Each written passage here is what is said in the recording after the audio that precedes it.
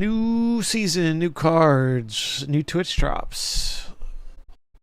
Let's get to it, I suppose. Didn't really look at the cards very much. We got the new Apocalypse, who is cool. I don't know if this card's any good, but I'm gonna try it. I like the idea of a card transforming into another card. Kind of fun. We have Jug. This guy. Probably fine. I don't actually know how hard it is to have 6 different powers, not counting himself. I feel like it's not that hard, but I don't know. 6 is a big number. We'll see. And the other one's a doubler. This one. End of turn. If you're losing this location, double this. So this could get pretty big, but the bigger it gets, the less likely it is to trigger. Sure, someone will do something with the Invisible Woman that's good with this card, but we'll see. Did not finish the climb last month. Made it to like the mid-90s. I didn't really play for like 2 or 3 weeks though. This month for sure though. This month we for sure get there. Copium. Let's play some games and enter the giveaway if you want a chance at a season pass. I'll be giving some away throughout the stream. Exclamation mark enter giveaway in the chat. I think Zoo is probably one of the best decks for triggering this guy. It's just like, how good is it in Zoo? We'll see. Ego, well, fuck it. Weeball. Thanks, Gem. Appreciate it. How's everyone been doing?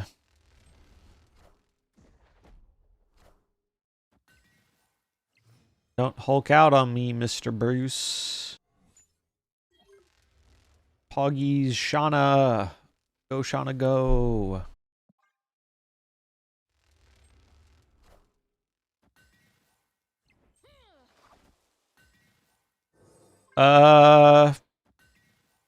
This is just in my deck. Okay. Oh my god, that is so bad!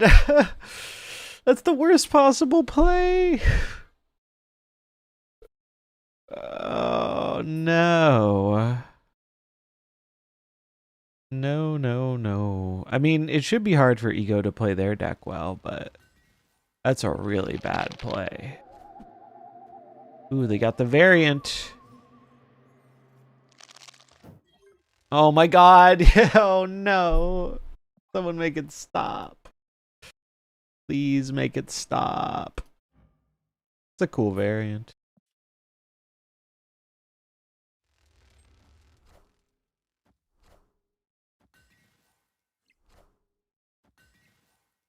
Oh boy. Alright. That could be okay. That could be okay. Invisible Woman, Prodigy, and we're dead. Sad. Well, unless... What can Ego get here? Nothing relevant.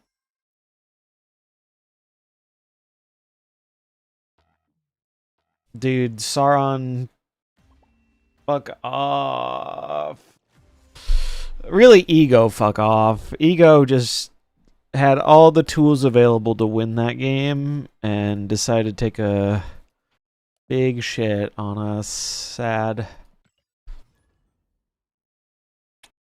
It's what he be doing. It's what he be doing sometimes.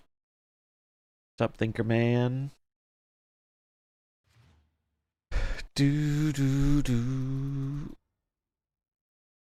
We'll play this. Go Nebula, go! What's up, Kpar? How's everyone doing? What's up, Danny? That's our worst pull. They got a bad pull too, though, so I can't complain.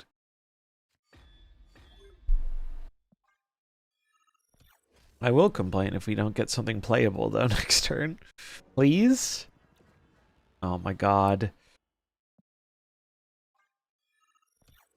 This is so bad. Squirrel Girl, where were you? Where were you, Squirrel Girl? When we needed her most, she vanished. Just like I'm about to vanish because of this fucking Stardust. No.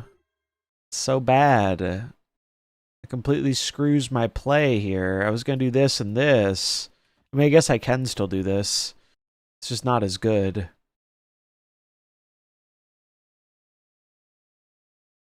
I'll do it, though. I won't be happy about it, but I will do it. I need something cheap. Oh, that's not good.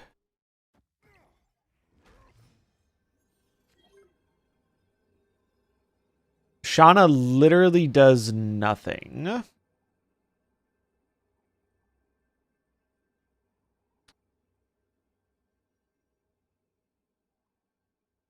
I guess I just play the biggest points, right? Just do this. We give up the right. This will transform the Squirrel Girl to something bigger.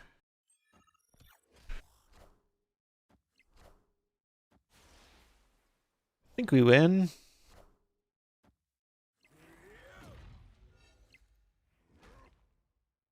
Oh no, my guy might die. He didn't die though. Oh, but oh fuck me. Because my thing died, he didn't trigger. That's sad. Man, fuck you, Stardust.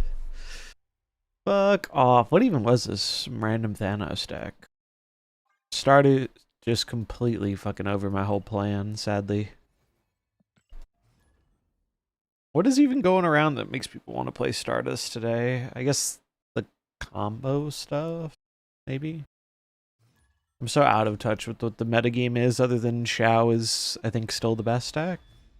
Since they nerfed Star-Lord. That's my understanding.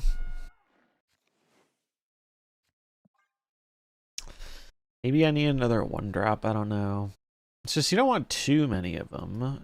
It's like a balance. Yeah, I don't know if any of the cards today are gonna be that amazing. I think they're like kind of mid, I want to say. Yeah, I guess it's there just to stop people who are trying to do basically what I'm doing with the season pass, right? Oh, I thought this was super adaptoid for a sec.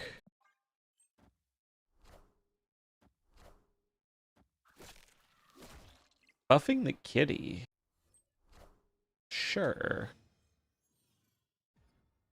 I really want to super adaptoid this Scarlet Spider.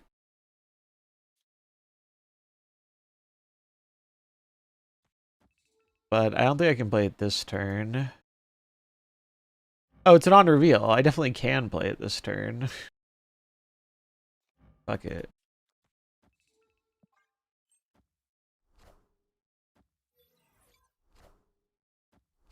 Yoink. I'll take that.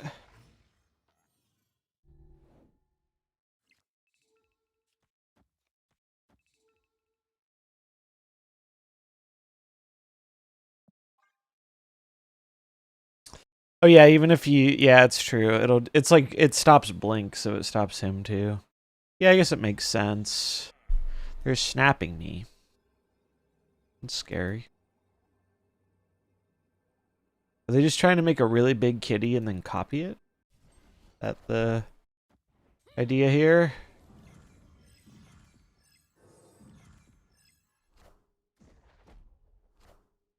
Ah, based kitty Elsa enjoyer.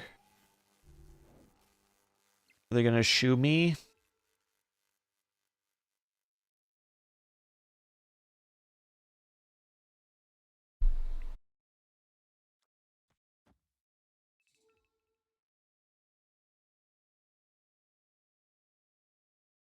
I guess I'm supposed to play this. And then this. Oh, no. No, we do this. We do this. And I just don't play this. Because it doesn't add anything to the board. Or, yeah. Oh, wait. I should have played the Mockingbird because the Quinjet's going to go away. That's a bit of an oops. Should have played the bird. Wait, it worked out. Why did it work out? Well, I'm dead anyway because my opponent is going to play Xiao Lao. Right? They're going to make a very big Scarlet Spider. Resident Sleeper.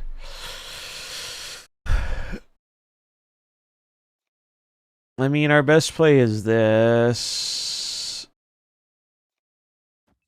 Would be this. Who cares? Let's watch him do the thing. I don't care that much.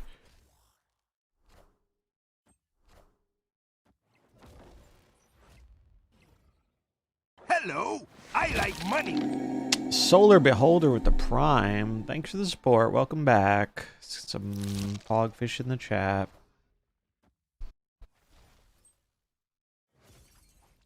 Jeez. If it went right, it was actually kind of close. If it went right, we were still dead, but only by 2. This is why trying to play something like this is futile, though, right now. Because you just get windmill slammed by anyone playing this big fuck. But what can you do? We will persist, because I just like Zoo. Do, do, do.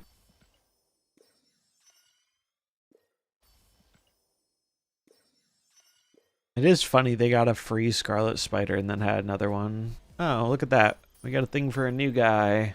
Heard this card is very bad. Haven't actually played with it. Have not heard good things about that one.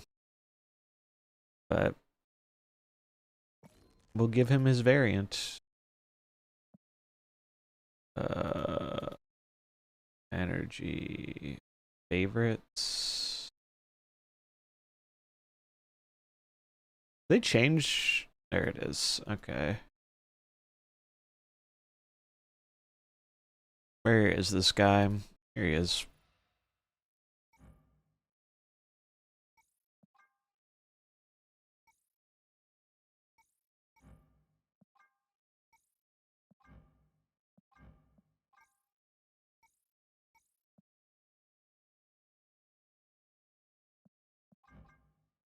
Why is this so buggy? There we go. Yeah, I did not stream a lot last month. I only streamed like a few times. Hopefully more this month. It's the hope. But no, I haven't been streaming very much this year. It's definitely been infrequent. I think there are going to be more games I want to be streaming, though. I'm actually very excited for the Slay the Spire 2 early access. I think I want to start doing some more roguelikes. I really like roguelikes. And I think they can be fun to watch, too. I've also just been very absorbed into Magic, and that's been filling up my card game interest quite a lot. Anyone doesn't know, I have a Magic channel where I've been doing some YouTube content you can find here, if that is your kind of thing. I've been enjoying that quite a bit. Ooh, I also enjoy seeing that Killmonger early from the bot. Don't enjoy seeing another Sauron, but I guess we got most of our ongoings, so it's fine.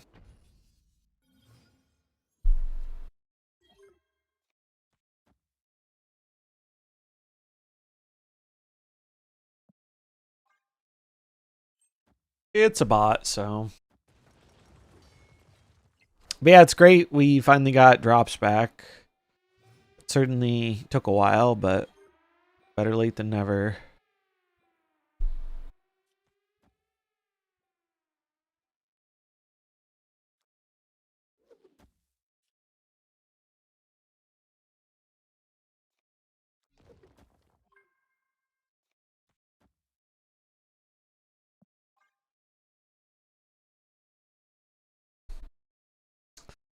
This gives us the option to Blarvel or how. All right, how does one pronounce this?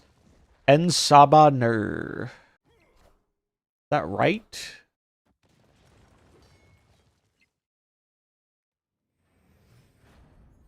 How does one actually say this card's name?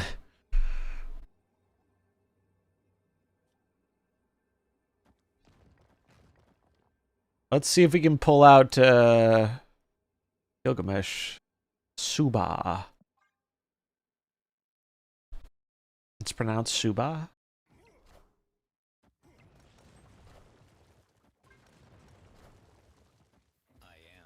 Well, they sure won that lane.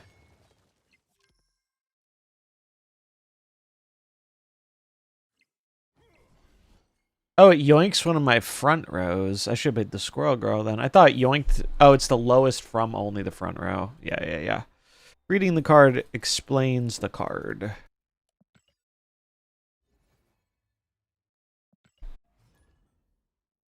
It's a soft/short A. Okay.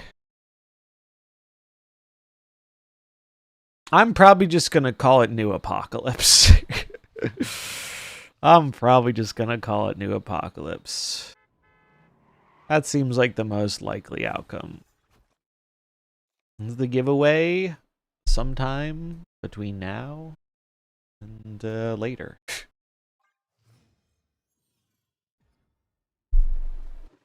Ooh. That's good. Bum, bum, bum, bum, bum, bum, bum, bum.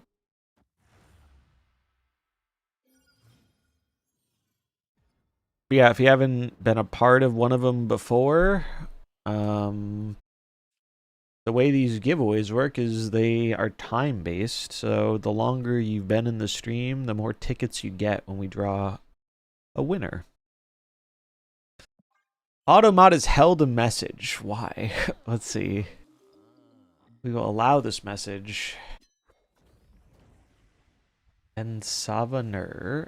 It's pronounced Ensabanor. Ensabanor. Morning light or light of the dawn. Ensabanor. Interesting. So who is the best card so far? This one, because it's the only one I've played. Actually, not true. I put Juggernaut in this deck, and I think he's better than Juggernaut in this deck. We're going to experience Marvel Retreat here, because our opponent is playing a combo deck, and I'm playing a fair deck in 2026. That was our first mistake, is trying to be a fair, honest, no interaction deck.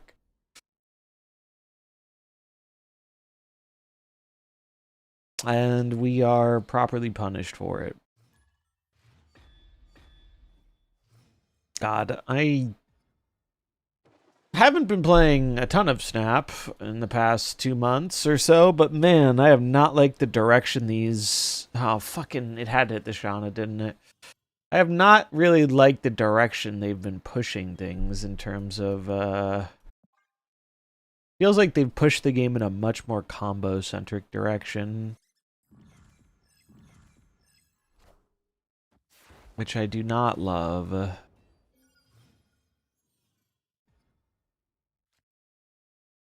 I also don't love I'm getting all my fucking expensive cards.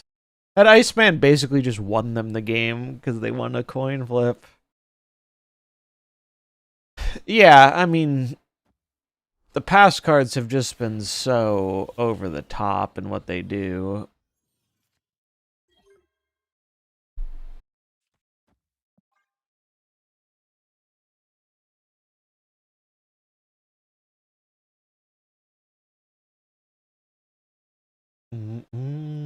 I think what makes Snap most fun is when you have, like, you know, close games where someone wins by 1 point or 2 points.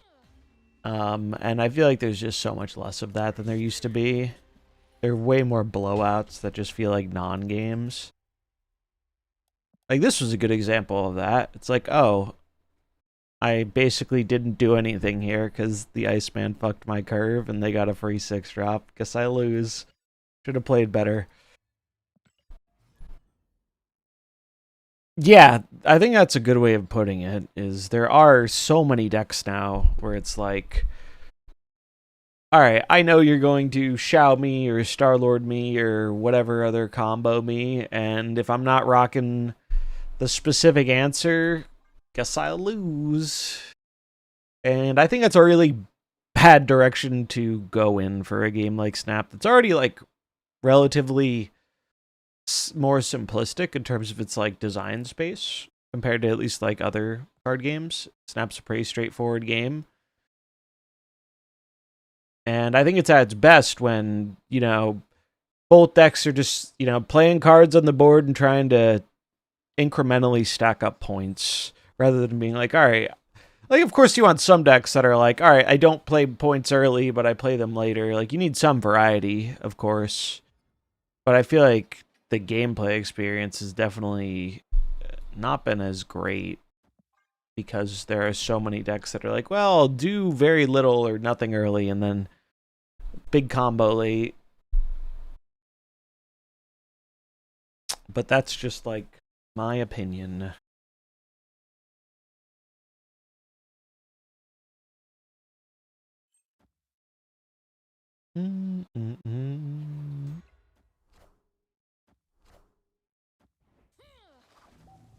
Ooh, Kingpin's good. So the deck they're playing, I think, is the best deck from what I've heard. The Shao move. It's very, very good right now. I don't dislike Shao as much as I do the other combo decks, but Shao definitely deserves another, you know, a little nerf bat because he is so just such an obscene amount of points. What's up, Andre? How's it going? They played the dog. There's also no incentive to play cards, so you can just hit Starlord twice and play anything. Yeah, I do think, like, I think people would have reacted to Star-Lord more positively if there was,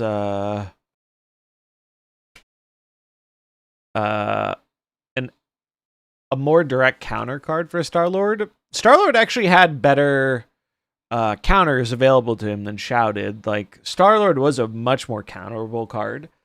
It's not like there weren't answers to it. There were. But even with there being answers, I just didn't really like the play experience.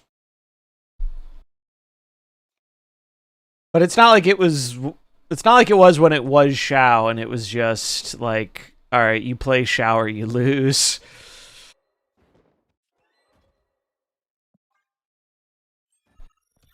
Yeah, I think it's tough to find a balance, right?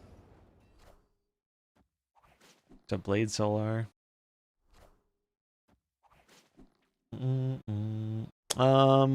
Yeah. So it's I think another part of it, at least for me, is I found myself where the card games just games in general, I guess, not even just card games. I've been enjoying more like multiplayer cooperative focused games rather than like single player 1v1 games. Do I just play this now? 1, 2, yeah, I do just play this now, I think. Because I want to win the Iron Patriot lane.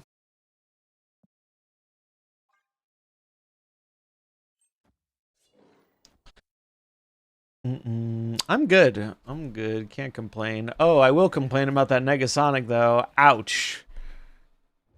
Youch. That hurts. And I don't even win the Iron Patriot lane unless... Oh, actually help me. I don't know. What do I get? A squirrel girl. Okay. So confused. Let's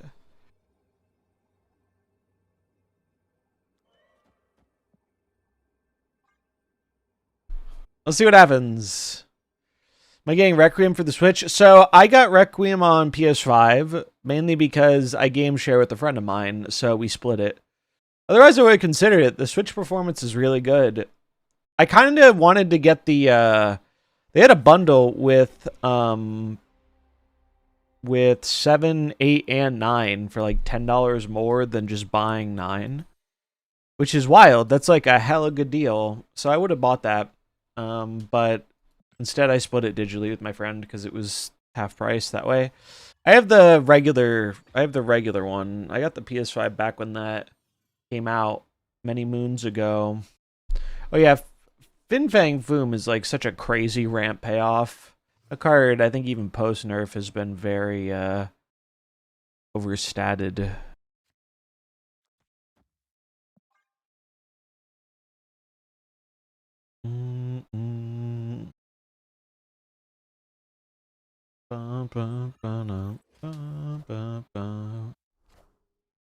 This is giving bot vibes. Did I try Drax? Yeah, I like Drax. I think Drax was one of the better cards last season, personally. I thought he was pretty good.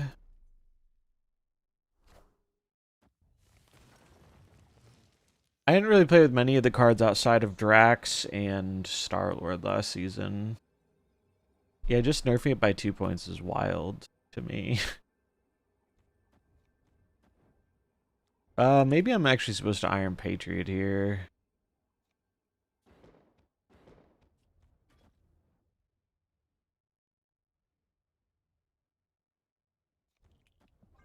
I think that's what I'm gonna do.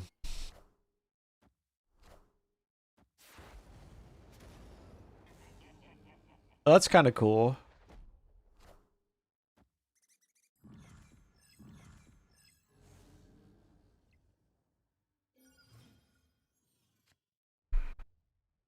In range.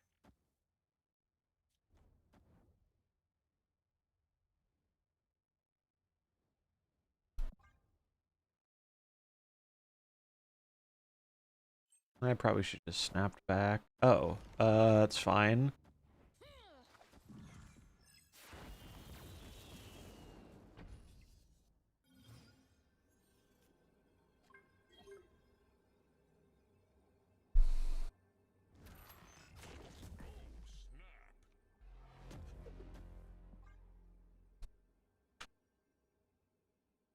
Bum, bum, bum, bum, bum, bum.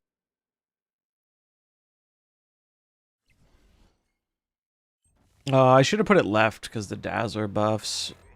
I don't think it'll matter, but...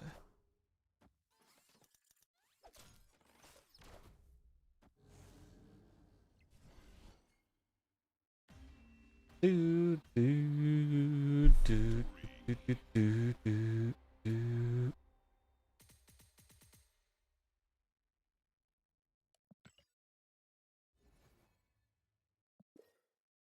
Yeah, I'm trying to get to a point where I can have these magic videos I've been working on come out on like a weekly basis. And I think I'm getting closer to accomplishing that, which I'm excited about because magic videos have been very fun for me to make. I've been enjoying making them a lot. And they've done pretty well. Like surprisingly well for a new channel. Which has been nice to see. PS5 worth it? I mean, it depends what kind of games you're into. I've definitely gotten my value out of it. I like having the original because I value having a disc drive, but if you're more digital focused, the Slim is good, or you can always get like the add-on for the Slim. The original is big as fuck. It is a very large machine. The Slim probably fits nicer on like a desk or something.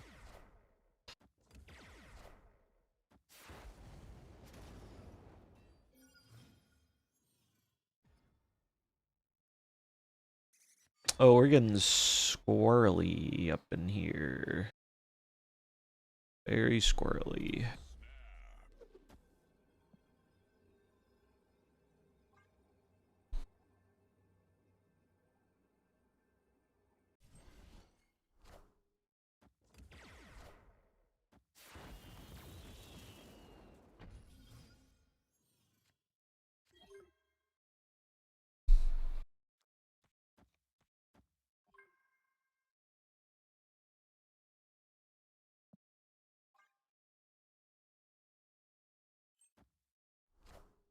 Okay.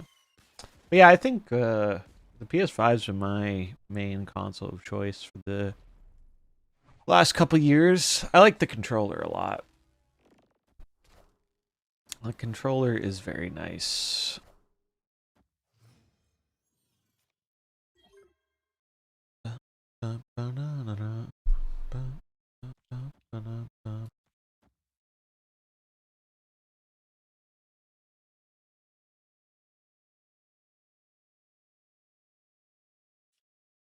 Just fills. I don't really want to fill. I mean, filling. I guess filling's fine. I think I wait for the final turn on this one. Well, then I guess I could get Killmongered.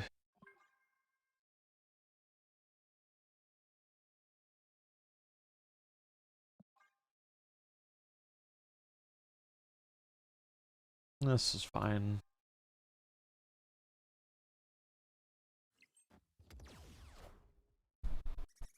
Bum, bum, ba, bum, bum.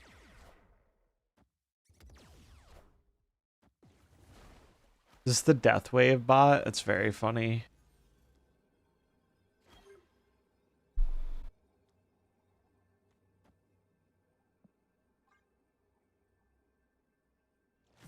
I remember when Death Wave was a deck. God, so long ago.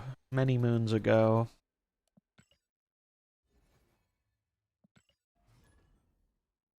Let's see, has anyone else cooked anything interesting with these cards? Ika has a kind of interesting ramp deck. Actually, it's not even a ramp.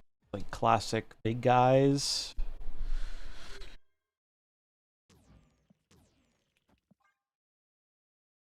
Bum, ba, bum, ba, bum. So what exactly does Apocalypse 2 do? So this season, uh, there's a new keyword objective, and it's you do the thing and then something happens. His objective, you have to have 2 cards in each of your front rows. And when you do, at the end of turn, he'll grow, so he'll become a 4/8, and then he swaps your lowest power card at any lowest power front row card in any location with a random card from your deck. So he's kind of like a worse Blink.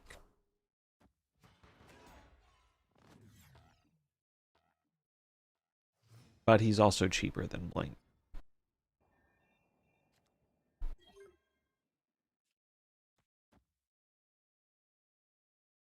Oh, that's bad. I think I just play this. I think I just play this here.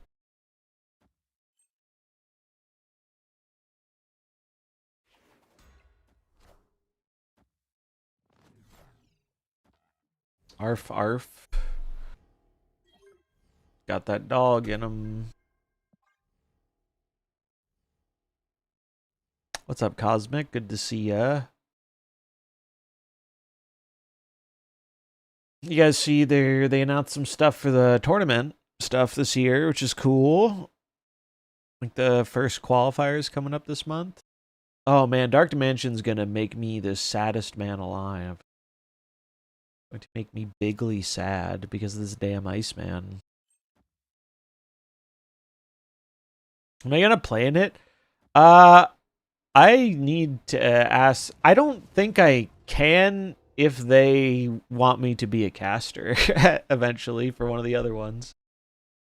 I think if you're in the caster squad, I don't think it makes sense to play. I don't know for sure if they're gonna bring me back to cast or not, but I'm hoping they do. That was not an equivalent exchange. Also, I should have played this slightly differently, I think.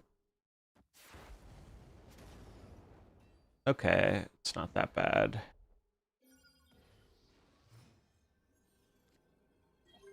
Did they fill?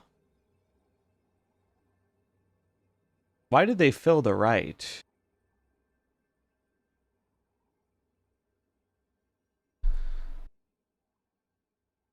I'm so confused.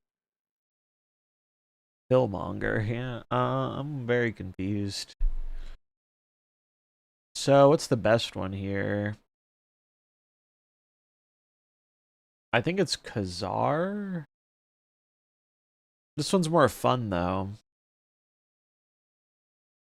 I guess I could also do this. I barely have any buffs though. I'm gonna do the more fun one. And hope that just yoinks the squirrel. I guess I don't even have that many good pulls for the squirrel. Oh, Aurora. That's why they did it. I see. Hit the squirrel and give me Blarvel. Wait, why didn't it do anything? What happened? Oh, it's an on reveal. It's an on reveal. I forgot this is a text. I do play Arena on occasion. My best advice, well, my advice on Arena depends what you're going for. If you eventually want to like build standard or other constructed decks, the best thing you can do is spend a lot of time trying to learn draft, because that is how you can eventually collect a lot of cards without paying a lot of money, is to get good at draft. I'm more of a constructed gamer, always have been, but I started getting into draft a little bit last year. And so if you want to be more on the low spender or free to play side, learning draft is the best thing you can do, because if you get really good at draft, it becomes way easier to keep up with the new cards. And it's a fun way to play the game. So I definitely recommend looking up like draft people. Numot, the Numi is one of the bigger ones. He's really good at the game. And try and learn that. Other than that, if you're newer to Magic in general, I think playing like they do like a weekly little event thing that's free. That's usually pretty casual and fun. I think it's called like Midweek Magic or something. The Jumpstart. I don't know if they call it Jumpstart on there or not, but the Jumpstart where you get like 2 packs and it smashes them together for a deck is a really good way to learn as well. I too am a mono white enjoyer. Mono white's cool because you can build some pretty decent mono white decks on a budget and you don't have to spend your resources on land, which is nice.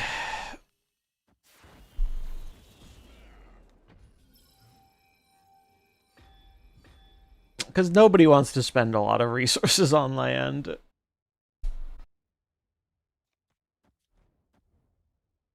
It just doesn't feel as good to craft a land as opposed to like a non-land.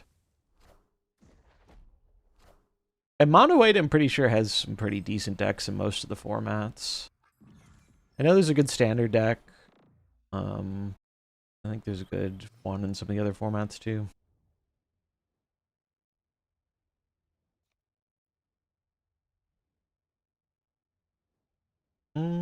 Get the beta basics. That's great. That's great. Those are probably worth a pretty penny nowadays. What's up, Ogene? Bum, bum, bum. Yeah, I've been spending so much time and money on getting back into Magic. Mostly Commander stuff. But I did also get together a standard deck or two on Arena. It's so funny. Standard was so terrible before the last set of bans, and then post bans, it's actually a really cool format now. The Alliance is dead now. Yeah, I was thinking about trying to figure that out, but also I've definitely been part of it being dead. So I'm like, feels hard to ask people to like show up and do the things when I'm not doing the things. Ugh.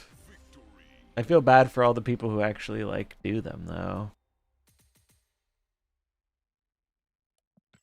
Yeah, they fumbled. Dude, Alliances was such a it was so dumb what they did with Alliances, man. It was so like I didn't really when Alliances came out, I wasn't very interested. I was like, this doesn't seem like it's for me, whatever. And then I actually ended up kind of liking it.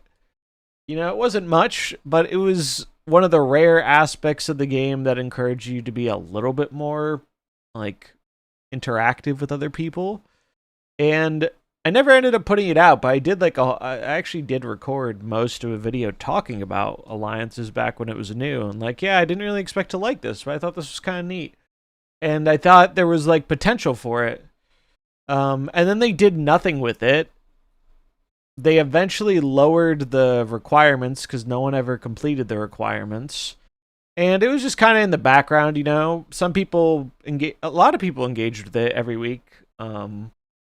To get the mystery variant. And then they got rid of the mystery variants and it completely killed people's interest because that was like the one thing people look forward to. It was like, oh, maybe I'll get a variant for a character I like. Cool art, whatever. And now it's mostly just borders and the credits. Once in a blue moon, you get a variant, but it's completely killed interest from what I've seen in the alliances. And they've talked about it and we're like, yeah, the thing with alliances is it's not very popular, so we'd rather invest those resources somewhere else. And it's like, I can kind of understand that as a strategy, but my problem is it doesn't really feel like those are being invested somewhere else. Does anyone feel like, you know, yeah, they took the thing out of alliances, but I'm getting it from somewhere else? It's like, I don't feel that. Mind you, I haven't been playing very much, so maybe there are better rewards from somewhere else, like the events.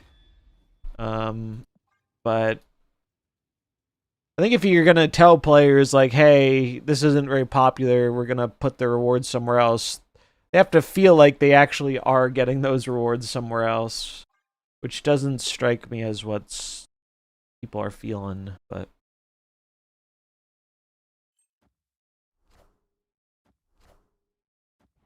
yeah, ours used to be very active, um, but ever since they changed it,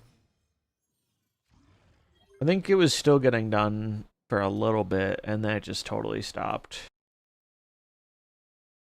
I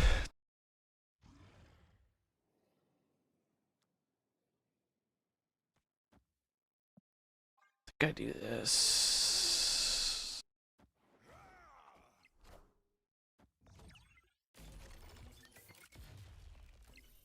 Wait. Ah, I see. I should have played this. Oops.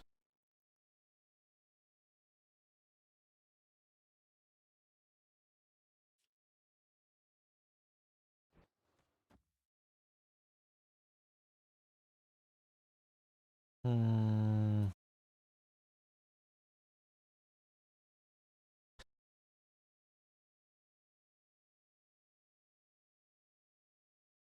Yeah, my thing is just there's not really. I've lost the desire to really chase things in Snap. If that makes sense. Oh, I should not have put that right, because now the Drax is going to move and get free power.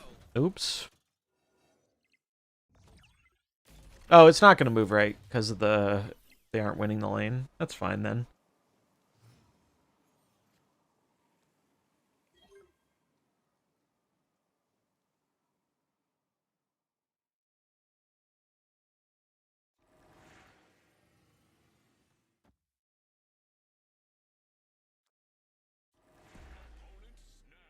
They're snapping me. Do they actually have enough points, though? I don't know. I guess we'll find out.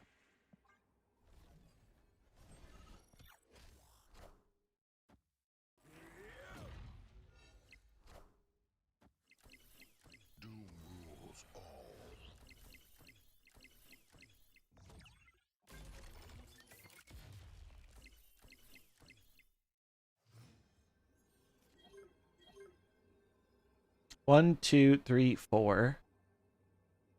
I add 3, 4, 5, 6. So I go up to 29. So we go to tie breaks with this. And then which of these is more? This is 5, 6, 7, 8, 9. These are both 9. Oh, that's actually more because of Khazar. We do this.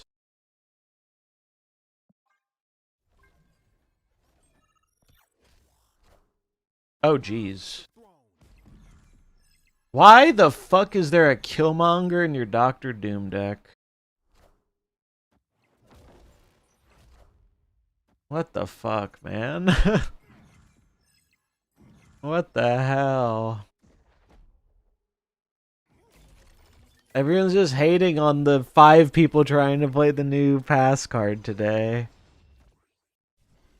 The self-mill. If only there were a point to self-mill. Why the fuck is this here? This is probably here just to shit on the kitty decks, I guess. Or people playing the pass card. I don't know. I don't understand Juggernaut in this deck. I guess they triggered it, but like... They don't have that many cards with different power, do they? The bots are all like the bots are all the same power as each other. Oh, this one wasn't. They only triggered it because of the Stark Tower. I see. Yeah, it being I can see it being for Shao decks for sure.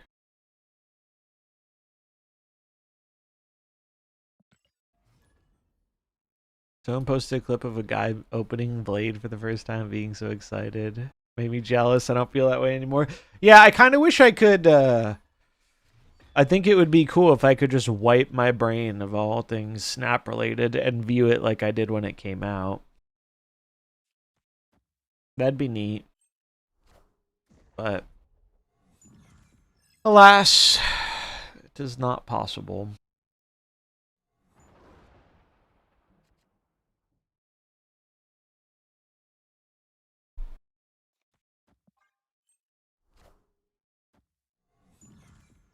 Because I remember, man, for the first like year and a half to 2 years, I played so much Snap.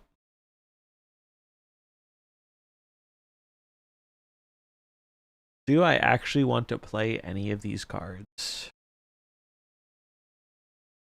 Hey, Lamp. I guess I'll play Nebula.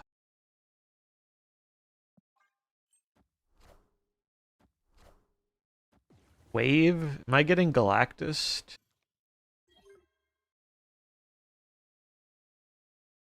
They have the Galactussy. One way to find out. Might just be a ramp deck.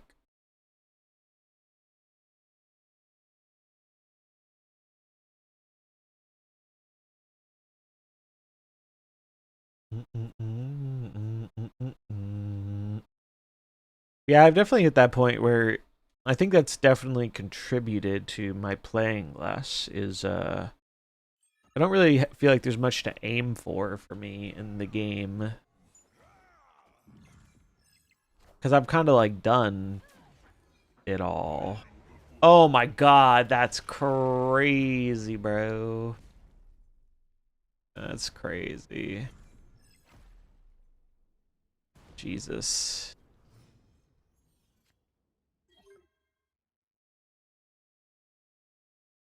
Luckers indeed.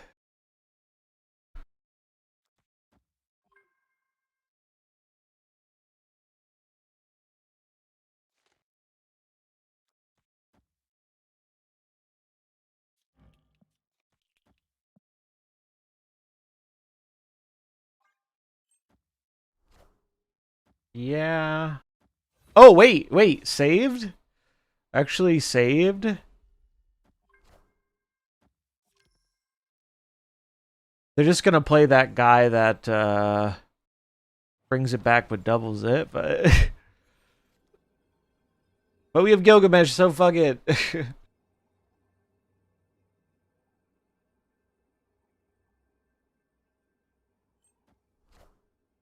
I think I still lose, but oh, Destroyer. Oh, we win! Wow. Huge. That's wild. I thought we were cooked for sure.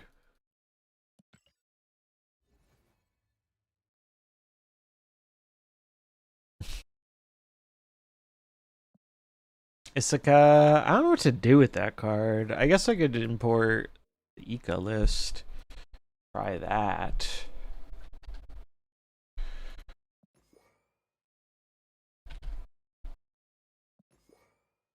Oh, the stream elements thing is reminding me. I have to check when that sponsor thing is. Because I signed up for one of them and then never did it. So I don't want to miss this one. When is that? Oh, I have time. I have time. I have like 2 weeks.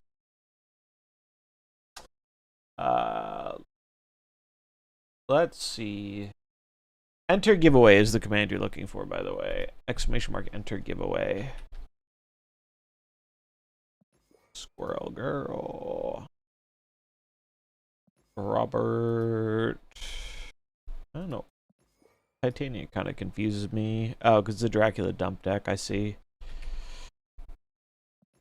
Black Swan, Drac.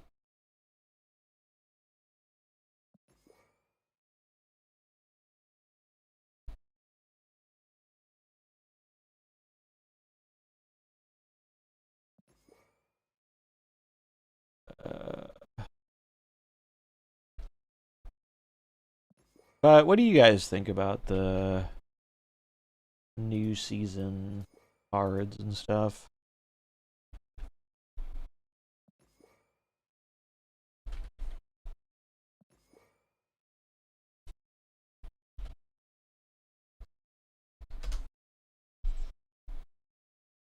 This looks like it could be fun. I simply don't think. Base. Do, do, do. Do, do, do, do. Do, do, do, do.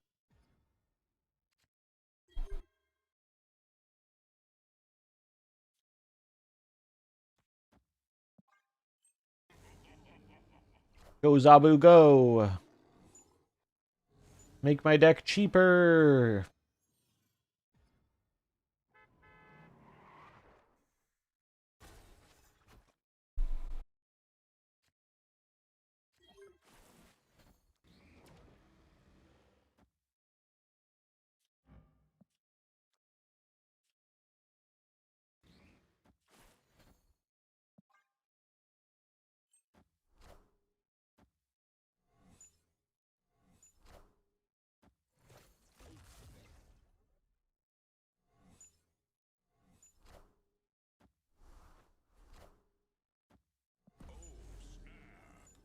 Bum, bum, bum, bum, bum, bum.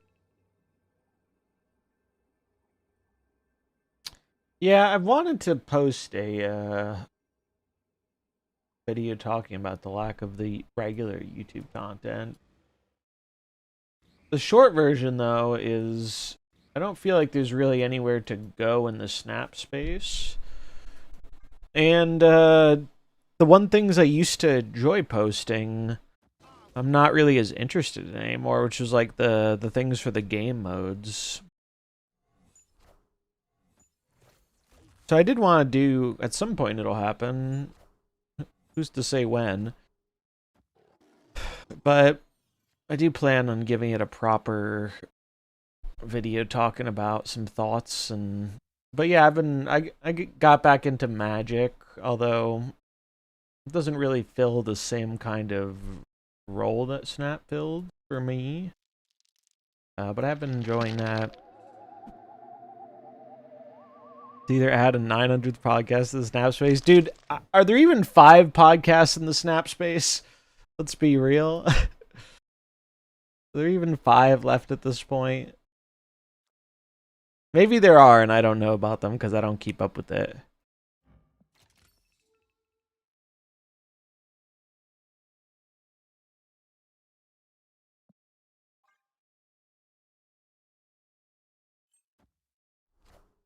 I do miss doing the podcast, but that's more just I miss having an excuse to talk with Blue and Nate every other week than I do like actively talking about the game.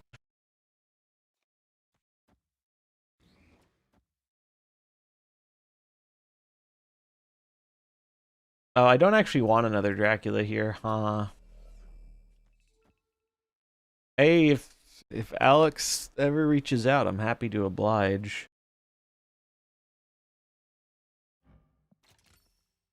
I had a good time going on. I had a good time going on Lauren's one, fourth location. That was fun. I enjoyed that. I guess it's just free power. Cam is 3. Guess now is 2. Snap Dungeons, fourth location, Snapchat. Alright, they're more than I thought then. It does bum me out that I do feel like Snap had a massive amount of potential for being a something that was just much bigger than it ended up being in terms of like the online content space. But they kind of squandered that pretty hard early on. They just didn't capitalize on it well.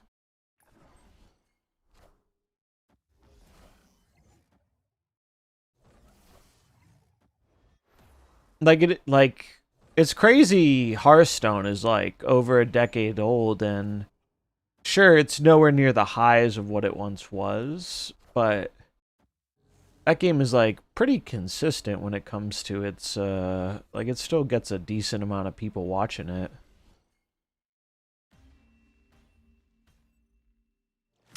Well, the thing about podcasts, right, is almost nobody does a podcast because it is lucrative, at least not in the card game space.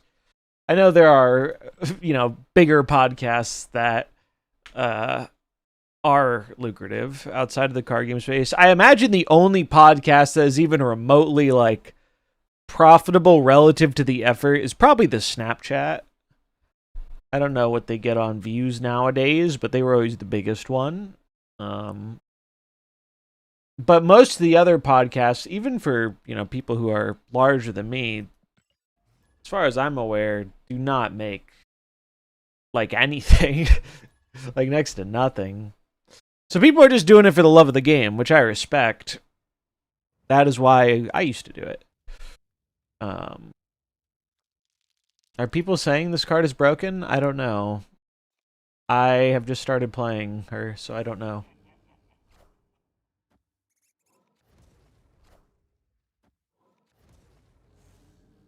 Mm-mm.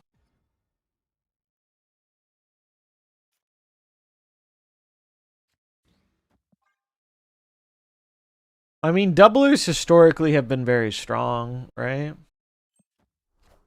So it wouldn't surprise me if the card is good.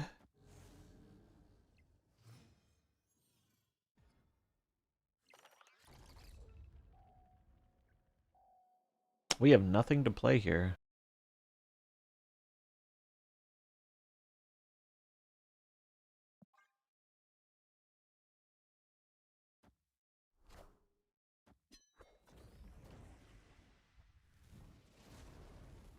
A lot of magic decks, huh?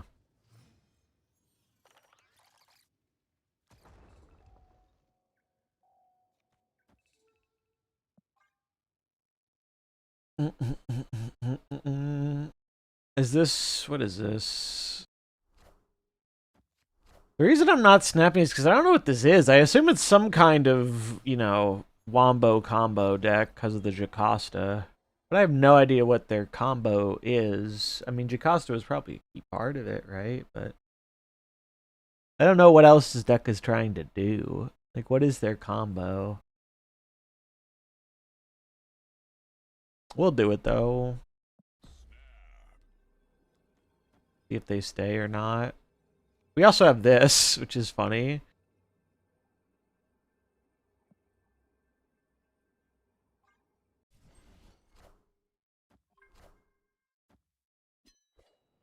See a sunspot. Is this zombie?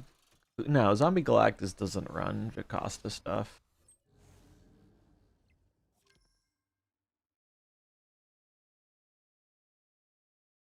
Dracula. Cool.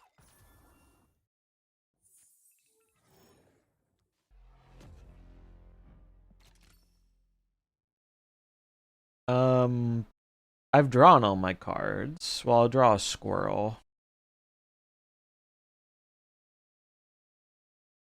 So am I actually supposed to put this mid? I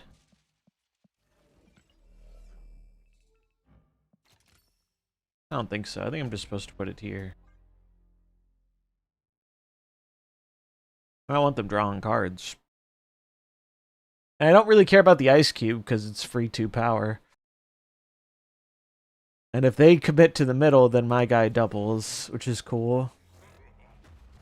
Yeah, I mean, it's definitely an end of turn deck. Ah, okay. So that's their combo.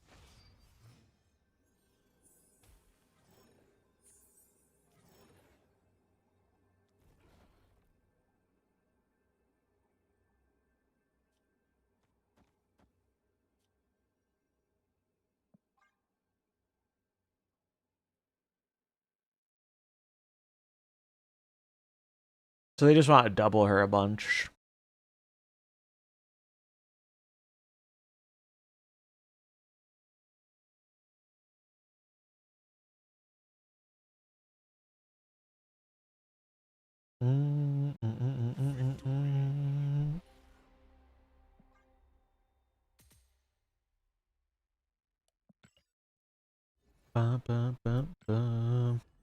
Yeah, I've been really fucking with Resident Evil. I'm still pretty early on, but I've been really liking that game. And I've also been enjoying, me and some friends have been playing through Fire Red again for the first time in many years. That has been enjoyable as well.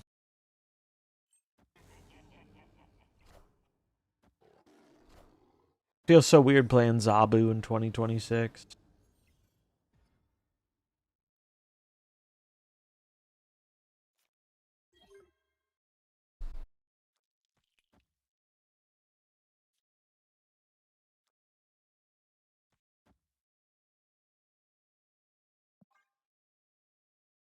Bum, bum, bum.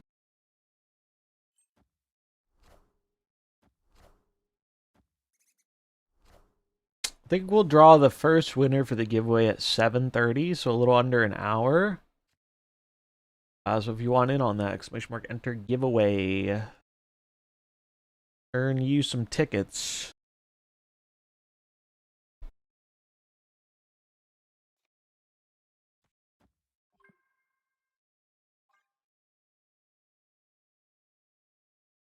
Oh yeah, Mouse PI for Hire looks fun. It does look fun. It's already been a strong year for games, I feel like, and we're just getting started. Did you guys see Highguard got officially announced as shutting down today?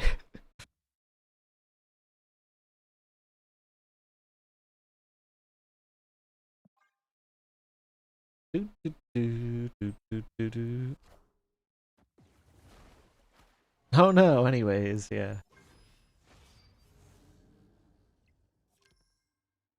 I was actually going to give that game a chance, just out of morbid curiosity, but never got around to it. Clearly didn't miss anything. I have tried Mugenics. I actually streamed a little Mugenics like a day after release or so. It was fun. That's a game I'd like to play more of. Mugenics was quite fun. I know I should be snapping because this is a bot, but snapping fucks up my bob.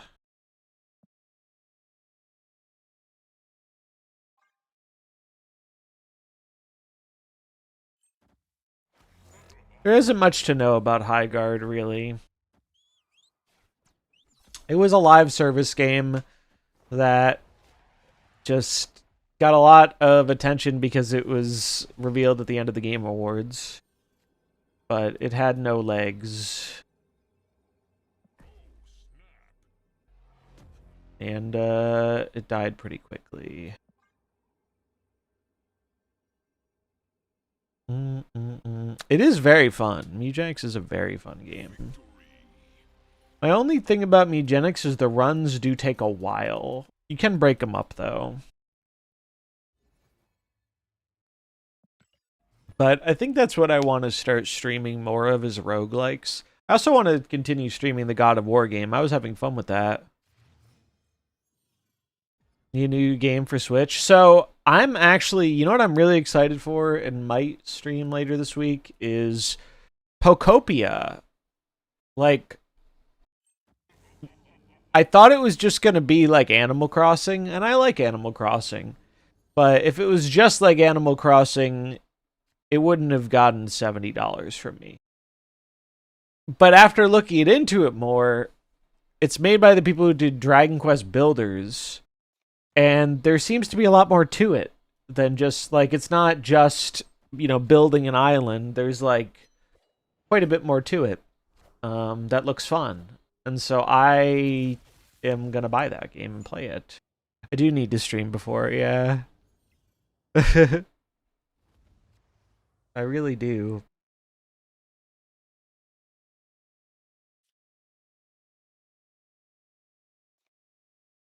The trickiest part has just been finding something that I want to play consistently, honestly.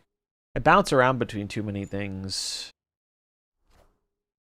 which is not a smart way to go about doing it. Oh, Absalom's really cool too. Yeah, I was playing that one actually. I did play some Absalom. That game is fun. It's hard. I was playing that co-op when my friend visited. Um and we got to with his help I beat the dwarf boss, but we died to the guy I think after the dwarf boss. That game's really good though.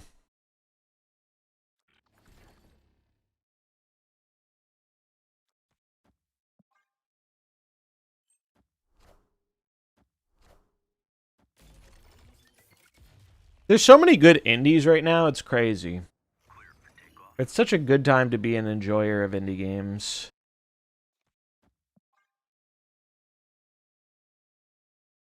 It's so weird what has happened to the gaming industry, where it's like outside of like a very small handful of things, feels like the AAA space is like suffering greatly. Meanwhile, indies are popping off, and like friend slop like multiplayer games, which are often indies. They're doing great. They're killing it. They're like single-handedly propping up a large portion of the industry. I read some guy had an interesting breakdown on the gaming industry and how it's like segmented, and I thought it was a really good read. I wonder if I could find that.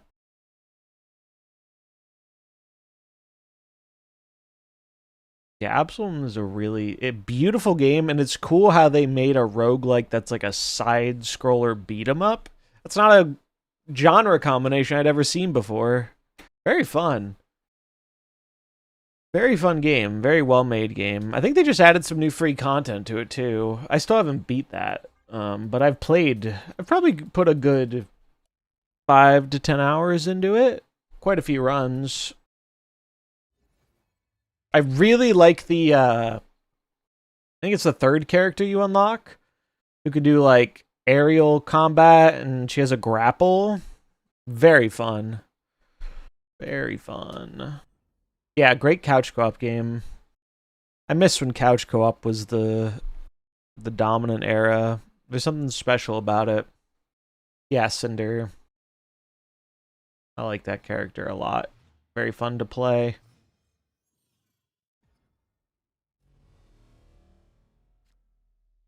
I should see if I can find that gaming thing, because I thought it was really interesting.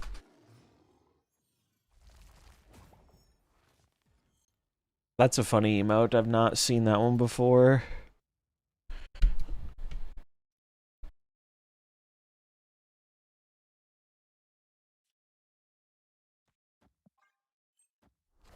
Let's see if I can find this. Looks like Ika found success with a Doom list, which I might try because Doom is great for turning your brain off. Let me see.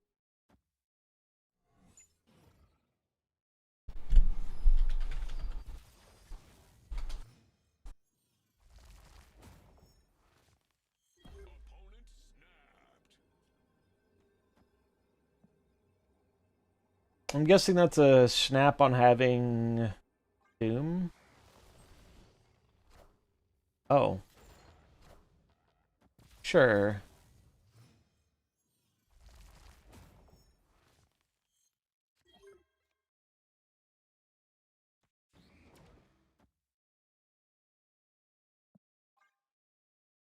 What's up, undead bread?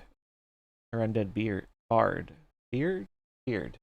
Can't read. Reading is hard.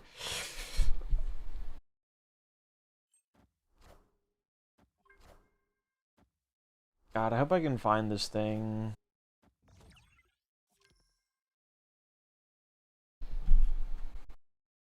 Oh, big Galactus. Poggies.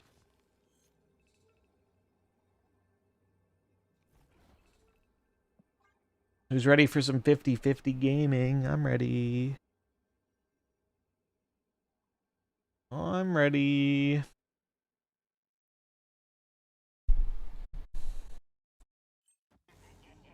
Oh ho ho ho. Boom.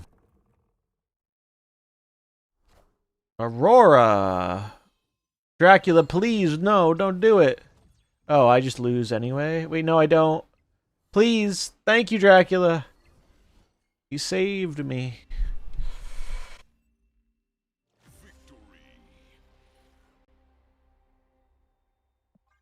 Gotta love Dracula. I do want to import that. So why Titania? Titania is just a big statted one drop. This is a Drac dump deck, so you try and dump out your one drops with Black Swan for free on the final turn. So Titania is just a 1/5.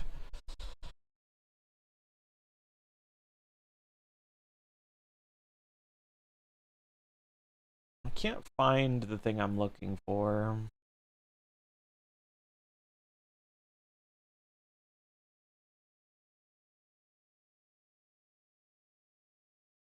It was a really good write-up, too.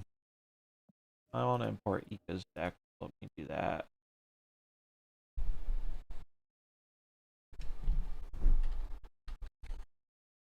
Chamber. He runs Jug. I don't understand Juggernaut in this deck. Don't you not reliably hit enough different things to trigger it?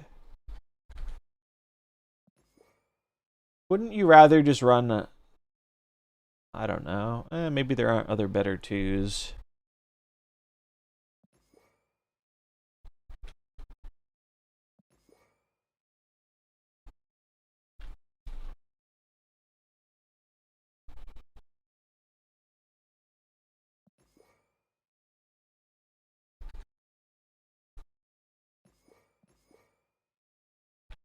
I do like that Sandman is playable. I enjoy Sandman. Is Juggernaut actually worth playing in this deck? My question. I feel like, well, I guess Doom guarantees you'll have two different ones. 3 with regular Doom with these 2 cards. So it just means you need to play 3 more things, which are your... I don't know. Yeah, who would have thought drops bring people back? Surprise Pikachu face. They're also doing some drops during the tournament, but that's only going to be on the official Snap channel. So if you want more drops, the best thing you can do is show up. So that way they see number go up and be like, hey, we should do more of this.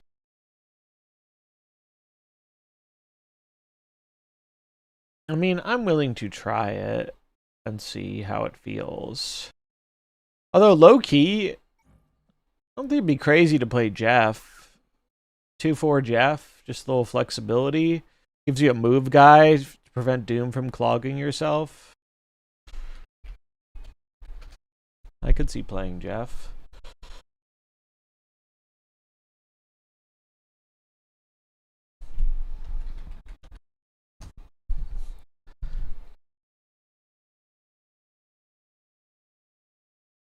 I'm really trying to find this. I know I liked it. Oh, wait. I think I posted it on Discord. That's how I'll find it.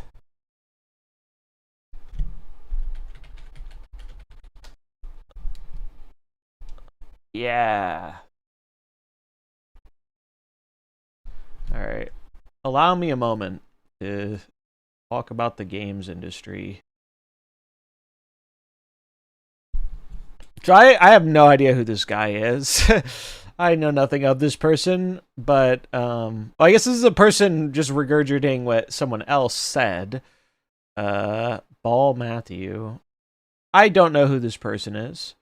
But I thought they had an interesting insight, or I thought their write up was interesting and accurate to the experience in gaming right now. And if you care about games, I think it's interesting to like look at the way it's like shaken out. Games industry revenue hit 195.6 billion in 2025, new all-time high. Operating profits have declined since 2019. If you don't know, gaming got a massive boost during COVID when people stayed home. Pretty obvious, but if you're not plugged in, that huge boost. But I think you saw a lot of growth in the space with games companies thinking those numbers would keep going up or sustain, and they definitely did not in terms of like people playing.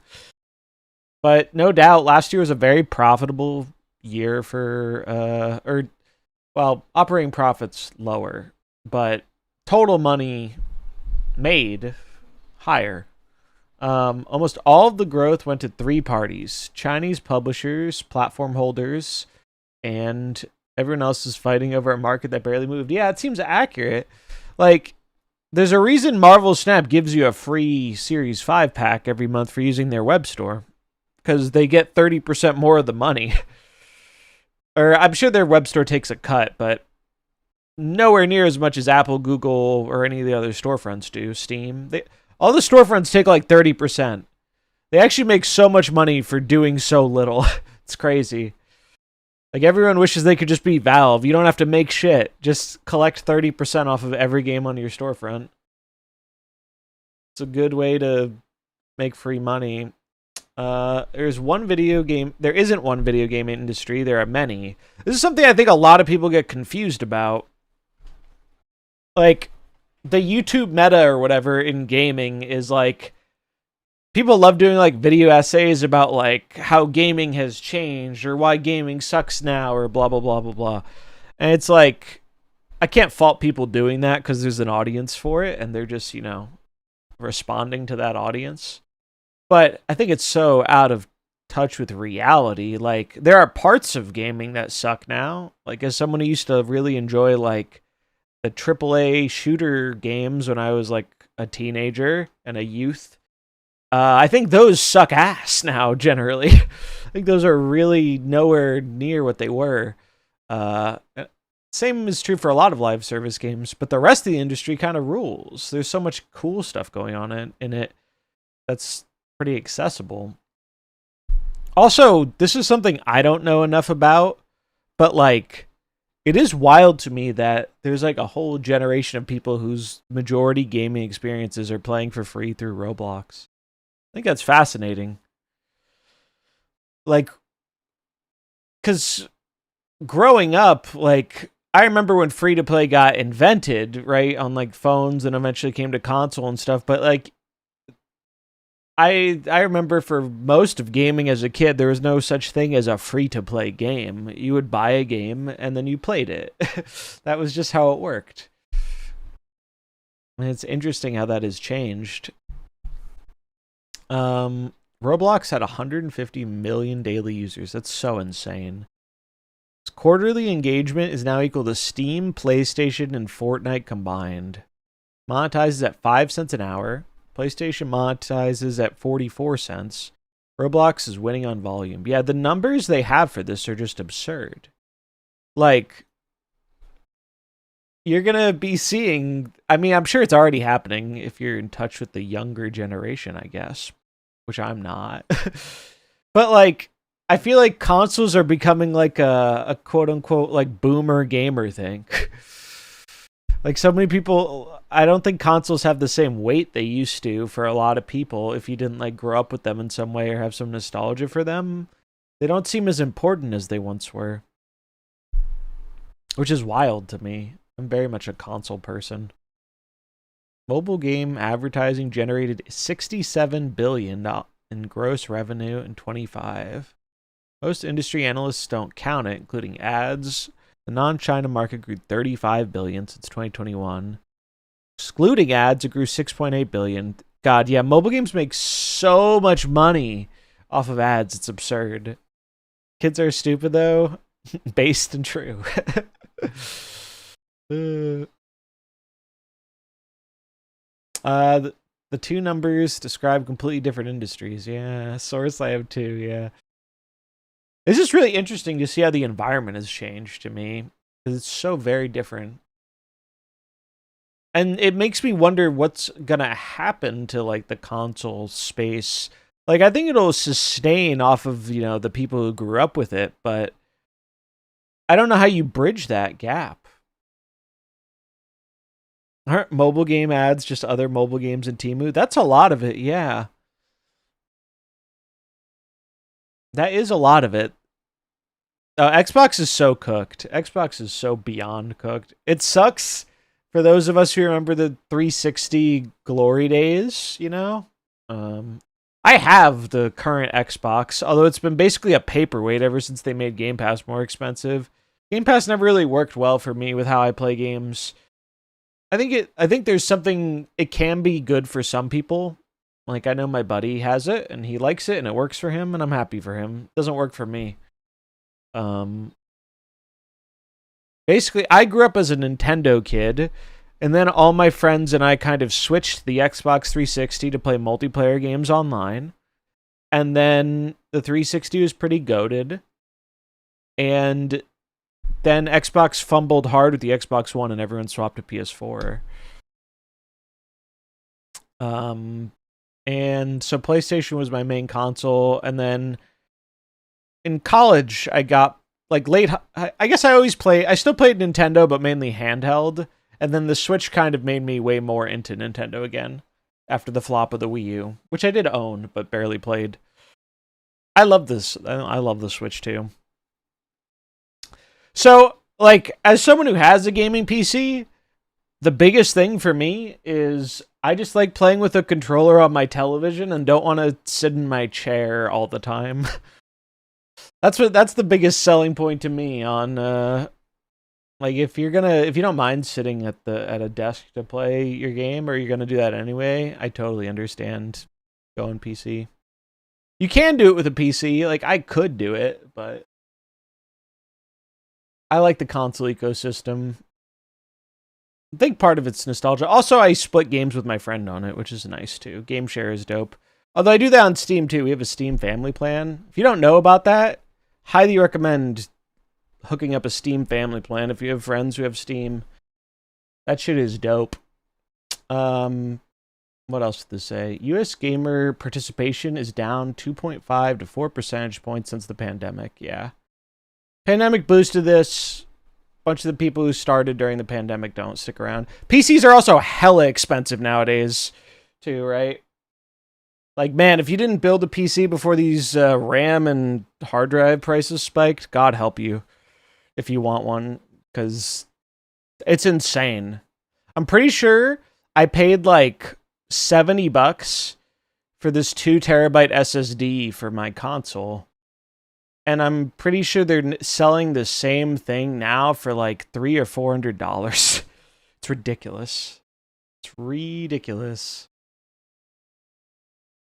When I was a kid, we did have we had one of those colorful Mac PC. I mean, it was a Mac, not a PC, but we had one of those, and I remember playing point and click adventure games on them, and that was fun.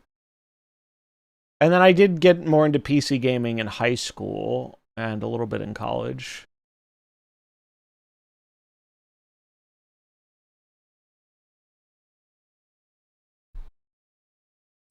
What else did it say? The rest of the world is growing at 11.7% annually.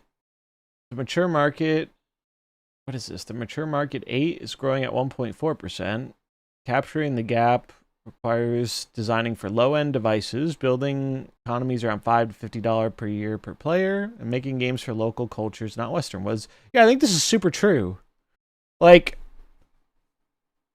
the value proposition of $70 games is so very bad, I think, for so many of them. And gaming is one of the cheaper hobbies where if you don't need to play it right away, you wait like 3 months and shit is like 40% off. Like, unless it's something you really benefit from playing right away or you're worried about getting spoiled or something, there's so little reason to buy a game on release. Just don't get caught up in the hype culture, you know? Like, everybody has a big-ass backlog nowadays anyway. Of 136 billion in non-China content sales, platform stores took 33.7 billion in fees. Yeah, this is the storefront stuff. Direct-to-consumer channels bypassed most of those fees. Roblox has saved 422 million in platform fees since 2022. This is why you see every time you open a new season of Snap, they try and direct you to the web shop. There used to be tighter rules in place for not letting companies redirect to external storefronts, but those rules got lessened. And so now companies can more easily do that, and they're making way more of the actual money because of that, which is good, because honestly, it's silly that the storefronts get away with taking so much of a cut while doing so very little. It's, the storefronts do some stuff, but they really don't take they really take way more than they should. It's crazy they've gotten away with it for so long. Online sports betting hit 17 billion in gross revenue. That's 35 times what it was in 2019. Dude, people gamble at everything. It's crazy. Like, obviously we see that in gaming, right, with mobile games and gacha and shit, but like, even it's gotten to the point where people just want to bet on everything. And I feel like it's just having such a terrible impact on us as a society. But it's just like, gambling is the OP meta for milking as much money as possible. It just breaks people's brain, man. It's the flaw that didn't get patched. Yeah. I've heard for people who are into sports, it's really diminished, the viewing experience, because all the sports leagues are in bed with the gambling companies because they make all the money. But now, thanks to fucking Kalshi and whatever the other ones are, people are just betting on random outcomes. Like, it's truly reaching a level of degeneracy I didn't think possible. Like, it's crazy. And it's like ruining people financially. Our generation's alcohol addiction, I think that's pretty true. Yeah, I think gambling is so much, like, if you go, from what I've heard, if you go to like a Gamblers Anonymous meeting, it used to be you'd see people like in their 40s or 50s or so, around there, and now it's a bunch of like 20 somethings. It's like, it's crazy, bro. That's crazy. I learned my gambling lesson the easy way as a child with RuneScape. There was an item called a Dragon Impling. And we are going to play the game more here in a moment. Just indulge me a little longer. So there's this item, and if you catch it, it is a Impling in a jar. Where does it show that? Here, it shows the items. And when you open the jar, you get one of these items randomly. And some of these items are worth more than it costs to actually buy one of these from another player. And so when I was like 10 or 11 years old, I bought one of these and I opened it and I made money. And I had this like moment where I was like, how has nobody figured this out yet? I found out a life hack. I'll just keep buying these and keep opening them and then selling the items for profit. What could go wrong? It's infinite money. Well, that's not how gambling works. Eventually, you hit some items that are not worth more than what you paid. And that was my moment of learning gambling lessons. And I lost a bunch of my in-game currency. And I was sad. But it taught me a valuable lesson about gambling.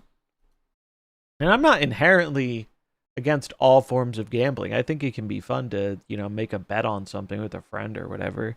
But, like, it's crazy how it's just, like, it's become so prevalent in such a short number of time. It feels like they're just trying to milk as much money from people as possible by getting them addicted to gambling, and it seems like a very net negative for society.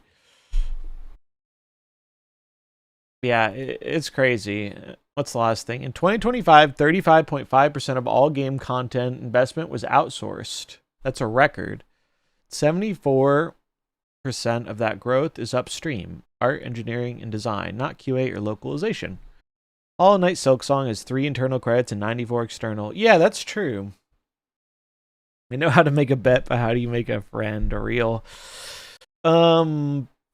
Yeah, I think you're seeing a lot more of these smaller teams that are maybe doing a little bit of outsourcing for like bug fixing or art or other things. Like games are a lot more agile, or like development teams seem a lot more agile rather than.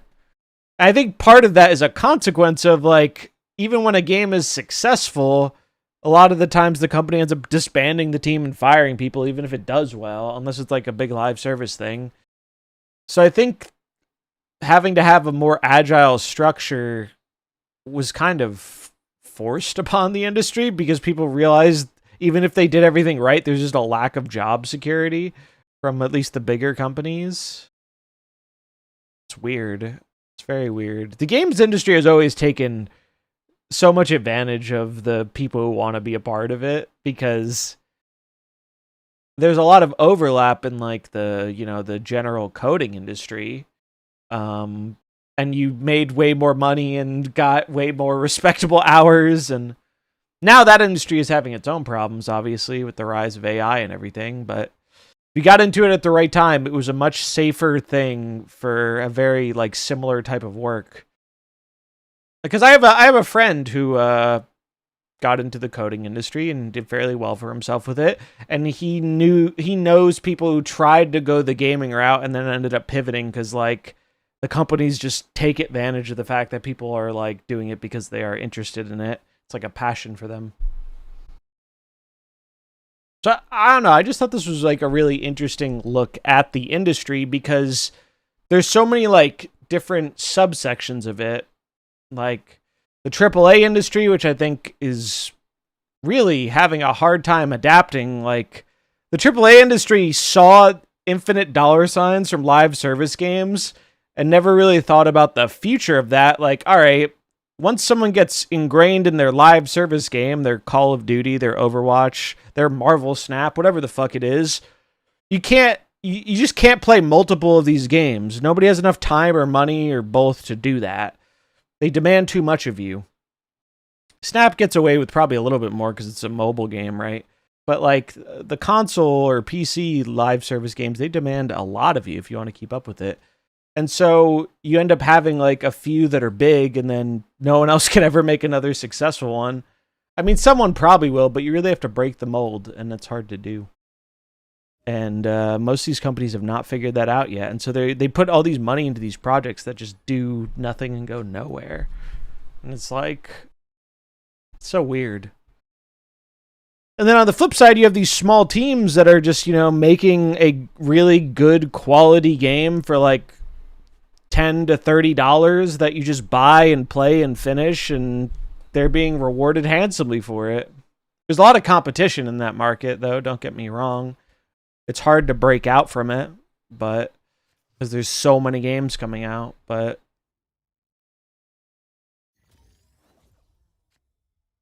it's interesting to see how that has changed, because that didn't used to be how it was.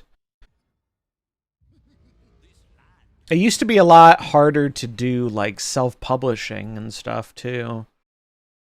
I talked about that back when Snap had to change its publisher. Like it's become so much, there's a much lower barrier to entry for self-publishing now, which is nice.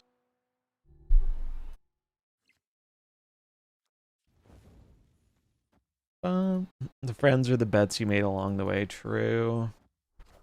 Big true. The friends are the 16-leg parlay you lost $10 on along the way.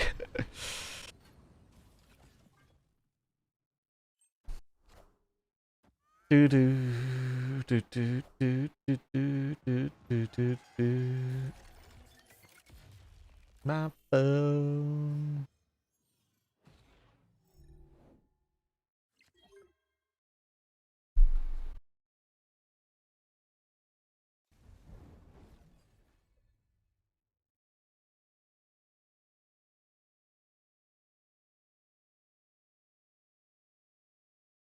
Is one less bot worth this chamber?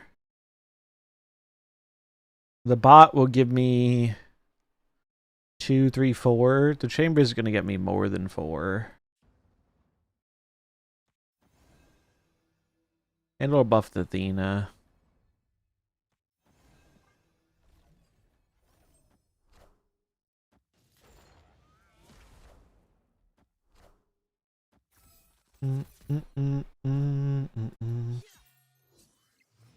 Oh, I'm getting showed.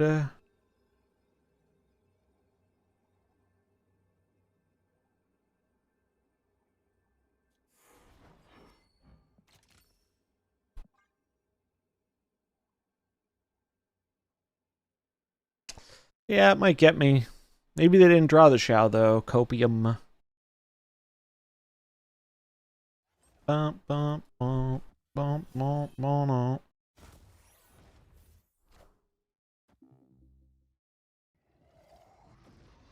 Jesus Christ, dude.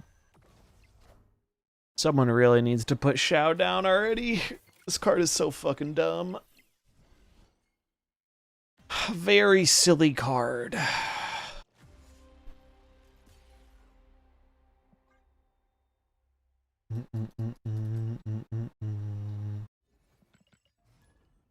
Do, do, do, do, do, do.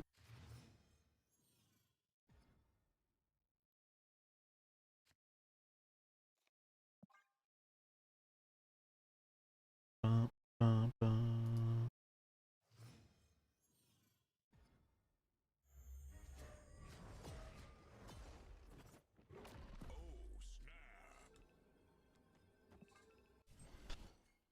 Is a bot.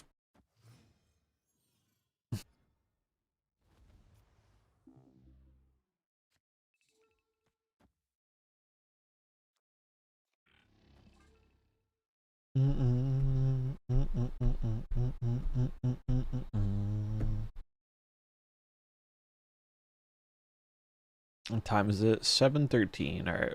Hold the thing like 7:30. Keep an eye on the clock.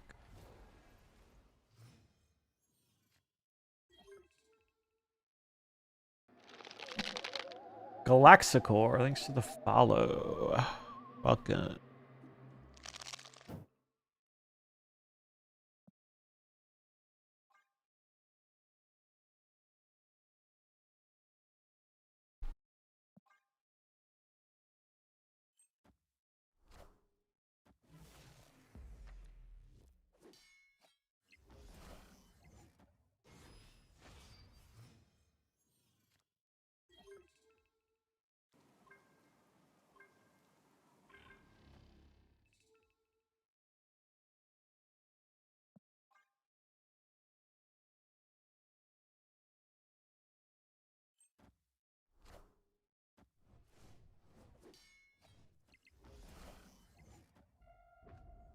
Bum, bum, bum, bum.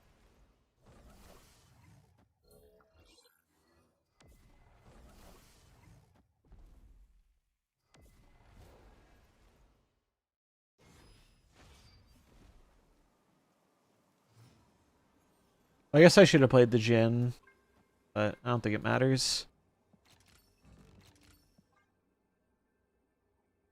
This game is on Switch too. I wonder how MarvelSnap would do on console platforms. I doubt it would do very much for it, but you never know.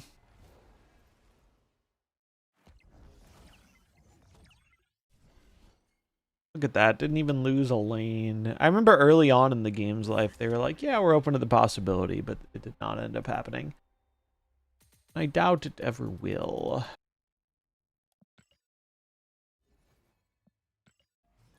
But it probably wouldn't have been as hard to port to like the the Switch. Yeah, because it is, you can play it on the deck. I have tried that once. Oh hey, the Turtles video is doing pretty well. Let's go. I'm going to use this opportunity to once again plug the Magic channel. If you don't know, that's what I've been doing content on more recently. And Magic is doing a Marvel crossover set in the summer. So if you're someone, I know a lot of people, Snap was their first card game. If you have any interest in diving deeper into the world of card games, and Marvel's what brought you in, you might have some interest in the OG card game that kind of started the craze back in the 90s.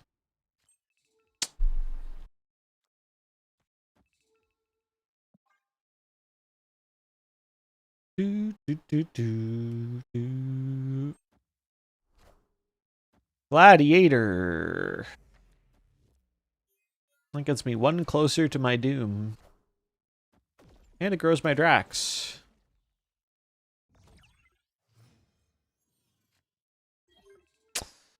Big sad that we don't have a Doctor Doom here, though.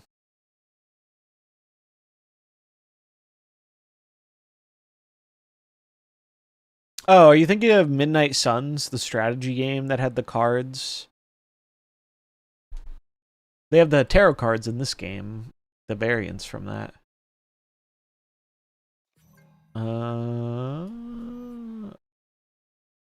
PSP. Oh, older school.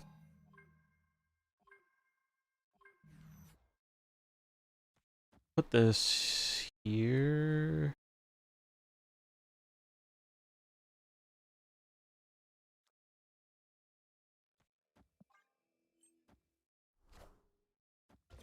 Oof. Wiccan.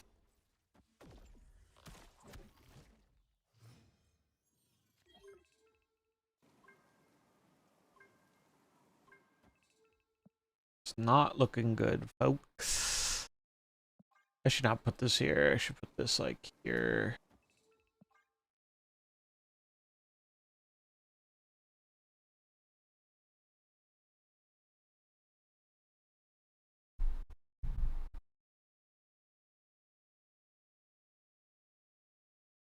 Bum, bum, bum.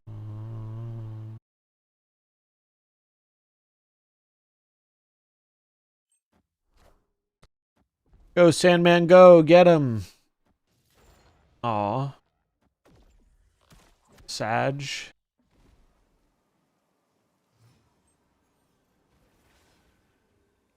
It is winnable. It's a little cope, but it's not impossible. Probably unlikely. Speaking of handheld systems, you know what's been seeing a bit of a resurgence recently has been the 3DS of all things. Marvel trading card game. It was on the PSP. Let's look it up. Marvel.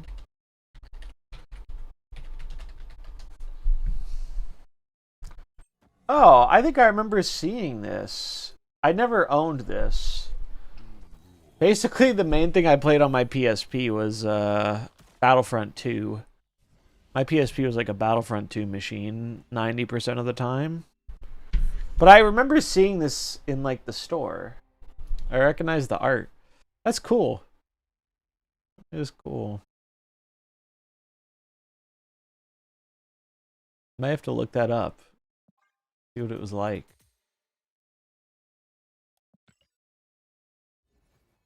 I know Nate has a lot of nostalgia for the old Marvel trading card game. He used to collect the cards, I think.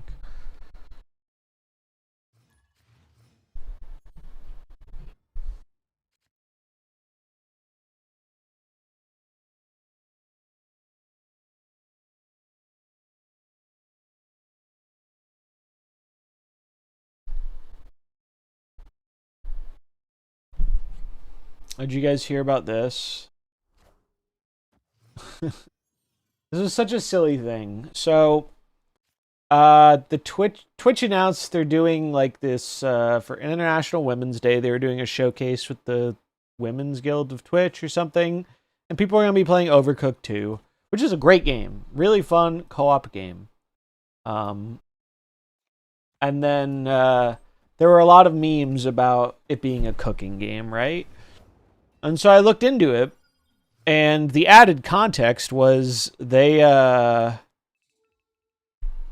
essentially what happened was they let them vote on like what they wanted to play, but all the games they gave them as options, all of them were like single player challenges, and Overcooked was the only multiplayer game.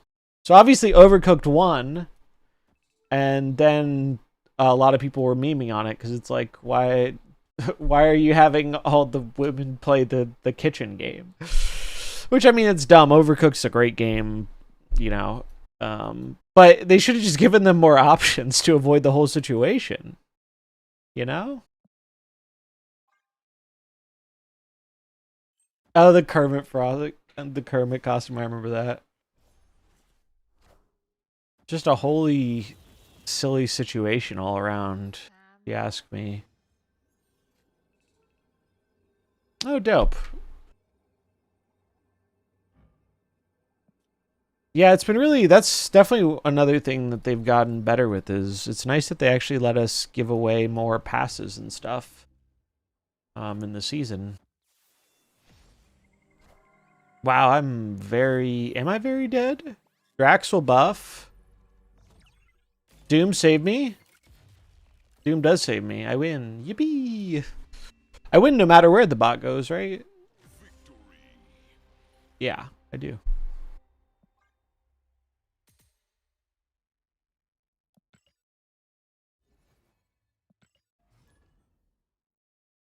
The only time I ever played the PSP is when I borrowed my friends to play Kingdom Hearts Birth by Sleep. Great game. Great game.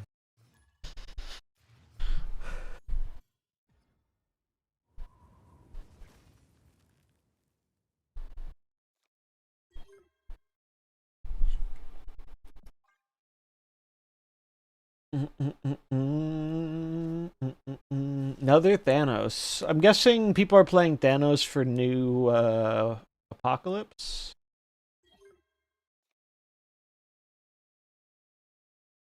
The Switch 2 rules. The Switch 2 absolutely rules. I love my Switch 2. I'm just a sucker for handheld gaming, and it's so much better than the Switch 1 in terms of what it can do. Growing up with the Game Boy and the DS, it's like, could I plug it into my television most of the time I'm playing it? Yes. Do I do that? No. Because I just like playing on a little handheld thing. It's just fun. It just is fun.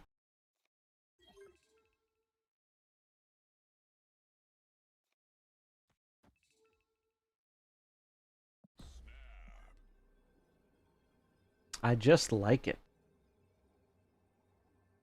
I do not think Juggernaut is actually a good card in this deck. I think we're going to cut the Juggernaut. It doesn't ever work when you don't have Doom. Oh, Blasphemous is cool. I love the art style of that game. It's very cool.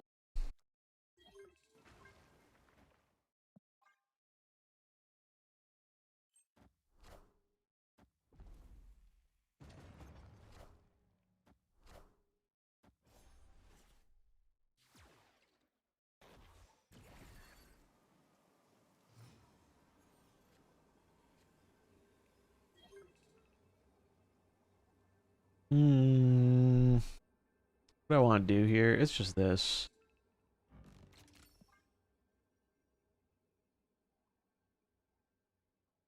Yeah, I mean, honestly, the last two seasons weren't really for me, low key.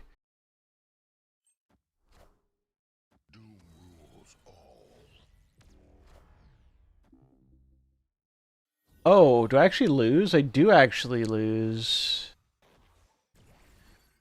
Good play from them. This Juggernaut is going in the fucking trash can. I think this card is terrible. You want them to bring back Loki? God, I hated Loki so much. Loki and Arsham were the one. Loki season was the closest I ever came to quitting this game. That shit drove me insane. He was a beast. There's no denying that. Was indeed a beast. I'm gonna play Jeff. Does Jeff have... Jeff doesn't synergize with Aurora, I guess. Maybe it's just Sam. Maybe we just play Sam because it gives us more stuff for our Aurora.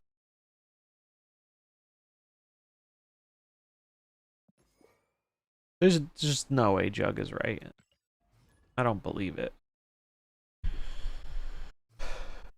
I do not believe it.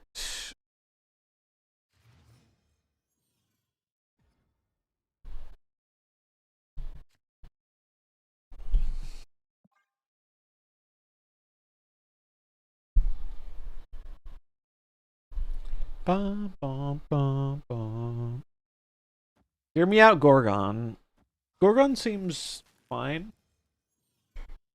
Is there a lot of generation right now, though?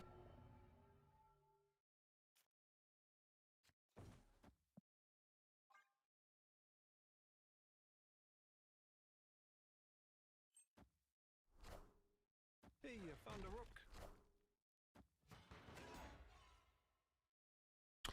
I will wait to snap until we see what our 6-drop is.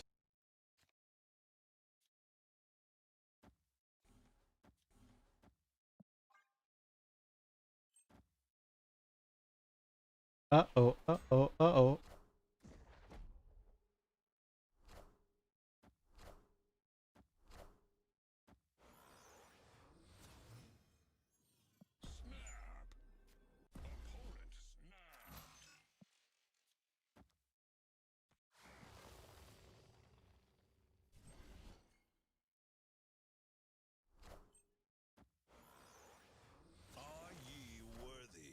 Are they worthy?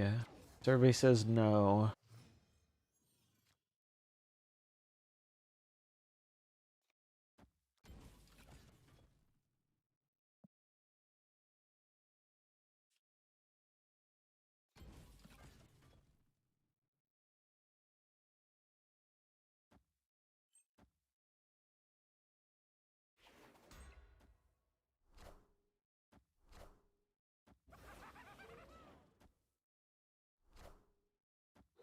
Munch, munch, munch.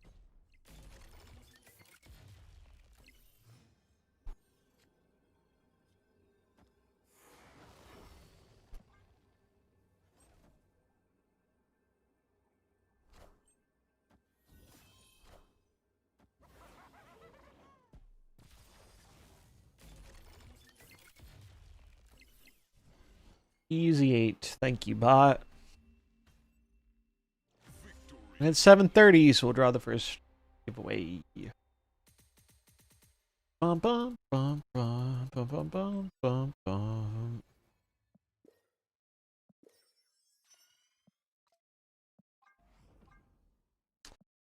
Let's do it. Good luck, good luck.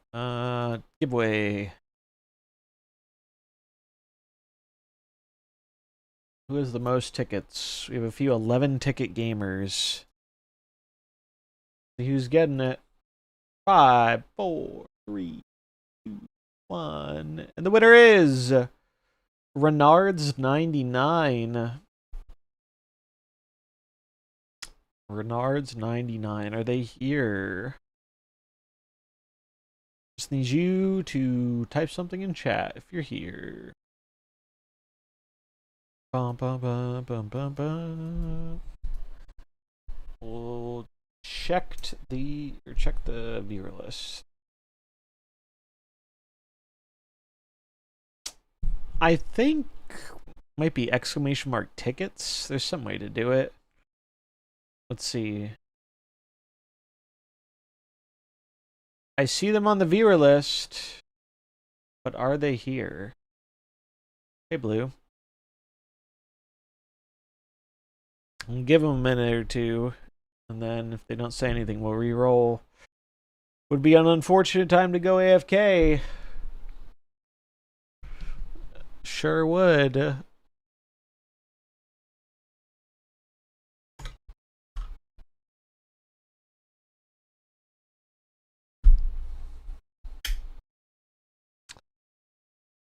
We'll give them. I'll start a timer. 60 seconds. Stopwatch. Go. All right. Will they beat the race against time?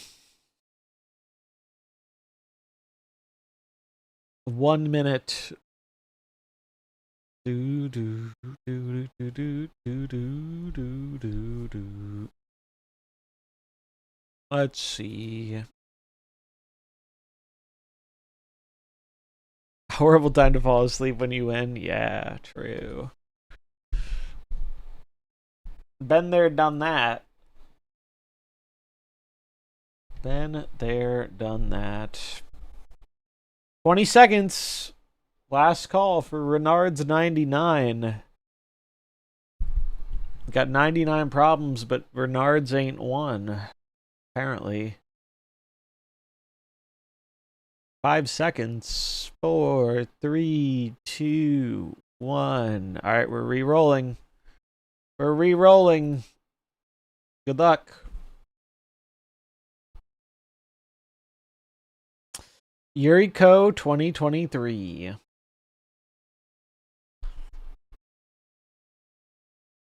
Are they here? Let's check the viewer list. I don't see them on the viewer list. I don't see any why. Oh no, they're here. They're here. They're in the chat. There you go. All right. I will DM you. I think Yuriko is one of our winners from last month too. They've got the luck. They've got the luck. Grab my code. Congratulations.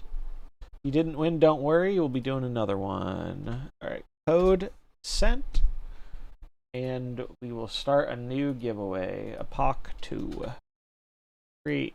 All right. Exclamation mark. Enter giveaway if you want another chance to win.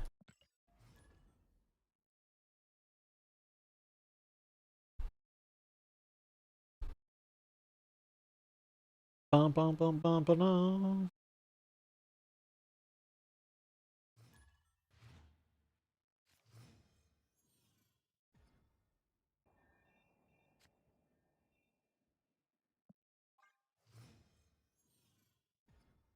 Bum, bum, bum.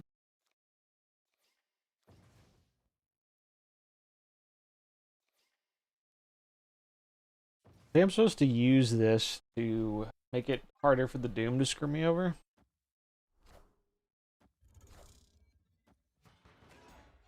Bum, bum, bum. If you're curious how the giveaway thing works, I think every 10 minutes it gives you a ticket. I believe that's how the bot works.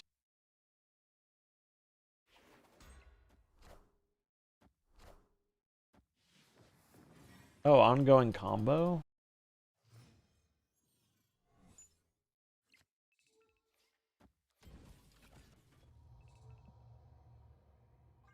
Automatically? Yeah, you don't have to do anything. All you have to do is enter.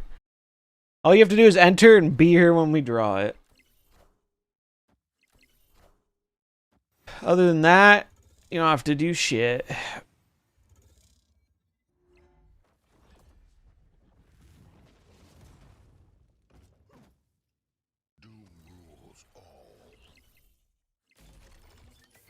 Waiting for Renard to enter the giveaway again. Man, Dragon Lord was such a bad pull here. It is dead now.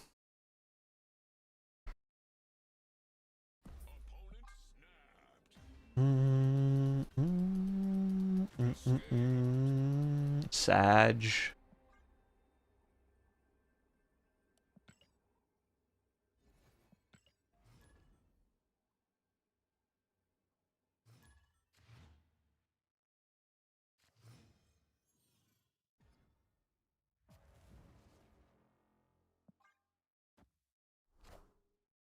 found the rock.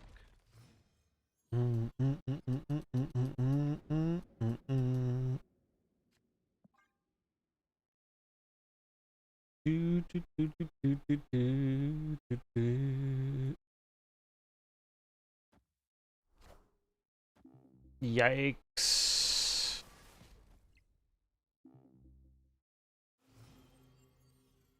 Gonna lose to a bot.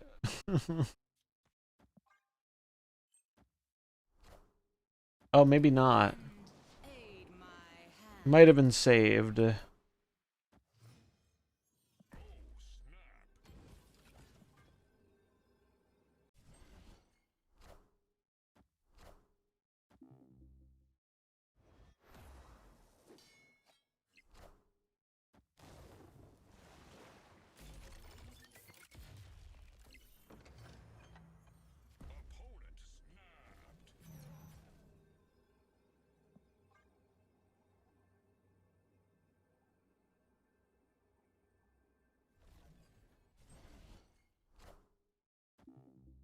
Classic bot. Look at it get value.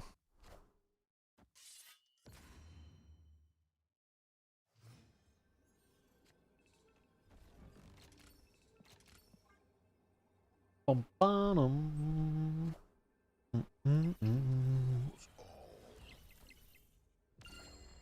Funk. Hobgoblin, these nuts.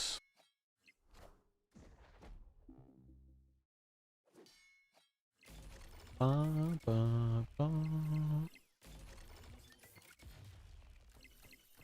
No problem, Yuriko. Enjoy. Do, do, do, do, do, do, do, do, do, do, do, do, do, do. Bum, bum. Will this be the first month I actually end up getting to Infinite this year? We'll see. The last 2 months, I played a bit at the start and got to the 90s and then just didn't play enough. I played very little the last 2 months.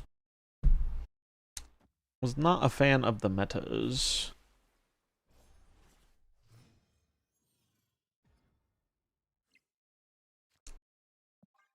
Bum, bum, bum, bum, bum. I'm gonna grab some coffee after this game.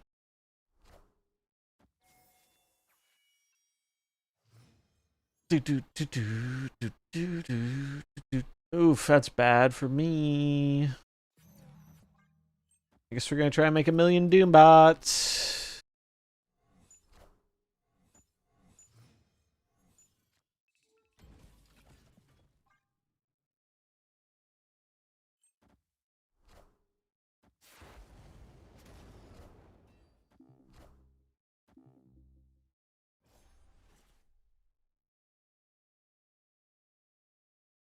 Oh, sheesh. Okay.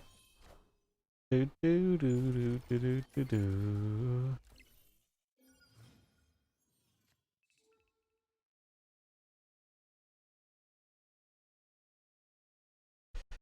These these are multiplicative, right? So I'm better to play this now.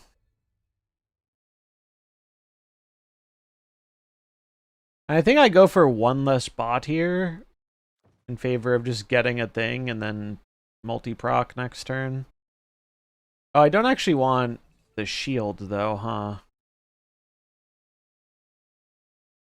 I guess it doesn't matter as long as I don't find regular Doom.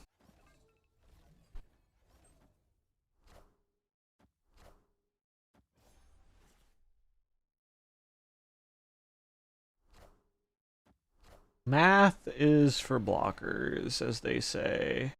Oh, it might matter because I can't move the shield.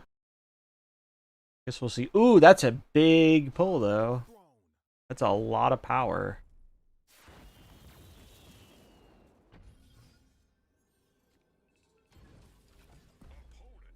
For boomer snapping me. I mean, they'd probably kill me here, but let's watch the fireworks. Why don't we? I know you probably kill me here, opponent, but I just want to have some fun.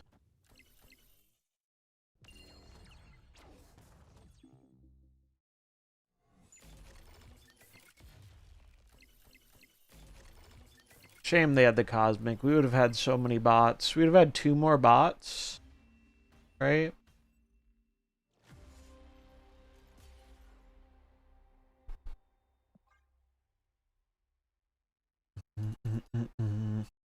I do think, I don't know if you guys saw what was it, a Reddit post? I don't know where it was floating around, but there was a post about how people have been getting Infinite progressively less and less.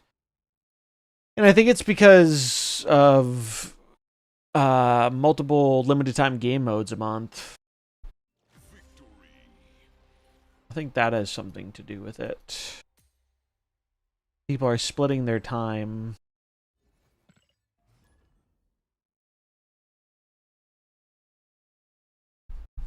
Which maybe that's part of it.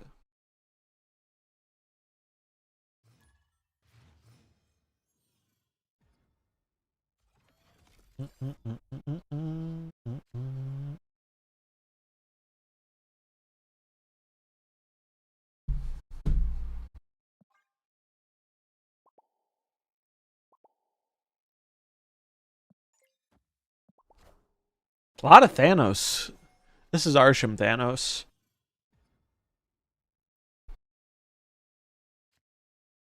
I find it hard to believe Thanos is good right now, but maybe.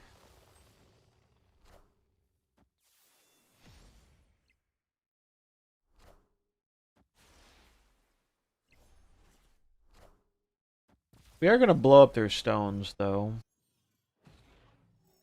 Because it'll make it worse for their bird.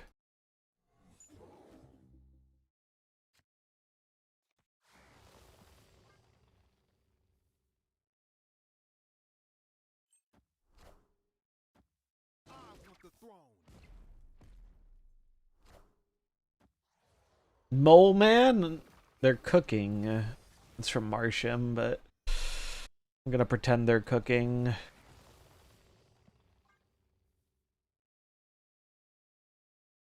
I mean, the rocks are actually good here.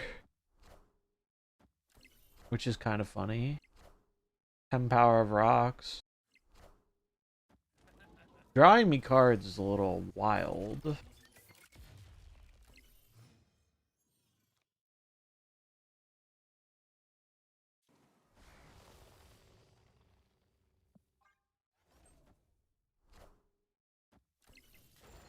A little rude.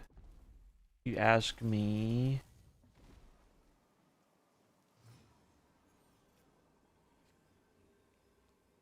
Hands up, hands high. Think we get there most of the time. Bum, bum, bum, bum.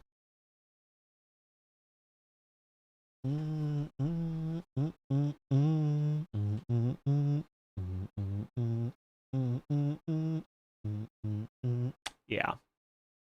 I kind of wanted to snap them, but, you know, Arsham always has some bullshit they pull out of their hat.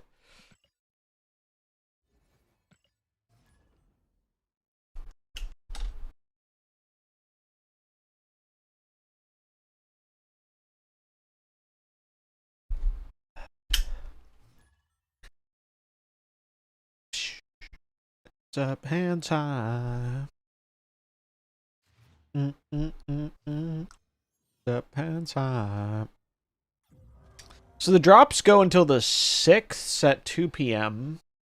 Trying to figure out what my schedule is going to be. I'm going to try and stream each day during the drops. I think the smart move, though, is for me not to go crazy long today and instead go to bed early so I can start early tomorrow. I think that's going to be today's plan. I'll still go for a while, but... And then hopefully we'll do a real long stream tomorrow. think that would be good.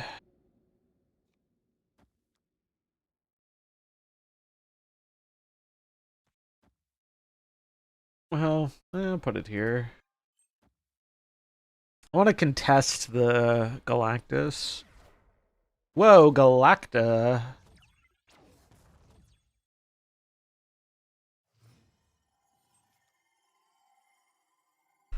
Ba ba ba ba ba na na na na.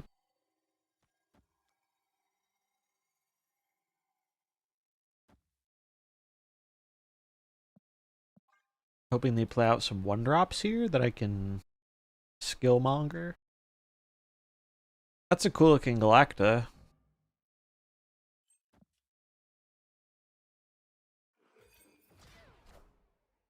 The big lad.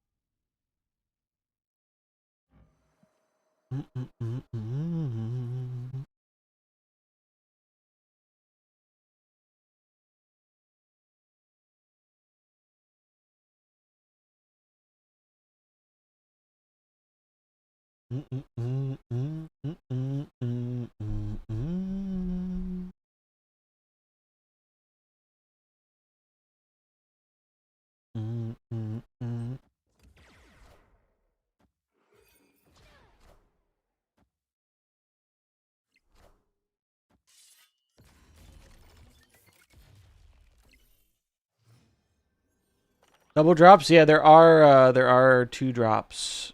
One for the next 3 days and one whenever the tournament is. The tournament one is only on the official MarvelSnap channel, though, worth noting.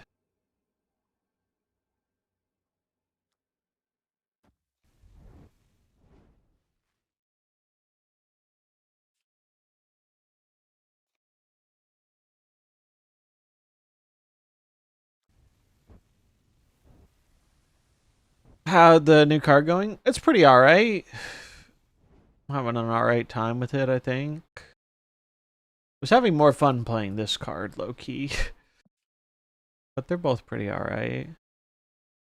They flip first. Does that change my decision here? 6, 7, 8, 9, 10. They'll gain 3. This is just more.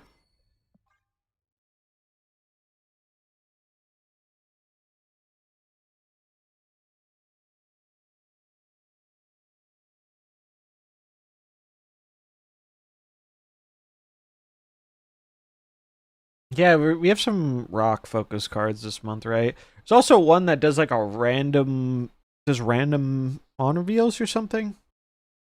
I guess we should look at what the new cards this month actually are. I kind of just look at the cards as they come out nowadays. Double committing to that lane's wild. When they have a doubling Herbie.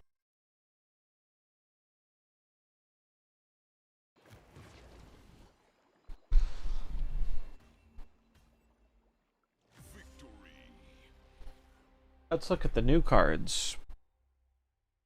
These are the 3 that just came out. So far, early impressions. I think this is probably the best one. This one's pretty okay. I think it's actually probably a decent card, but doesn't line up super well into the best things. No, Star-Lord has died down post-nerf. There's still a lot of Shao, though. Shao feels like it took the Star-Lord throne. Although it's not as popular as Star-Lord was, I think, across the board. But yeah, Star-Lord, I don't think I've seen a single Star-Lord all day. I'm surprised that the nerf actually did as much as it did. This card, I think, is bad. I'm not convinced this card is very good. I feel like it's a hard condition to meet.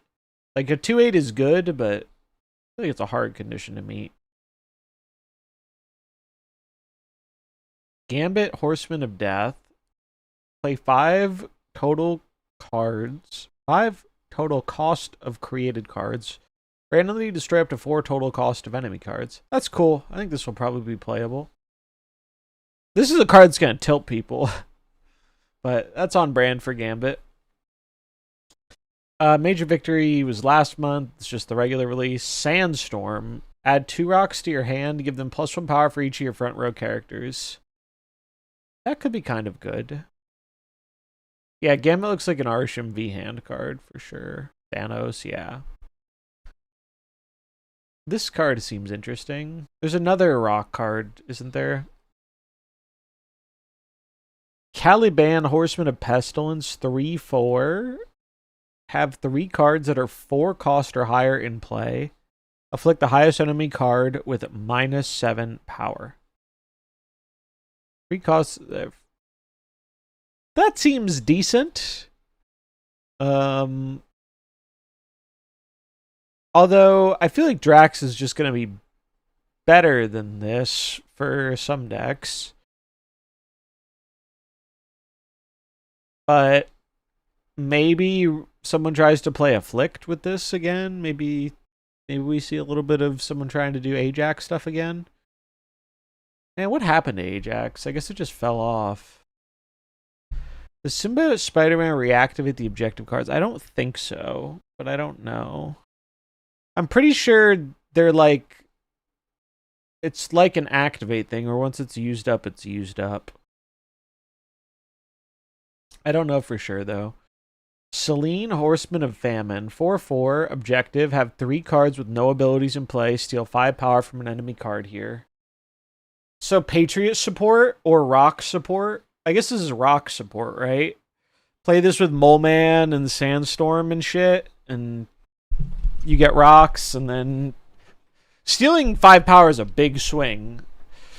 This might be the best objective card. Playing a 4/14 worth of power is a lot. That's a lot of power. Ozymandias. 5/9. Your rocks have +3 power. This is the rock guy. The rock archetype seems like it'll be fun. You play Ozymandias and Selene and Sandstorm. Hell, maybe even play that guy that shuffles rocks into you or your opponent's deck. Hydrate, we can do that. And then a Rama Tut, 4/5. Use, I think it's 3 is the number. Looks weird on the data mine. Use card modified card count on reveals from cards released before his time. This is a cool concept for a card. I'm pretty sure it's 3.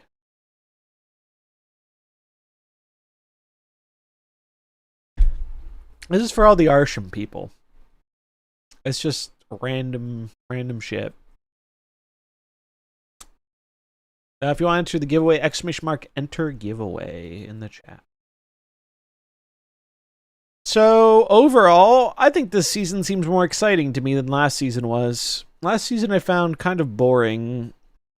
Star-Lord was flashy and impacted the meta, but not in a way I enjoyed. And Drax was probably my favorite card of the season. The jaws that bite, the claws that catch. I understood that reference. This card is very interesting. People will love gambling with this, and it'll create some very funny highlights. That is for sure. That's another thing that surprised me is I'm surprised given how Snap is designed for phones and like quick games. I feel like it should have been easier to make like short, interesting Snap clips to capture like the more like YouTube Shorts, TikTok audience. But as far as I'm aware, that didn't end up happening. Maybe there's a bigger audience for that than I'm aware of. But I used to dabble in shorts, and they used to get pretty decent views when the game was new, but I would think, given the game is like so mobile focused, Turn one snap. This land is always changing. Bum, bum, bum, bum, bum, bum.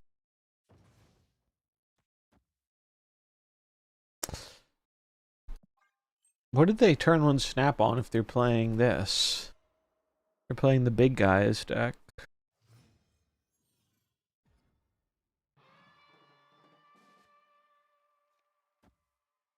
What if I'm supposed to just do this? Probably. Just a shit ton of power.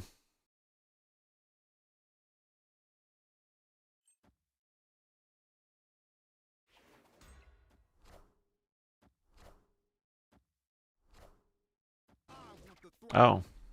Okay. Think they'll ever buff Morph? Maybe?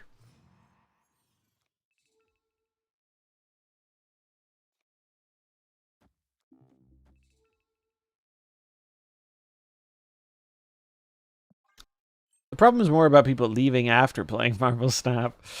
Maybe.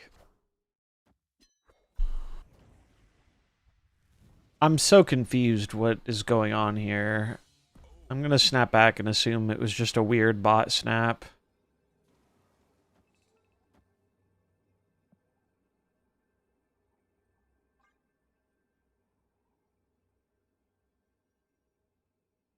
Mr. Negative? Well, so normally I would think that with the magic, but the cards we got from their deck were Ebony Maw and Typhoid Mary. So it can't be Mr. Negative.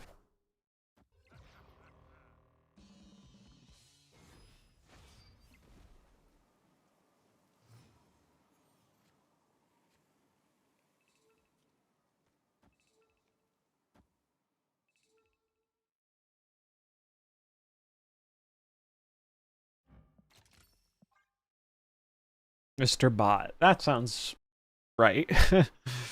That sounds... it's just weird. I've never seen a bot snap on turn one. Or maybe I have and just never noticed it, but can't say I remember that ever happening.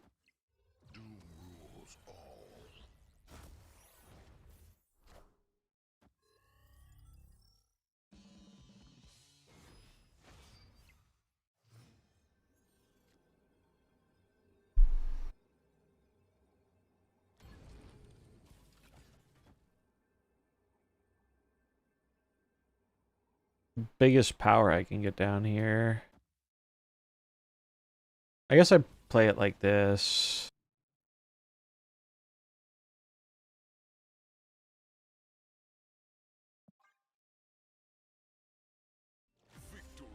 There probably was a line for the bot to beat me here.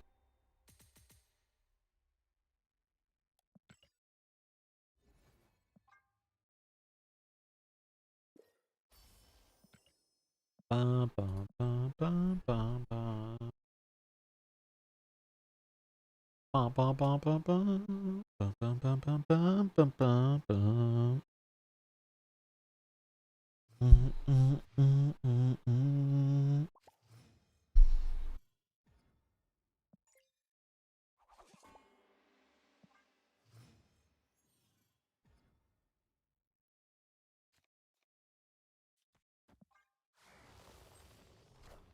Do, do, do, do, do, do, do, do, do, do.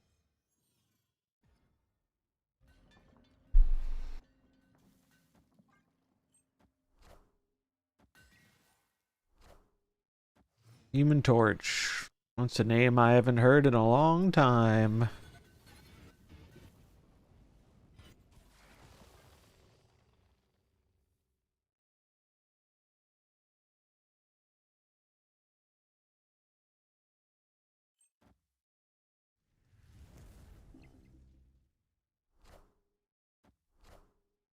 Oink.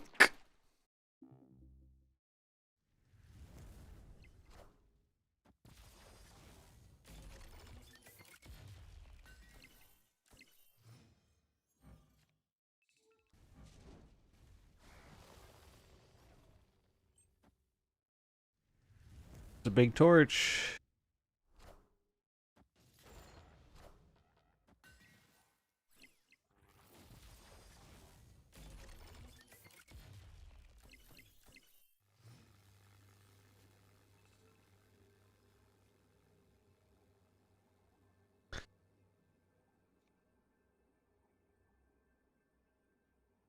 So they move things over and then they Heim me here. So we put this here. Or they just move everything here. I think they're gonna move Heim. Probably die, but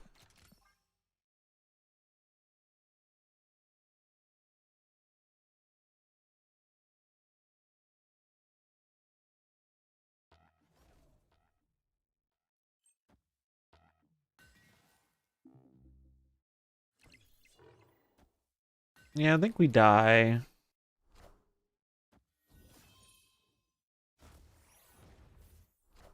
Eliath? Wait, what the fuck?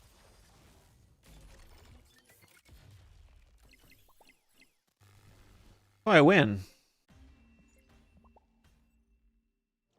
YOLO Doombot, 1 in 3. Was not expecting a Eliath.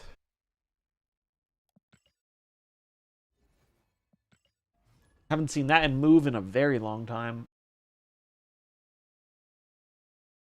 Heimdall, I think, cooked me for sure there.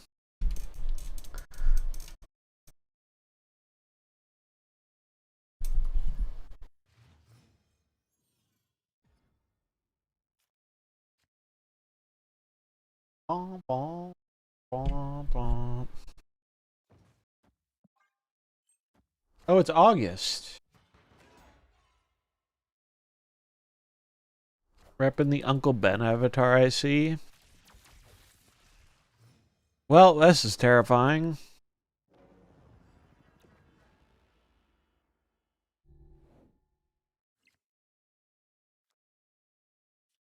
Okay.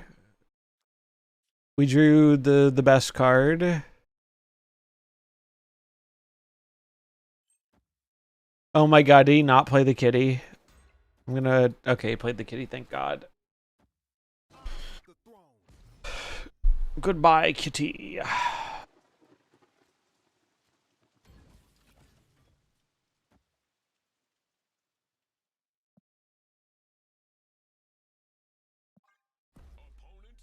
Snapping on the kitty dying. That's interesting.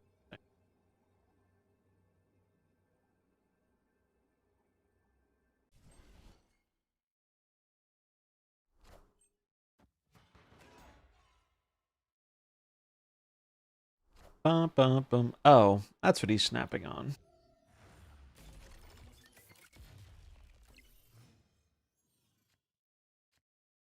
Do, do, do.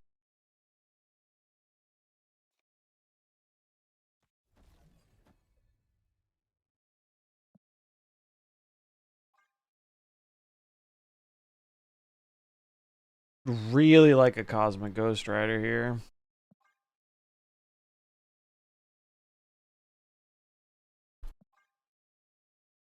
Really like that. Shut down that Mav.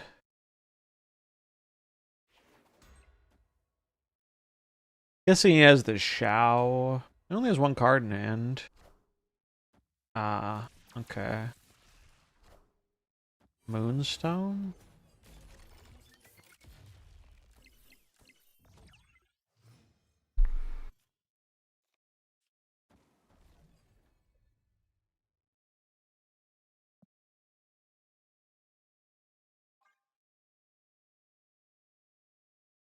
Mm -mm, mm -mm -mm.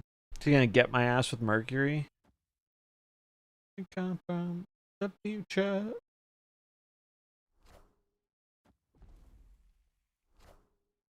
Kate.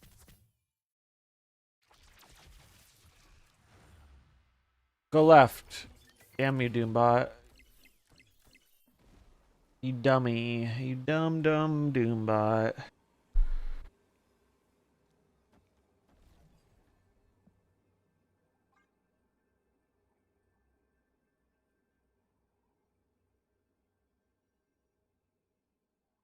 I'm pretty sure I win. I think.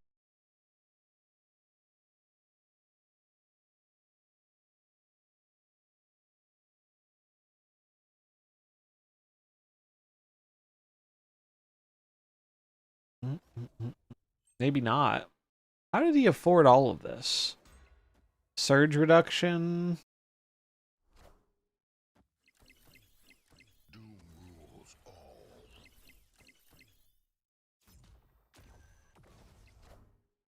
Cope Summers. Him Arrow. Ant-Man. Grapple.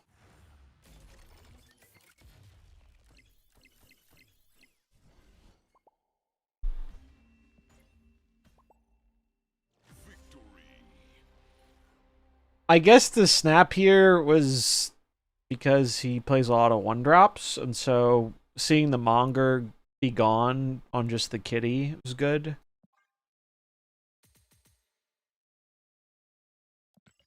I do like that Doom 2099 is playable again, though. Doctor Doom is one of my favorite cards from the early days of Snap, so it's nice he's usable again. Mr. Kerfuffle, look at that. We're running into lots of people I know.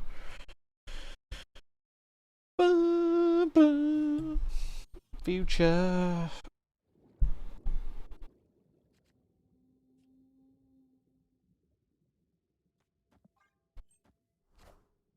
Future. No, we're twinning.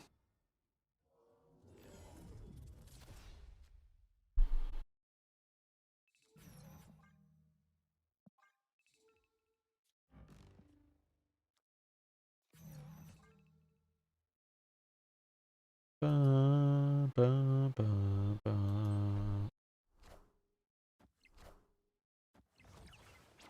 Oof. Punished.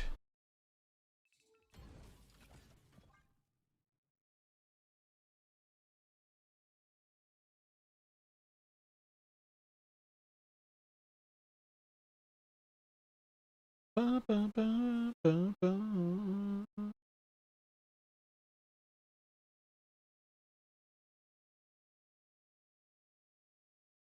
Ba, na, na, na.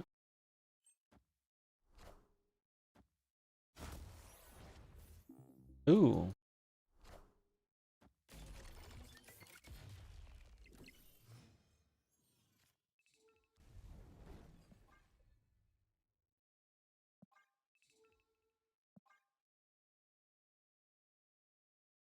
Gotta hope he doesn't have Cosmic.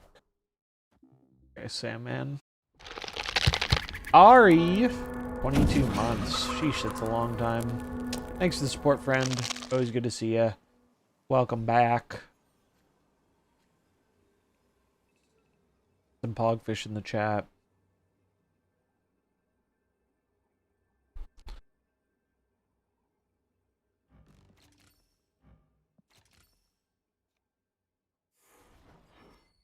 I think I lose. We'll see, though.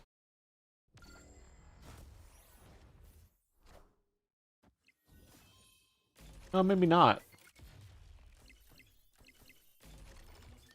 Oh, we win.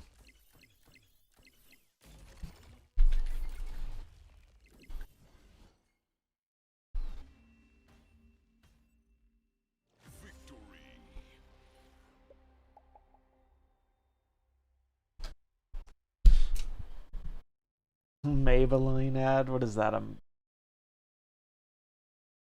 The foundation ad. Lip makeup. Noted. Yeah, Twitch gives me such weird ads sometimes. I went through like a 2-week span where all my ads were in Spanish. What's up, Mr. Kerfuffle? Classic mirror match shenanigans. Should have drawn the Cosmic Ghost Rider. Player skill difference, clearly. This deck feels pretty good, though. Doom was already pretty good, and this kind of seems like a pretty good addition to it. I didn't like Juggernaut in this deck, though. Juggernaut felt bad. Sam seems much better.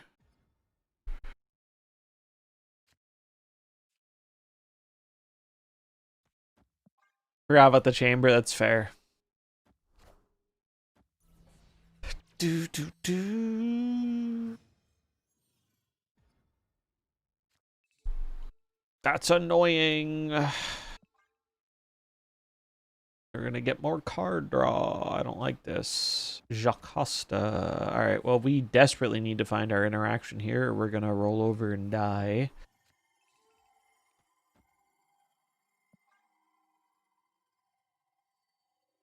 Bow, bow, bow, now.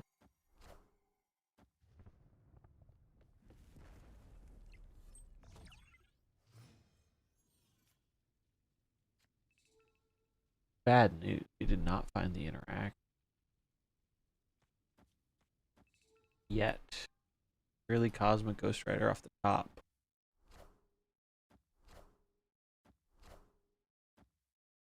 Otherwise, we're the most dead a man has ever been.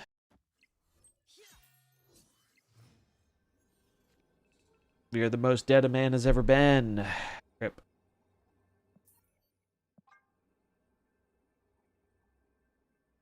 Bum, bum, bum, bum, bum.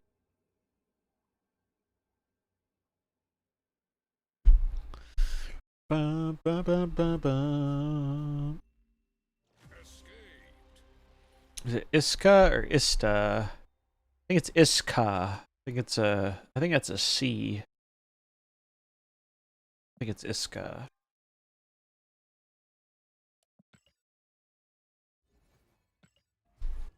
That's what it looks like to me. Ba, ba, ba, ba, ba.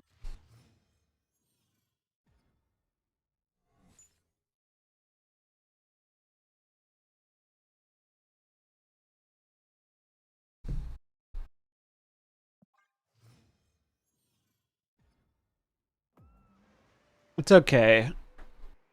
A core part of being a card gamer is being physically unable to read most of the time. So you're among friends. We're all in this together.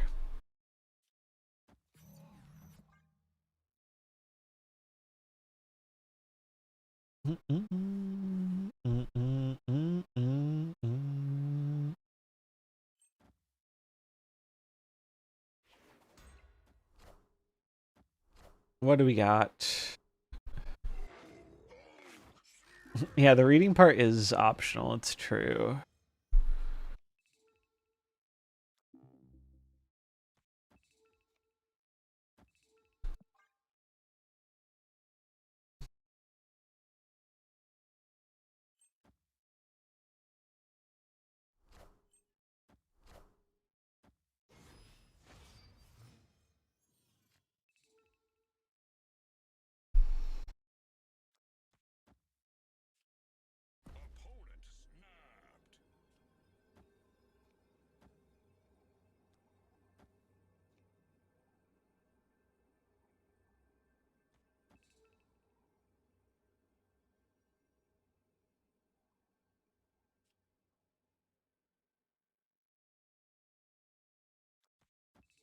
I don't want this to pump. Hmm.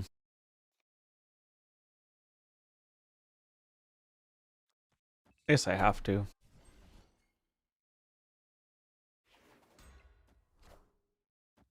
That's unfortunate.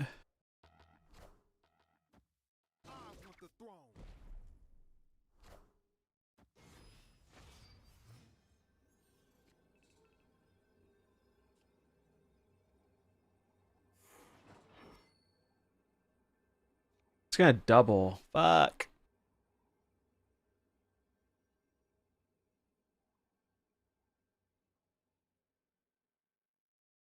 Oh no, this is how I win. I think it's this. Because their end of turn will go off before mine, right? Because they have prio. I think I'm good. But if I also can't do math, then you might be in danger of having a bit of a bad time. Low key.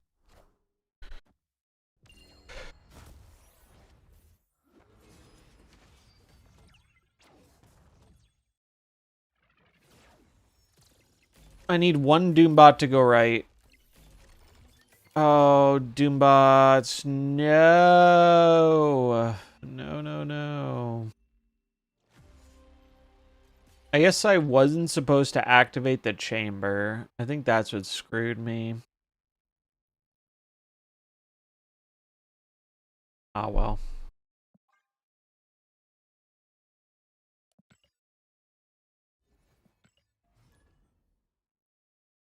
Kal-El, no. Yeah. Yeah. Isco's pretty good for them there.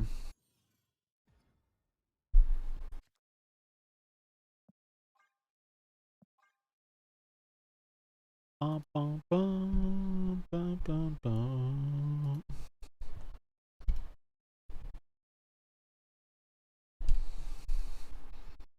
Bum, bum, bum, bum. Mm, mm, mm, mm, mm, mm.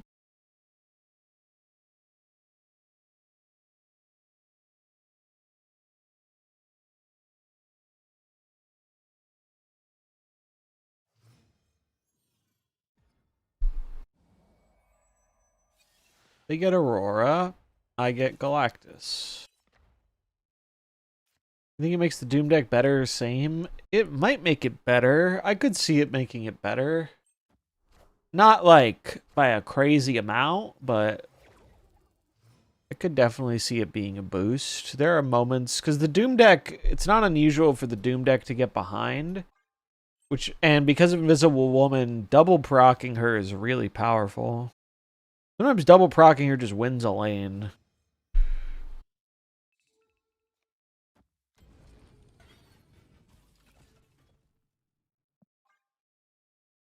They must have had really bad pixie rolls.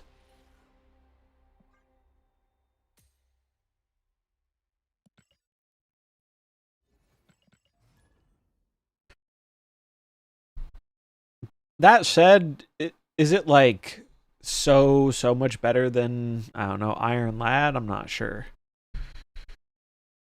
I'm not sure. It's Dexter.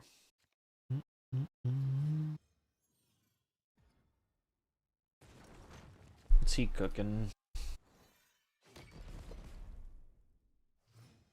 What does he have cooking in the kitchen today? Speaking of which, I think I need a snack after this. Odin, he's Odining. 6'9" Odin, nice. I always forget they buffed Odin. Ba-ba-da.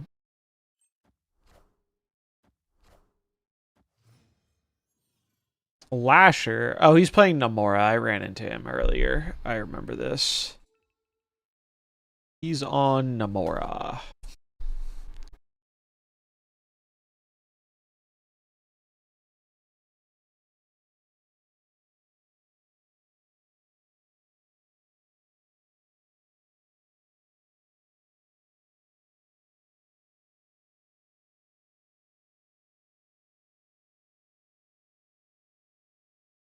Do, do, do, do.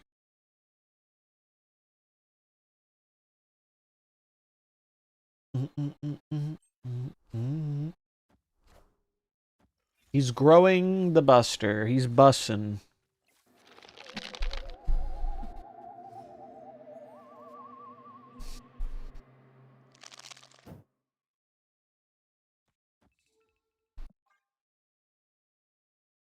Yep, it is Dexter. Ba, ba, ba, ba, ba.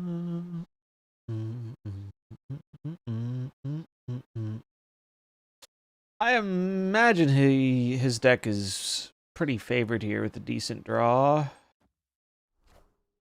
Oh, jeez. Cosmic Ghost Rider, please. Please. That is funny. His triggers, so mine triggers.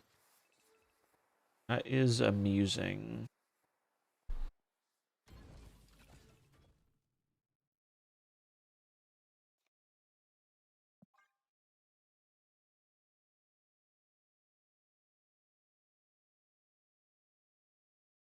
You got the fancy variant. That big ass sword.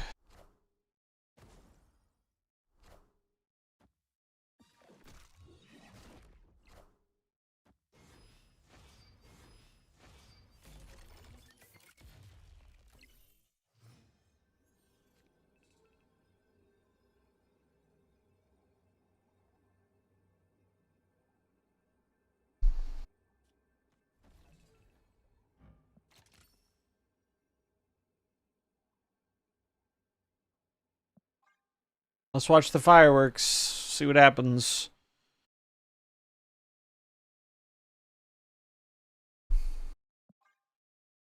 Wait. Is there a way I can do this sneakily? Because he flips first. The Drax pump. Maybe I'm not supposed to play the Doom. Maybe I'm just supposed to play the Odin. This is going to double. So maybe I'm literally just supposed to play the Odin. Buff. And then have mine double here. I think that's the play. Looks kind of weird, but... Oh, that'll kill me. Wait, why does he have two of them? Oh, White Palace. Oh, I'm fucked. Yeah. Yeah, that'll do it. Was there a way I could have played around this? I mean, I guess my original play wins if I go left with if I just slam the Odin left. I also forgot, not that it was really relevant, but I forgot the end of turn order isn't just priority. It's like order the cards are played. That could have been relevant. All right, I'm gonna run to the bathroom real quick. Thanks for hanging out. If you're enjoying the stream, feel free to drop a follow. Here we.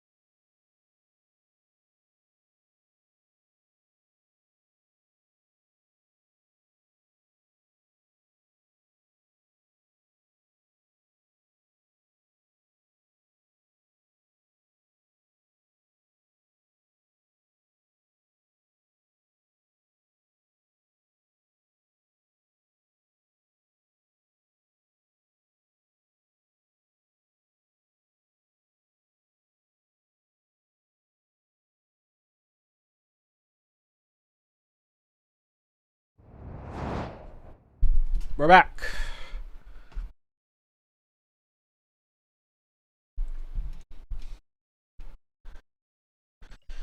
The climb continues.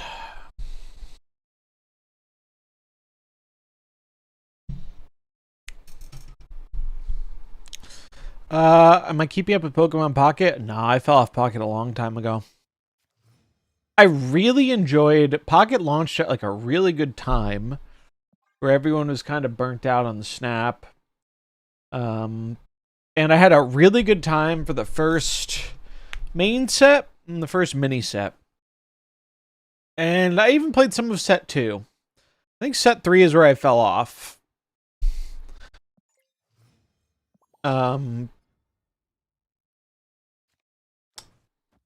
The big things for me with Pocket were the UI ended up feeling really sluggish over time and it never got better.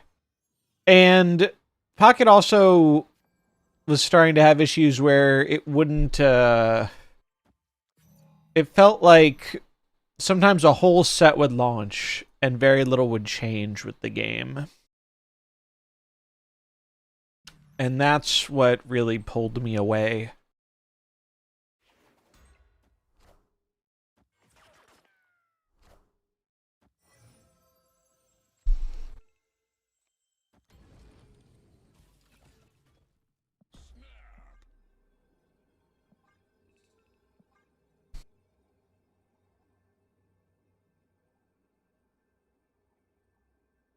Yeah, I think Pocket had a lot of potential to be bigger than... I mean, the thing with Pocket is it has the exact same problem that a lot of Pokemon-related things have, which is it could easily be very, very good if they put in a little extra effort that they have no incentive to do because it's Pokemon and it prints millions and millions of dollars. But yeah, the UI was not great.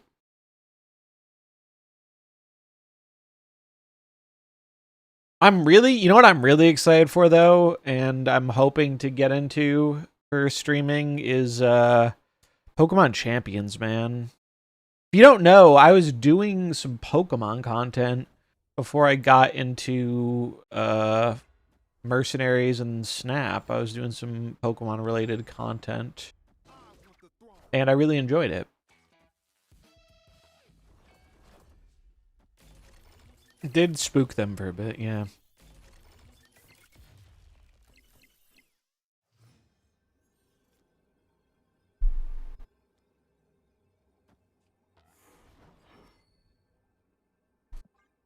We'll do this. But yeah, I have a lot of love for Pokemon as an IP, but there definitely was not a lot of gameplay depth. For sure. You know what I really enjoyed in Pocket was when people made that no EX queue. That was quite fun. I liked that quite a lot.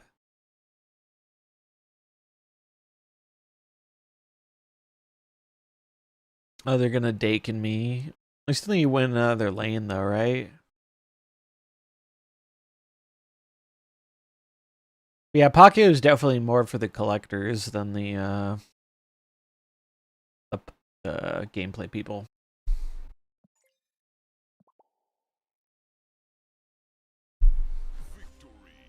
Beautiful art. They had some great art. What's up, Damon? Yeah, I was talking about the YouTube stuff a little earlier. I wish there was more stuff worth covering, or I had the passion to cover Snap stuff on YouTube. But man, it's fucking rough out there. It is rough out there. Maybe if one of the game modes really excites me, I'll do one of those again. But it is it's just such a small space nowadays.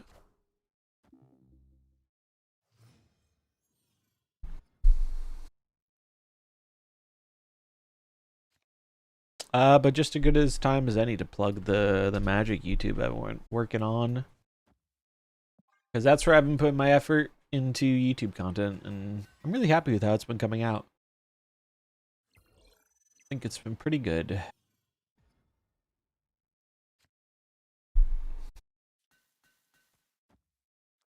actually want to double the Drax here.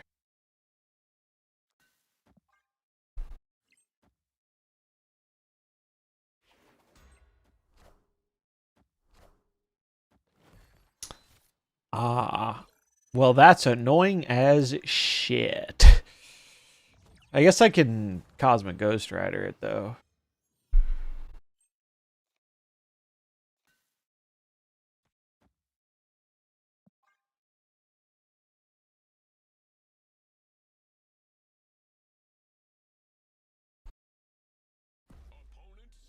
Mm-mm-mm.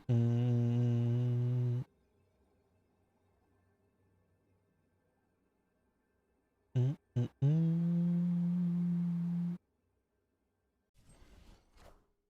Yeah, getting a nice pack did feel really nice in pocket. It's true.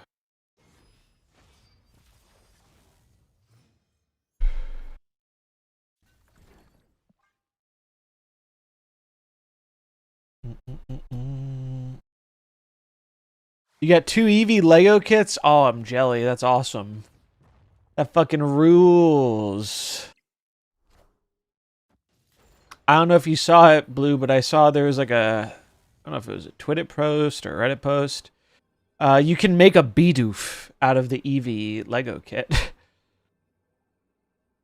If you're looking for something to do with it.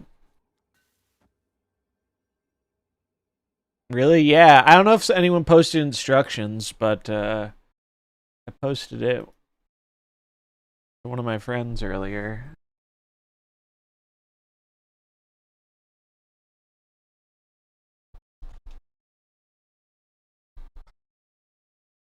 Here, if you want to see what it looks like. It actually looks pretty good.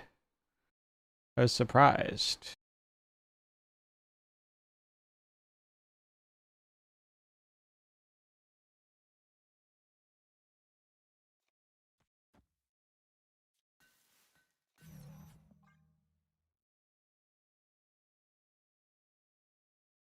Yeah, the Pokemon Legos are really expensive.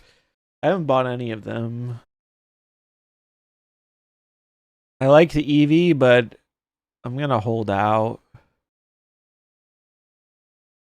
They're gonna get me when they do Evolutions in like a year or two, though.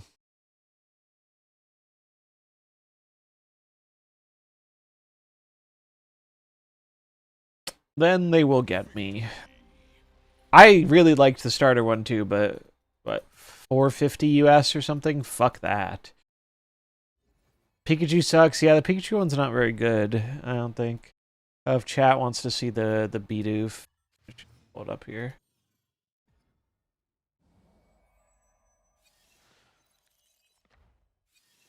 It's pretty good. It's pretty good. Predazone Pikachu, yeah. I'm pretty sure the Mega Bloks Pikachu looks better.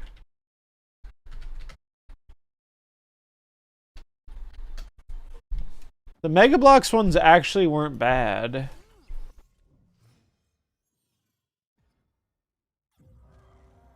Pretty alright.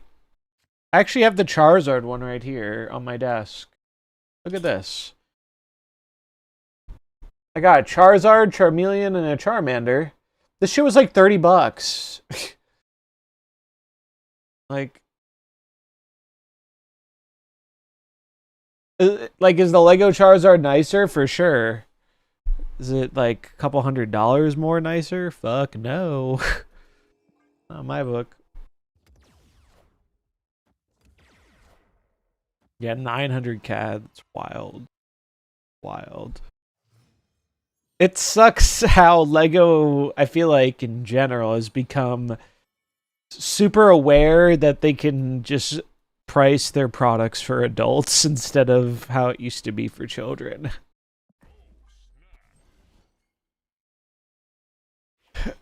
We're paying the millennial tax.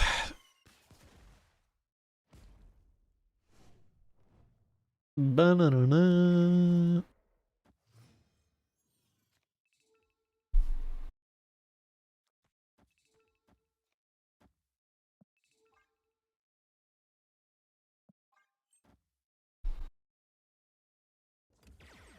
Same thing happened with Lego Star Wars too. Those sets got hella jacked up in pricing, and they're like smaller now than they used to be.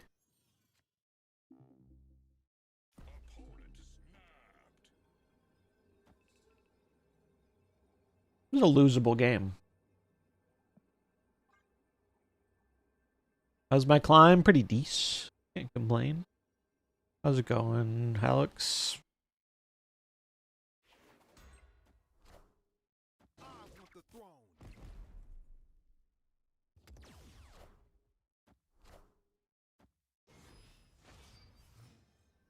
Ba-na-na-na.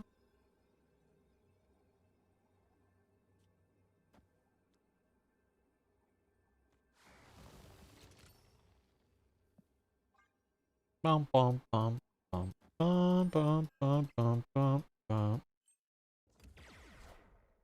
Doom rules all.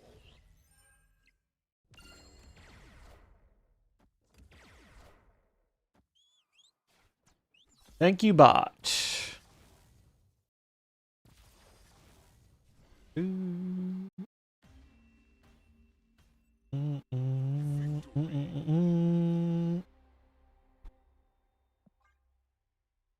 Ba-na-na-na.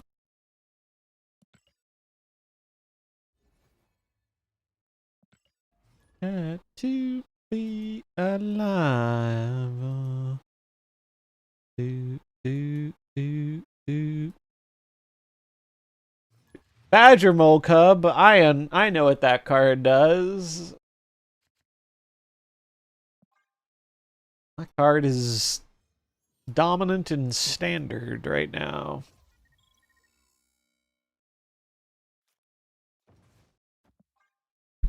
Bom, bom, bom, bom, bom, bom.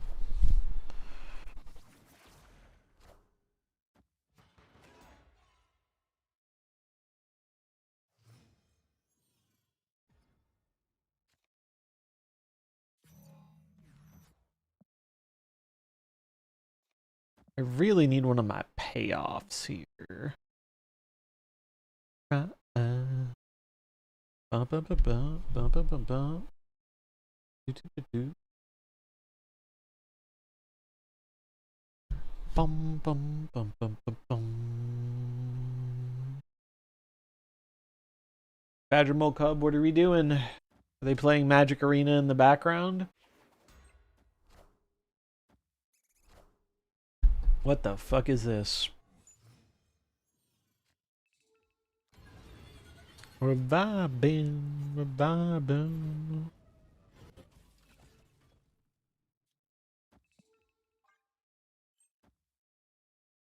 Bum, bum, bum. Gladiator. I want the throne.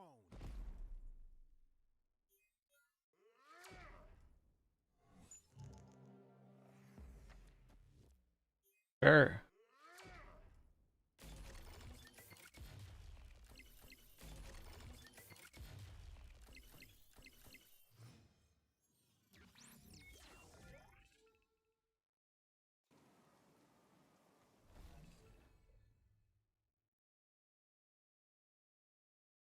I really need Iska. Or Aurora. I guess those are the two cards left in my deck. So. Bum, bum, bum. Baby. Hydroman.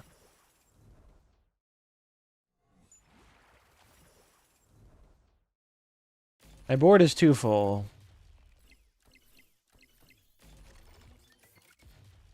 This is actually a problem. I should not have played this Sam, but I guess I didn't know at the time.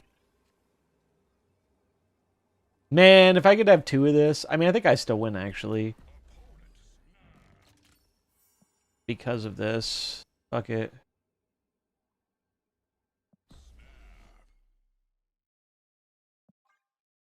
Let's see.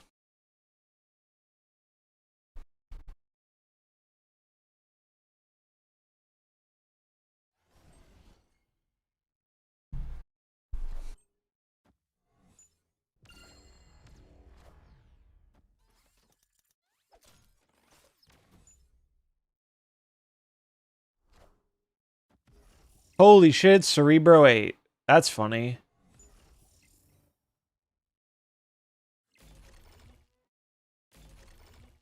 Do I beat this? I don't know.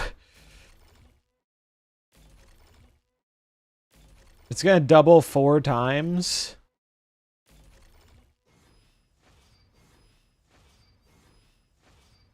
Oh, yeah. Base Cerebro 8.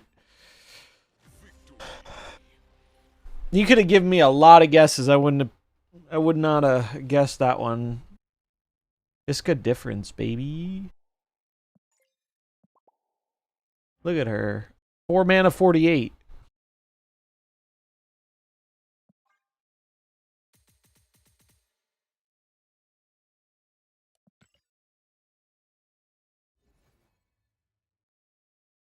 Yeah, and she was playing the final turn. Opponent was not expecting that one.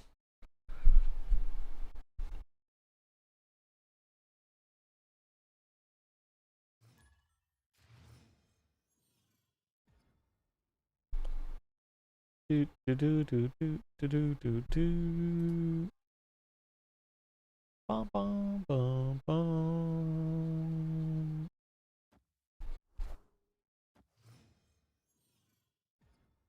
Nebula.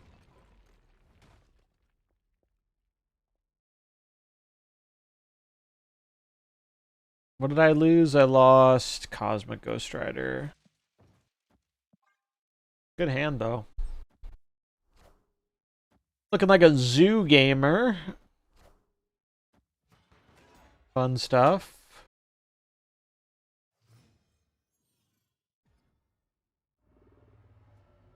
Ooh, I don't like that. Guess it's fine though.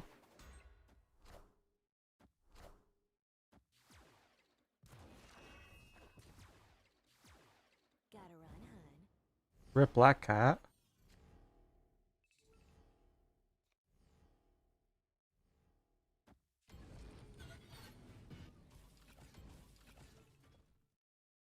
Gotta just hope we don't get unlucky here.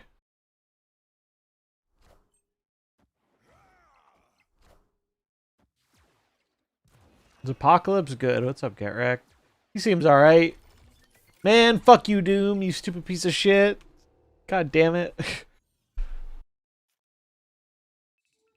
Fucking Doom. Fucking Doom, man.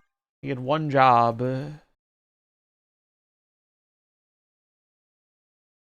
Apoc will probably be better when they nerf Shao.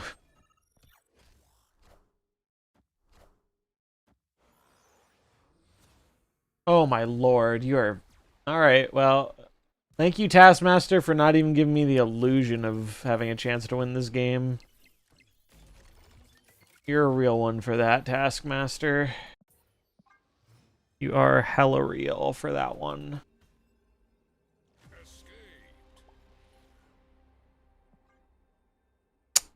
Yep.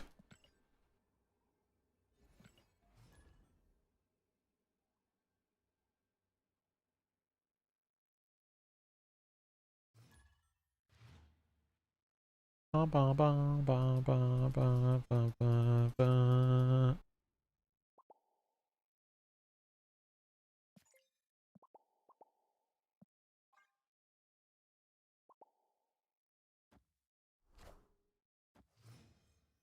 It's Ham. There's currently a bug with Ham that's really annoying, where when he goes off, he doesn't show you what he hits.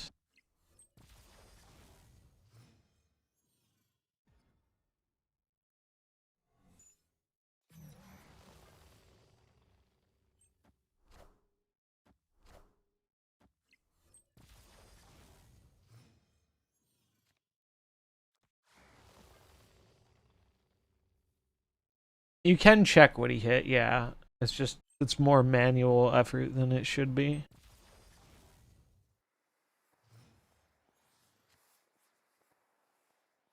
Where are you, Cosmic Ghost Rider?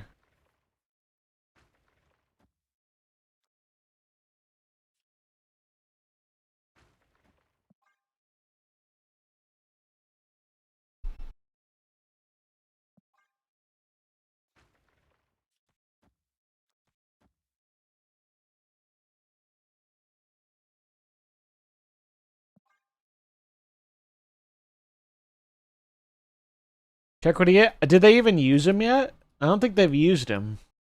No, they did. Invisible Woman got hit. I thought it still showed his animation, but it just didn't show the card he hit. I guess it doesn't even show the animation. In which case, I probably shouldn't play this Killmonger and should just play Drax.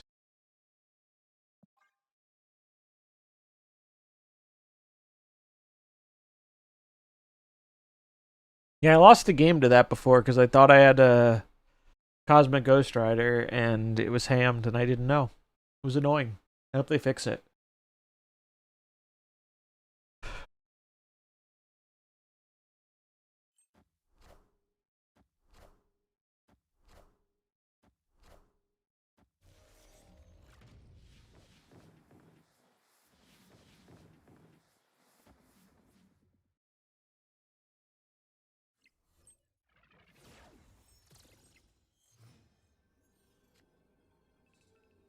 No Cosmic Ghost Rider, eh?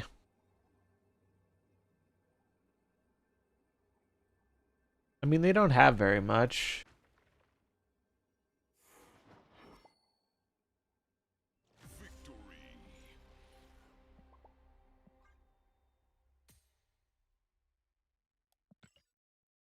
Not that I had very much either, but I guess it was enough.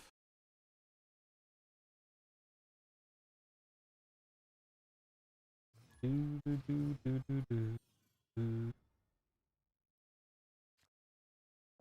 a good location for me.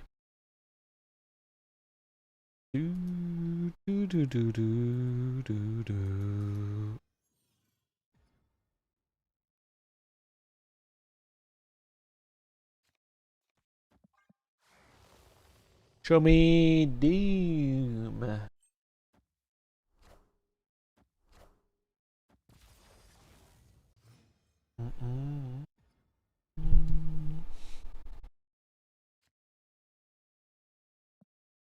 Oh, 3-drop sucks.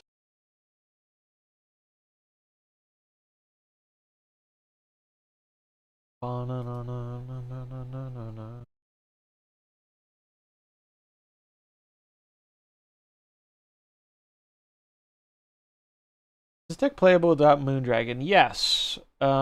Dazzler is your next best 2-drop that does a similar thing, usually. Moondragon's a little better because of Invisible Woman Synergy, but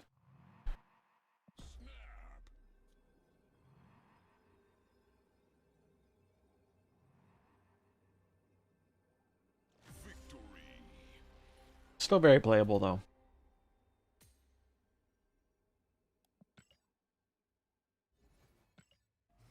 Do do do do do do.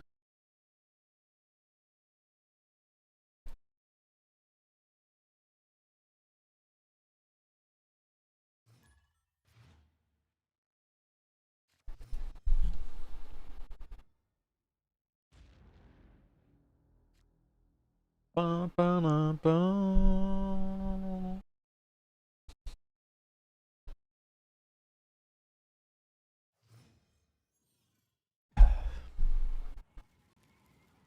Live from the Daily Bugle. Alright, this hand's looking good. Playing anything else on the side, like other games? I've been playing Resident Evil 9 and Pokemon Fire Red recently.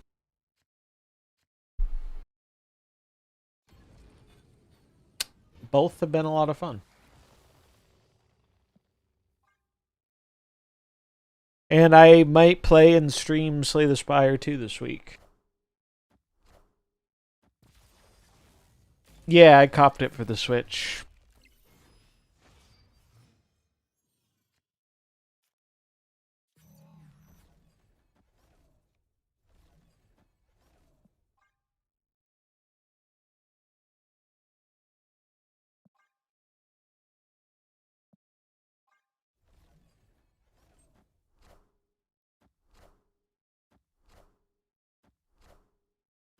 We're twinning.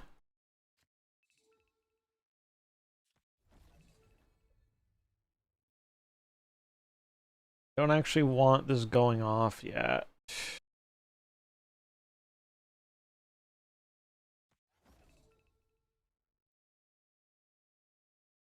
I'm not even gonna have space, right? I doom.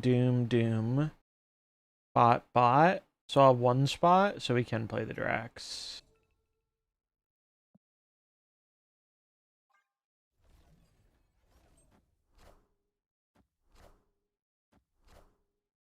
Oh, that's bad. Well, let's see what happens.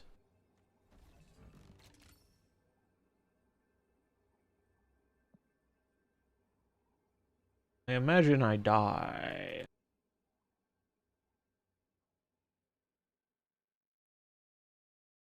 Maybe not, though. Copium.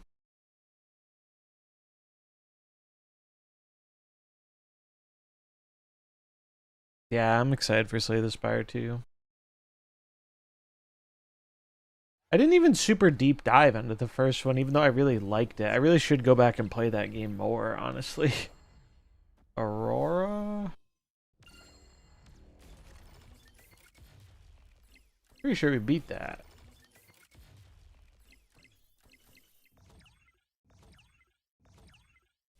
Yep.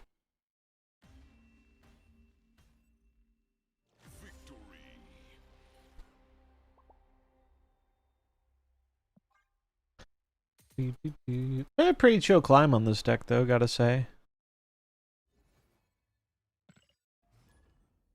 Pretty chill with Mr. Doom, Mr. Doctor Doom.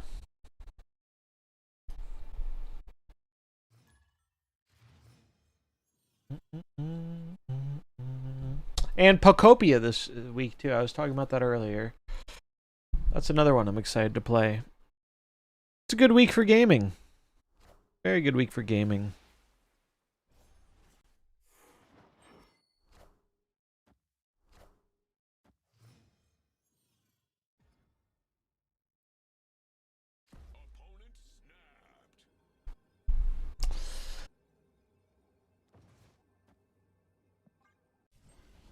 That feels like a bot snap.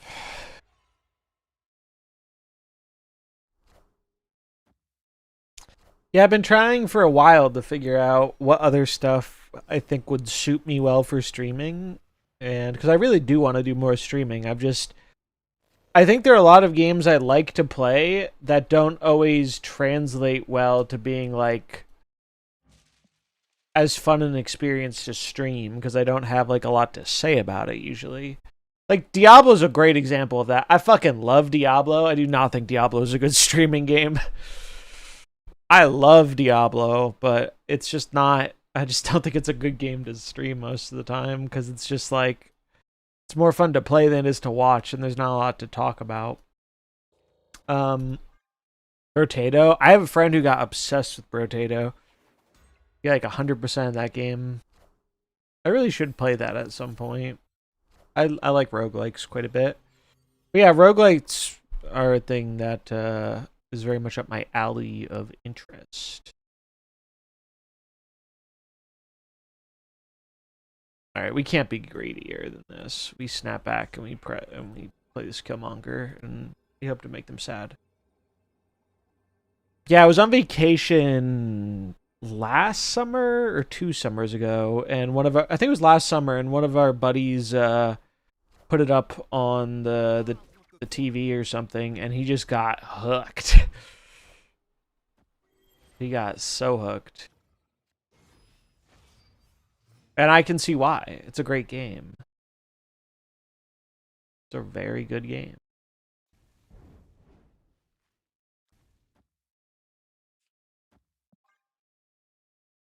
But I think roguelikes can be fun, and there's like general interest, I think, from card game people also find roguelikes fun, and there's a lot to talk about in each run. I think that could be good. Wow, my cheeks are about to be hugely clapped by this Thanos. They played the blue stone, right? So they guarantee you have Thanos. So I just need to hope that they don't have enough to win the left. Yikes. Well, Thanos could die, I guess. I think it's this. Well, Sandman's one more, but this plays for 2 lanes. Fuck it. Thanos right. Big thing here. Blink. Oh, I'm dead. Unless that blink dies. Blink die, please. Pew, pew, pew, pew, pew. Die, blink, die. Die, blink, die. Wait, actually, I win tie breaks. Right? Yeah. Huge.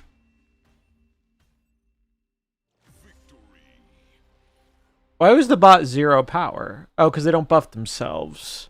I was thinking the bot would be 1 power, which is why I did this play. Should have just played the Sandman. Sandman was objectively better there.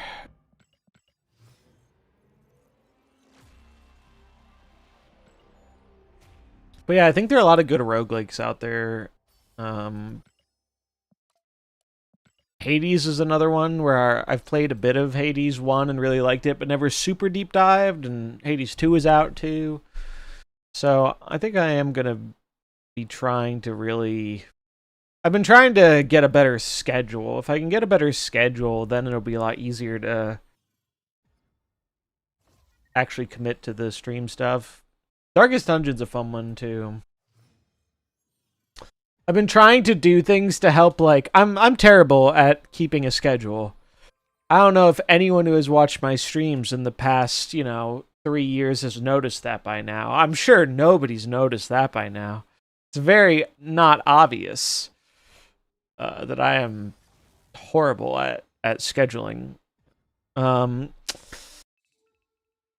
Like, I can keep to like a date if it really matters, but I'm very bad at the consistency part of scheduling. You stream exactly. So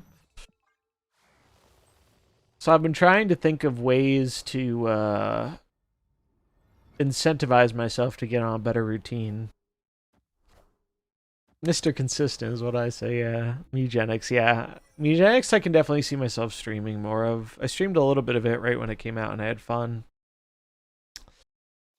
I do think Mugenics is also Mugenics, I think one of the things that's harder for watching it is it's not quite as obvious what's going on if you haven't played the game.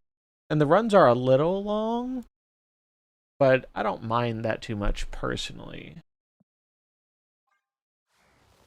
Yeah, we keep getting mirrors. But I'm trying to think of ways to incentivize myself to be more consistent about just things in general.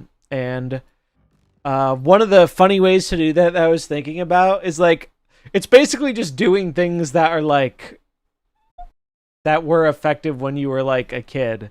So it's like, what if I just buy a box of magic cards, and then every day I stick to a schedule or a routine. I get to reward myself with a pack as a treat.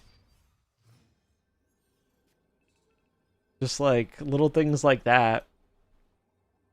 Maybe it'll work, Copium.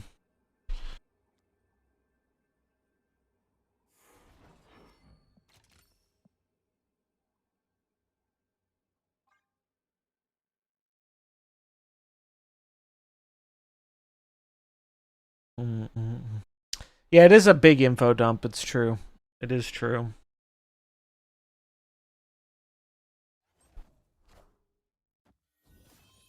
Hot tub stream while opening packs. That'll bring all the boys to the yard, I'm sure.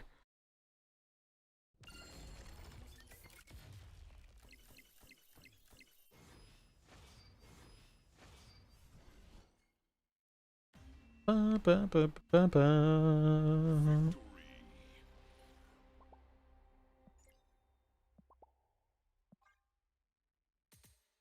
I do wish I could go back to, like, enjoying Snap enough to stream it so much. Like, I streamed a lot during the first half of last year. I definitely burnt myself out. I was going crazy on drops last year. We were doing like 10 to 12 hour stream days back to back. That was nuts. I don't know how I did that. That was not that was not healthy. I might do one tomorrow. We'll see. Uh Today's isn't going to be crazy long. I'm going to try and go to bed early so I can wake up early tomorrow and then just do all day stream tomorrow. But I do have a harder time. I just can't play the game as much as I used to without it like getting on my nerves, I think. And I don't even think it's a Snap specific thing. I think my well, part of it's I've just, played a ton of the game over the years. But the other part of it is I think what I have been enjoying has like changed in terms of like games and whatnot. I don't think I'm as much of like a 1v1 competitive card game person as I used to be. I still really like card games, but I have so much more fun when I'm doing like more casual card game things than I do. And Snap's not even that competitive, but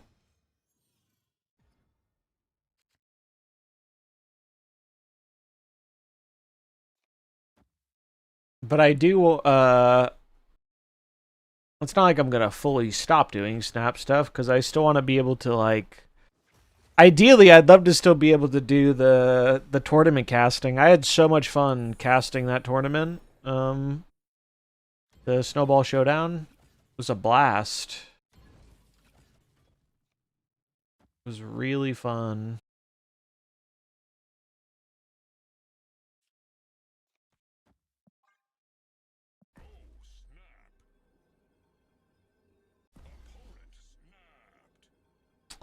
Very much enjoyed that. And I hope I have a chance to do it sometime this year. Here's hoping. I got some very positive feedback about the casting, so I'm definitely optimistic. Oh, fuck you, Fudge, you fucker. Jesus. Jesus.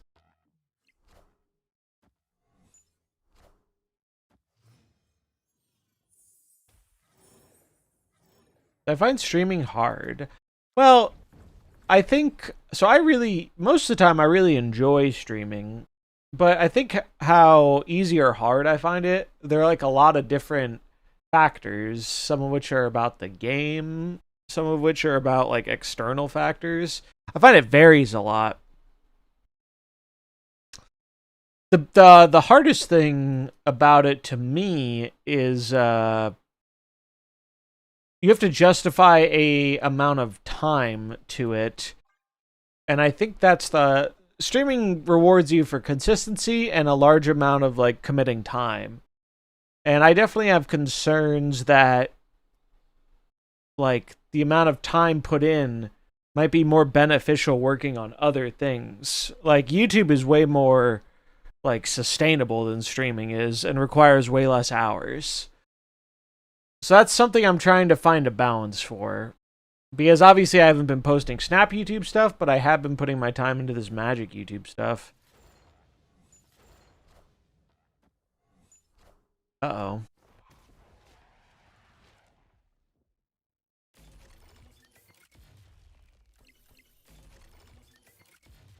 Well, I'm glad you enjoyed hanging out, Solar. How's that going? Quite well, surprisingly. Magic videos have gotten like pretty decent views. I'm surprised, honestly.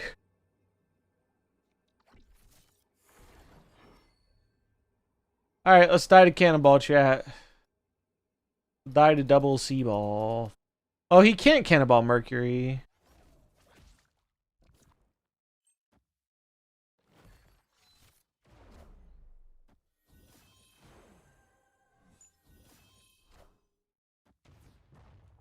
You can do that, but I get a bot, which wins me the middle, or ties the middle, which wins me the game. No, I lose the game. No, I win the game. Yeah. Wow. Yeah, YouTube can be very difficult, as I've learned over the years. For a new channel, though, I'm very pleased with how I'll pull it up here for those who might not have seen. The last video was a bit of a flop, but I'm still experimenting with stuff. But like, for a brand new channel, the videos have been going pretty well. I just put one up today. If you want to check it out here, boom. Appreciate all the support. The most important thing to me, regardless of if something does well or does poorly, is I've been enjoying making these so much more than I was enjoying the Snap YouTube content. Like, I really enjoy putting these together. It's been much more satisfying to me. It's a lot more work, because there's a lot more editing that goes into this, but I really enjoy them. They've been very fun. And I have some... Recently, I've been focusing on these budget upgrades, but I do have some, like, personal deck techs like this one that I'm going to be showing off soon that I hope people will like. Well, I appreciate it. Every person helps. The big thing I'm trying to do is get to 1K subs so I can actually monetize the channel. You need watch hours too, but I'll hit the watch hours pretty easily. I think I'll hit the subs too. It's just a matter of like how long it takes. So that's been one of the bigger things that's taken away from my streaming, has been I'm trying to figure out how to get in a good groove for that. I think I'm getting closer to that. Ideally, I want to be putting at least one video a week out on there. And I could probably make it even better if I were to hire an editor at some point, but I cannot afford to hire an editor right now, especially while it is not making money.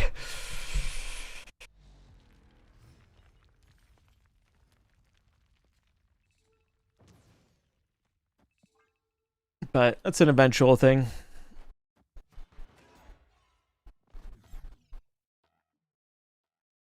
I'm just glad it seems to be resonating with people, because it's always hard to tell, you know, what people like and don't like when you're entering a new content scene.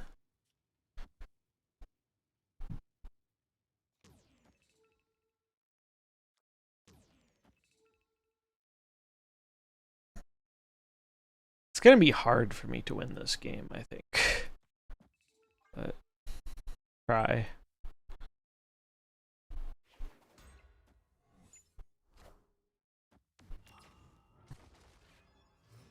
Because they're going to immediately blow up the Nimrod.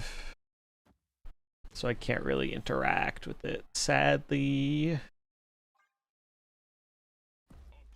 Yeah. You got me. And I mentioned it before, but in case people weren't here, Magic's doing a Marvel crossover thing in June. If you've ever thought about trying it and you like the Marvel IP, could be a good time. CGR is an interaction. So I have interaction, but because of Kid Omega, I get fucked, right? I guess I could CGR the Kid Omega, but I think I still end up losing to just double destroy effect on 12 power Nimrod.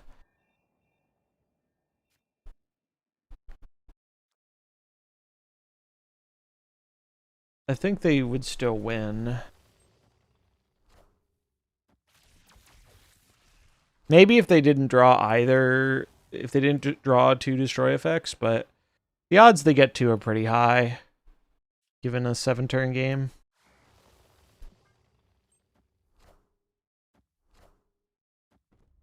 Tempo Juggernaut, what the fuck? That's really funny.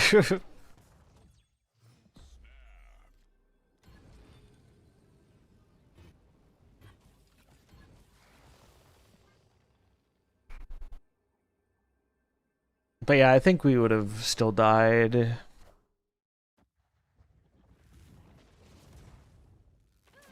Welcome back, Meridina. Ooh, well, I'm glad that didn't do anything.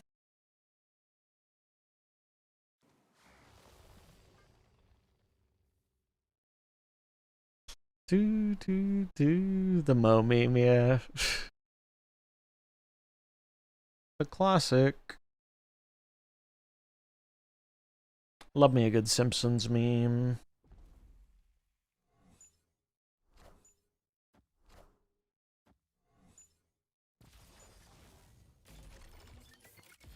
God damn it. It's the worst place for that to go. Wait, this is my... Oh, jeez.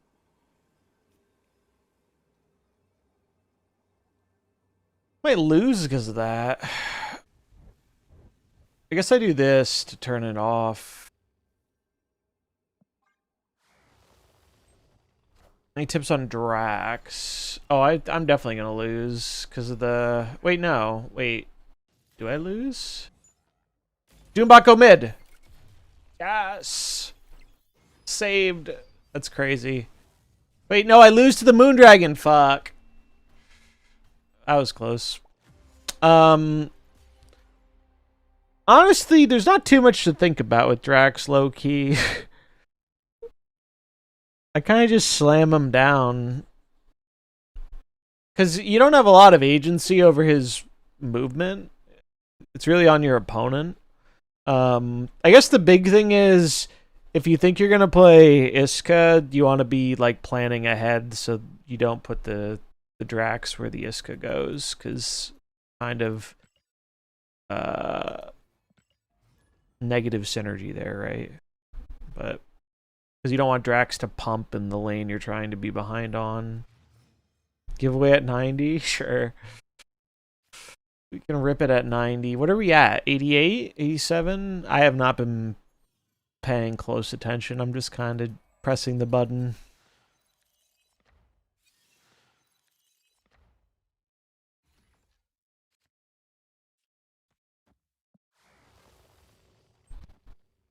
Bum, bum, bum, bum.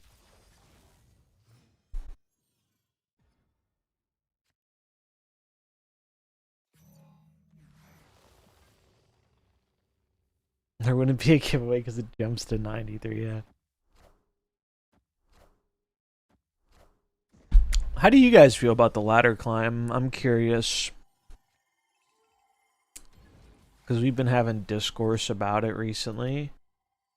Curious how people are feeling about ladder.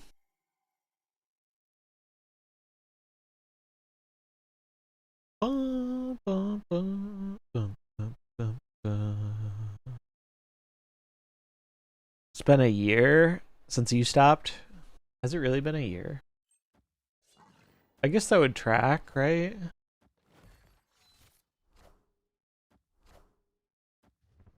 To get rid of the cheater bots. So true.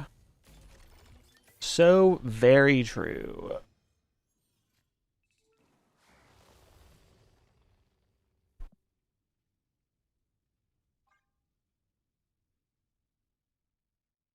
Removing the free bots does make it much more of a grind, yeah. Too tedious and not fun, yeah. It's been really frustrating, yeah. Yeah, I think in general it's gotten more frustrating for people because it feels like there are less freebie bots, and the bots that you do get are like very, very strong. Sometimes make sus plays.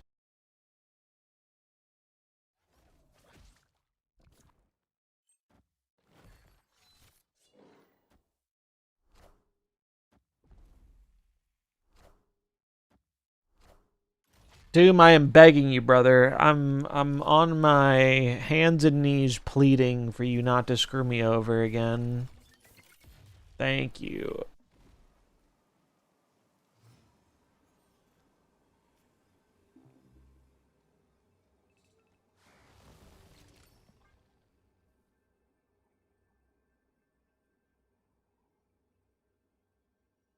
Like I haven't climbed to infinite in since the new year. Basically. I've gotten to the 90s.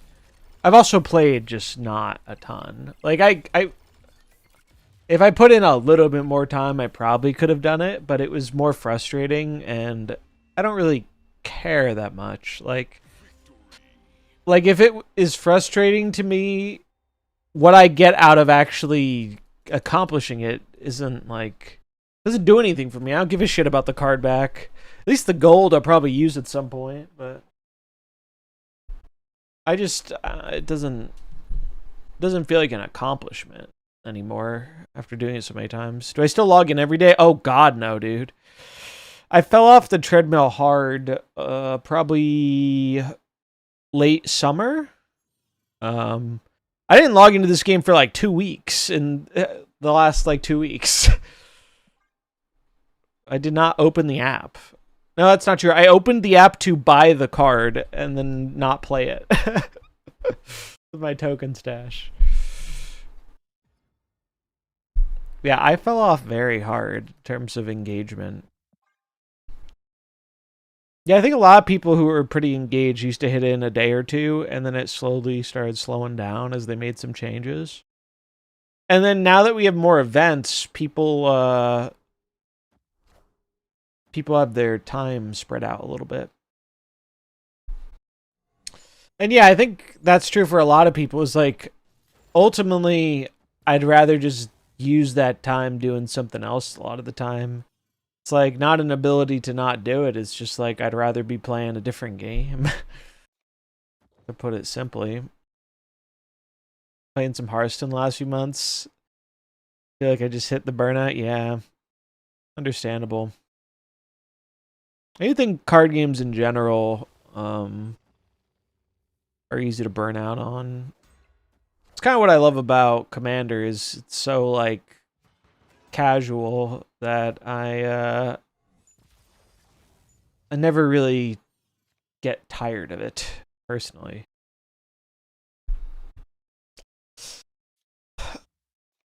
I will say though, if you are feeling burnt out, being more casual with it is definitely a way to help fix it. Definitely improved my relationship with the game.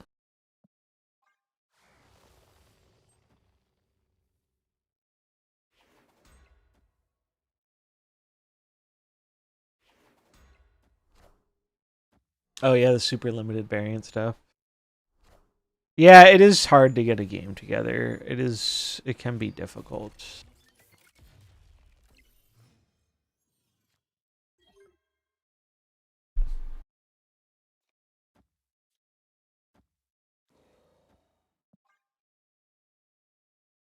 The real solution is just being able to have like a slightly bigger group so that way when some people aren't available, you have others to fill in.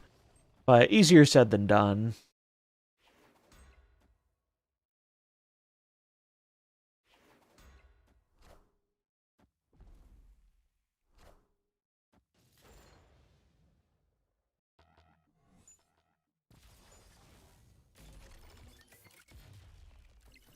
Yeah, handhelds are great for that. Ooh.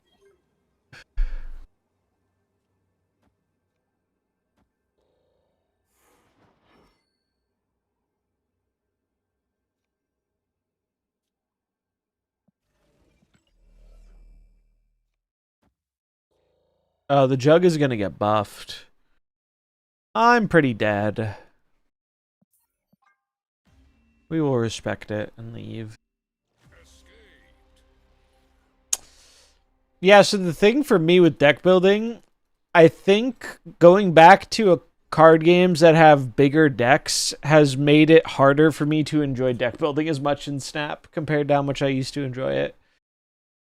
Because 12 slots is like, it's so small compared to any other card game. Definitely made it challenging. Because deck building used to be a huge part of what made me enjoy the game, but now I get my deck building itch elsewhere.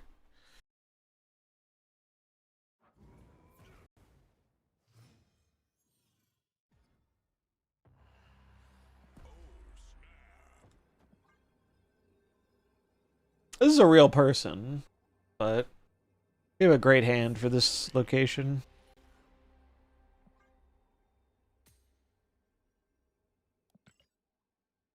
But yeah, mixing things up can always be a good way to, like, I do think for a lot of people, either playing more casually or taking a break usually can make the game more enjoyable again. But also, I think I'm in a spot where I've just played fucking 4,000 hours of this game or something.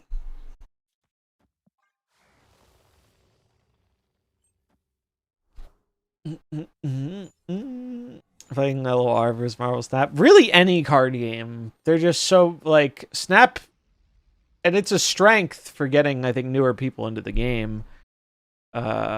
Having smaller deck sizes, it makes it a bit more accessible, I think, for a lot of people who are new to card games, but I miss having more decisions in deck building.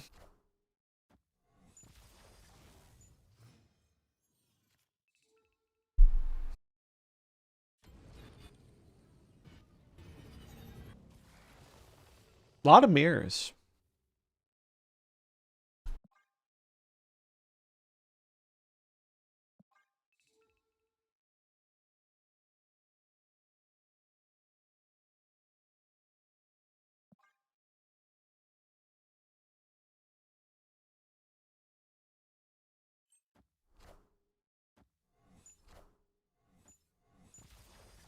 Don't go mid, you fucker.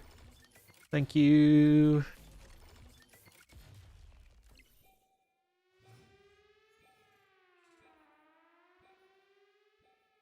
Oh, wait, this is very potentially problematic. What is the timing on this? Oh, fuck. So, this is really funny because depending on where these bots go, it might lock me out of playing the game if they go mid.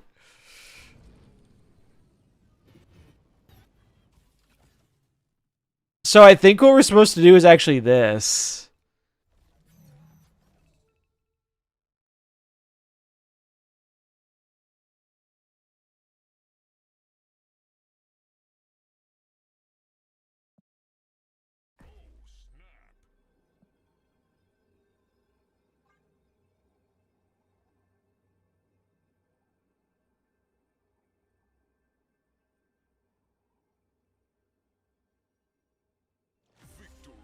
Because if a Doombot goes here, we just lose the game most likely, unless they run into the same problem. So we don't get Doombots here, but then we play Doctor Doom, double activate, pump Moondragon, more Doombots. 2009 Randy Orton. I'm assuming that's a reference, but I don't get it. I don't know who that is. Let's see.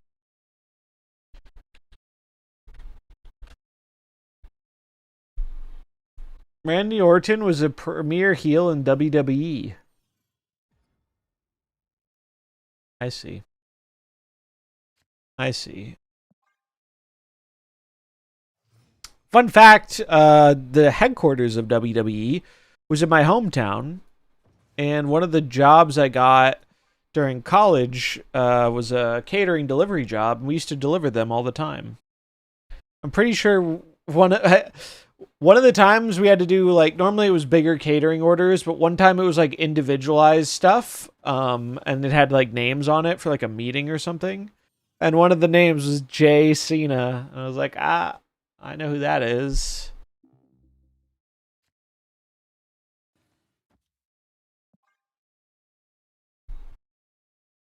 They always tipped pretty well.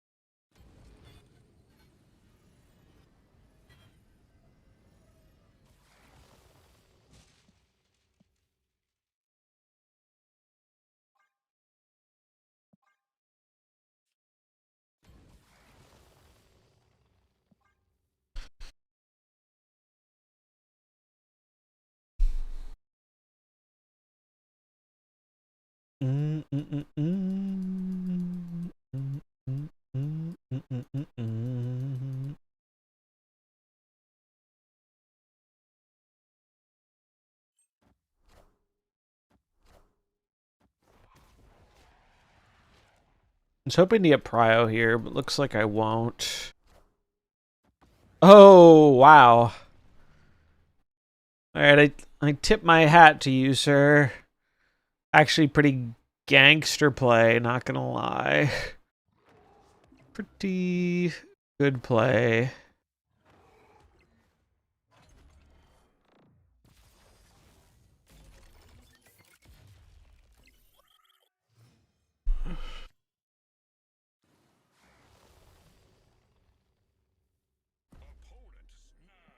Yeah, I would have snapped before the Quake play. They would have got my ass. I might have even snapped back. Now instead we will leave for a cube. Do, do, do, do, do, do, do, do.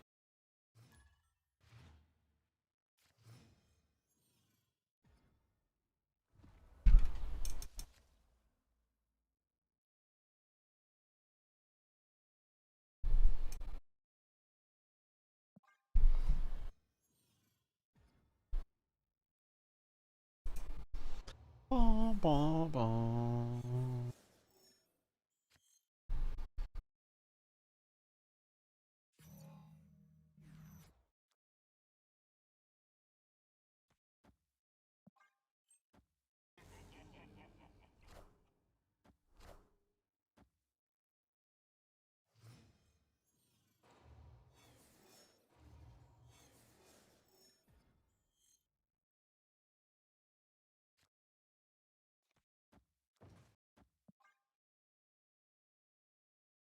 Do, do, do, do, do, do, do.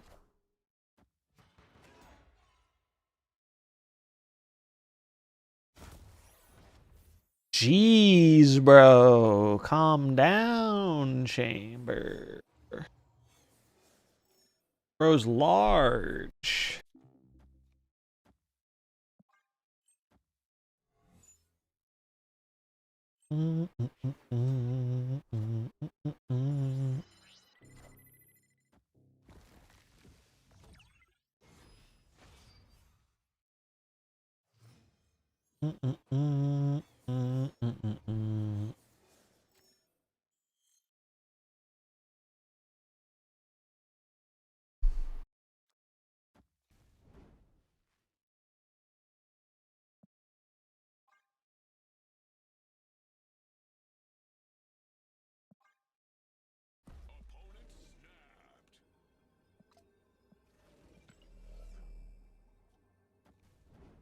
Maybe just do this.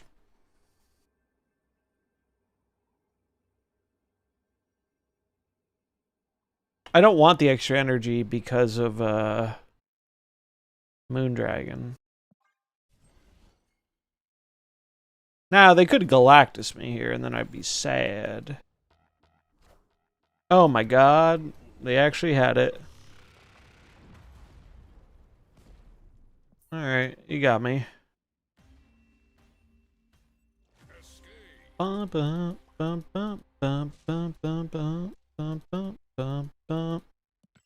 Was mostly joking about the regular Galactus there, but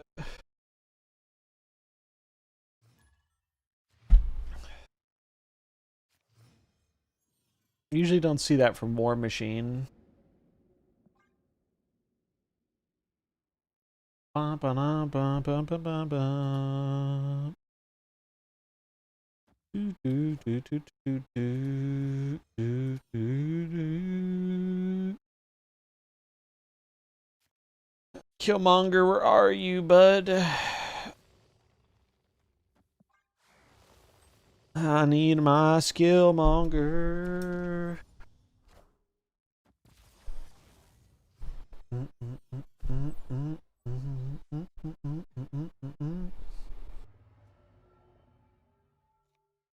There he is. I'm ready to get punished by Black Vortex.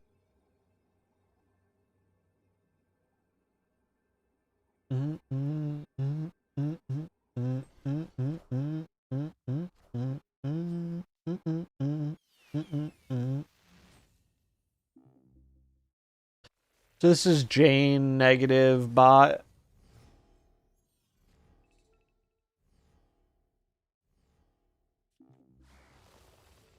Future.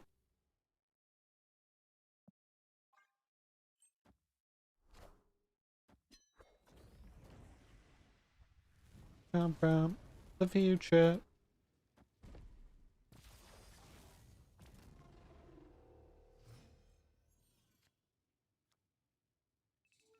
The future.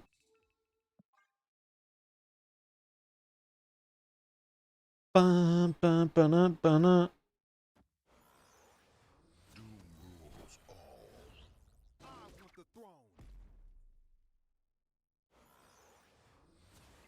Orca. That's kind of cool. Orcan time. Future. I am Iron Man.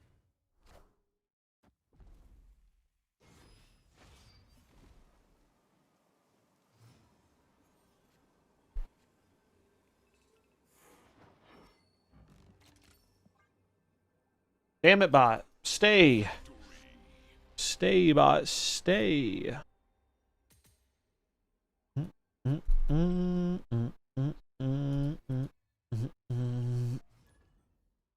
Ba-ba-da-ba.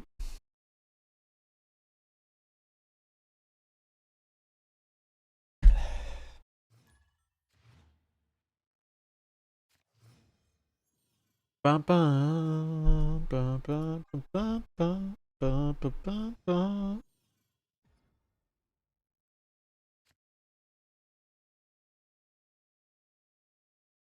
Do I...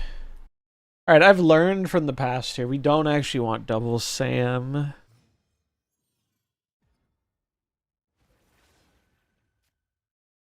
We want double Invisible Woman.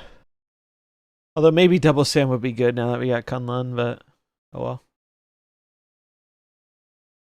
well. For the giveaway, you want exclamation mark enter giveaway. We'll be drawing it when I hit 90 or at 10 o'clock, whichever happens first.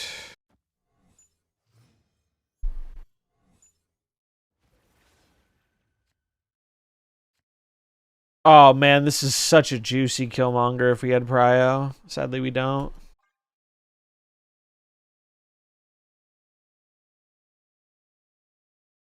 World's juiciest Killmonger if we had it.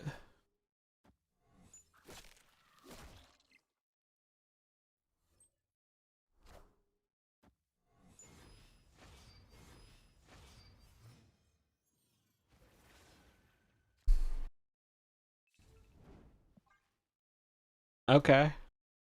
Victory.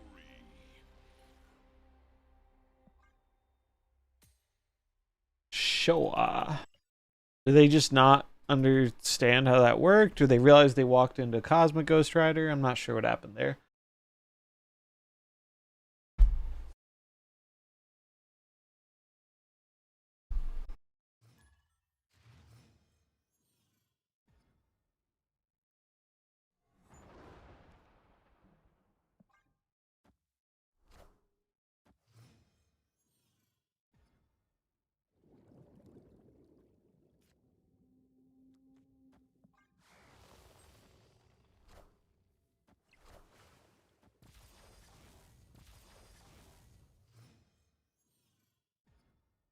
It is interesting to see more end of turn decks again. I feel like I hadn't seen those in a while.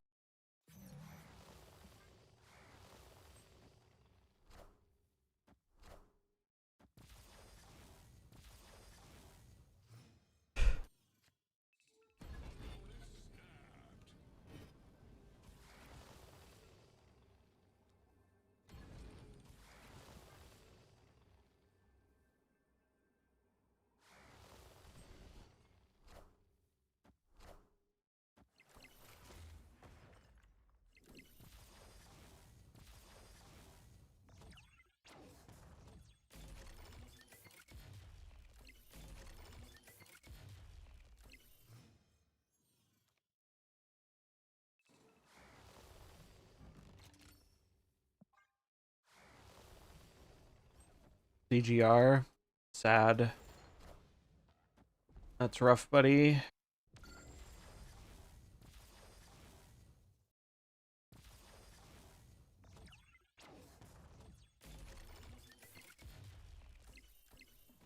Wasn't really a way I could play around that, though.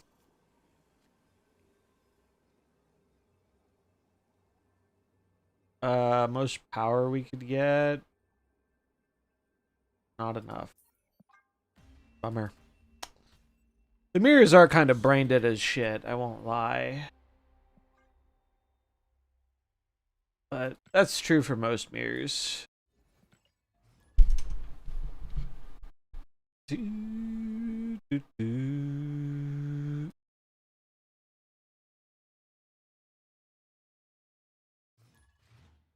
Aerosimp, a gamer after my own heart.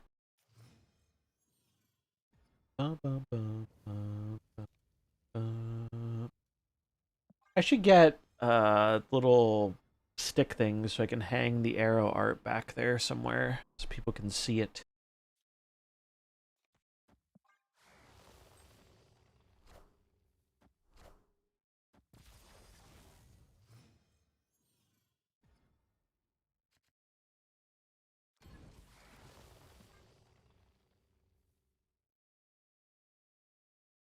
Honestly, the move is probably playing Shao into all these mirrors, but this is more relaxing.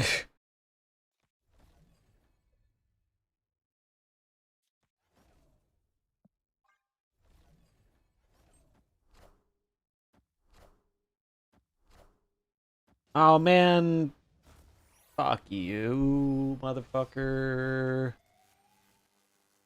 So annoying.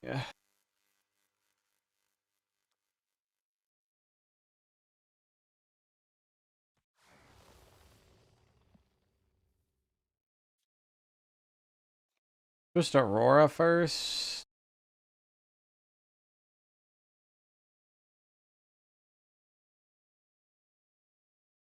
No.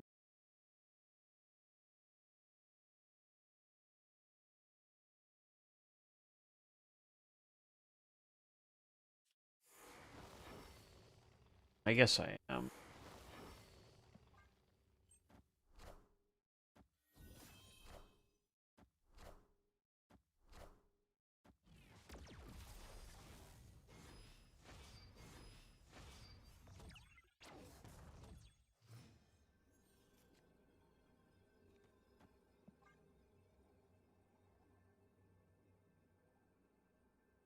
Yeah, the Iskas care about when it was played.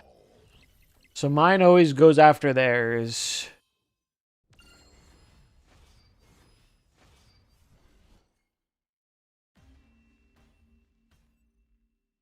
Victory. Which matters a lot in this mirror. Because these get fucking huge. So good interaction to know.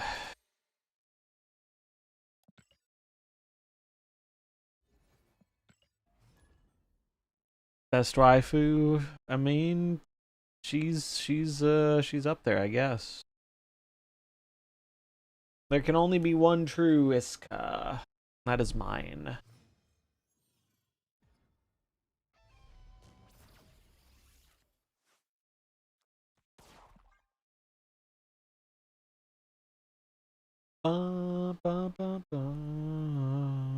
This card is very good, though. This card seems very good for this deck.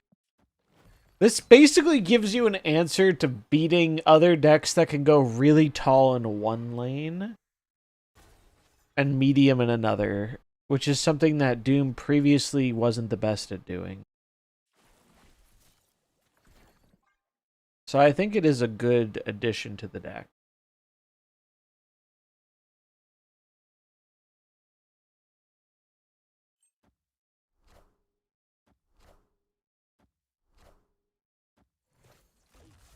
That feels like they're just trying to spread things out to play New Apocalypse. Speaking of which, I feel like I've seen very little of that card so far.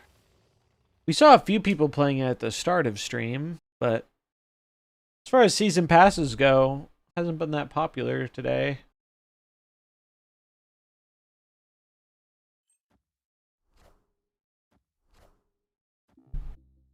Oh, it's Thanos.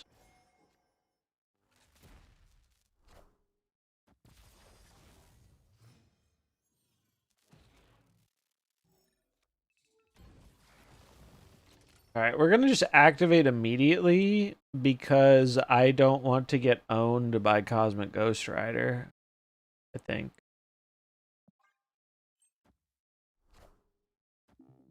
Or the Thing.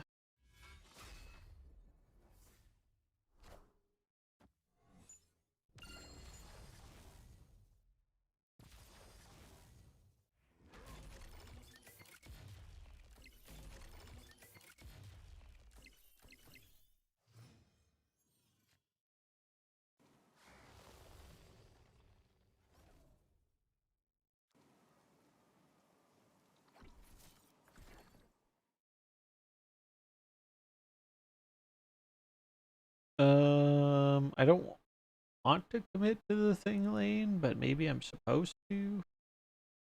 They're playing Mercury, they might be running Seaball though, so I think I just risk it. Fuck it.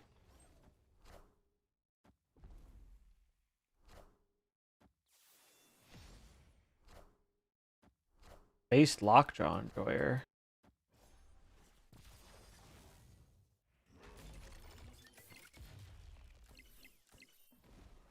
Yeah, and it seems hard to lose from here.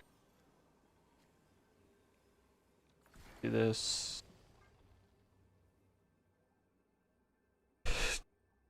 They either play Thanos or they just play a small thing and Lockjaw it and then play another thing, or they play Aurora. Those are basically the options.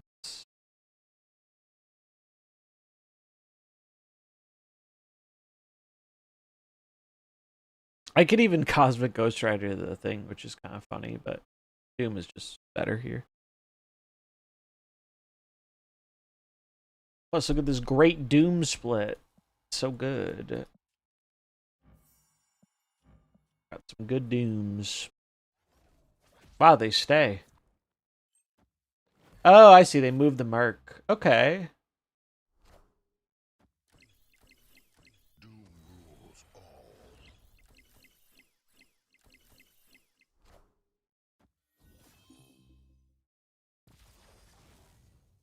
Close, but not quite.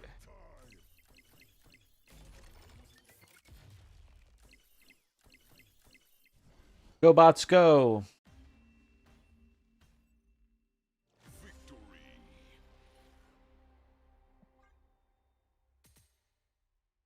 Come on, one more 4-cuber. Gets to 90.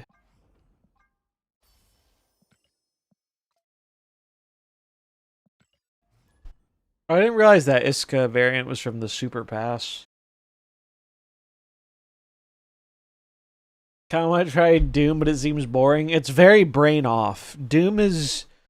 I don't even know if I want to call it the aggro deck of Snap, because I think aggro decks actually have more thoughts. Or more thinking involved than this deck does. Thoughts on Pokemon Champions. So, Pokemon is obviously trying to monetize this in some way, but I feel like it can't be that bad. Like, some of the leaked stuff I've heard is like, there's a limit on how many Pokemon you can have in the game at the time, and you can, like, buy more space or something. But if you can just transfer everything to home, it doesn't fucking matter. So, like, I'm waiting to see what happens, but like I feel like Counterpoint Pocket, yeah, but Pocket is not run by the Pocket is run by like DNA or whatever, right? Home costs money too. Yeah, but home's cheap. Home is cheap.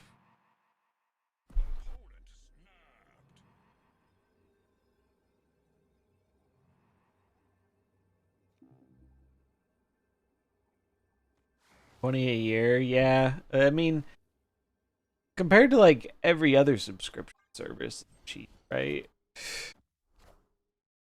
Which maybe that's a low bar, but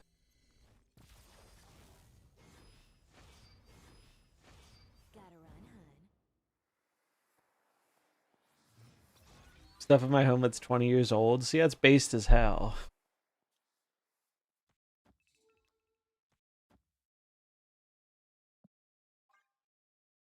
Um, yeah, I think they are going to. It's coming to Switch. Wait, you didn't know that, Blue? It's launching on Switch first. Oh, Switch 1. Switch 1. I missed the 1. I think it is. I think it's on Switch 1 and 2. If it's on a phone, it's got to be on Switch 1, right? There's no way it's on a phone and not on Switch. I'll double check. Pokemon Switch 1.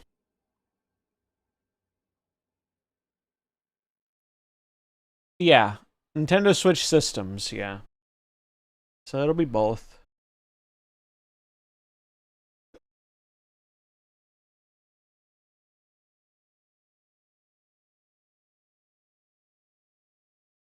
I'm just dead, right? Wombo combo. Sad. Yeah, I think it should be fine on the OG Switch. I feel like they will have some, like, they're gonna have a battle pass. We know they're gonna have a battle pass. We know they're gonna have some things you can buy for more storage or whatever. But I can't see them monetizing gameplay elements like you would in a typical mobile game.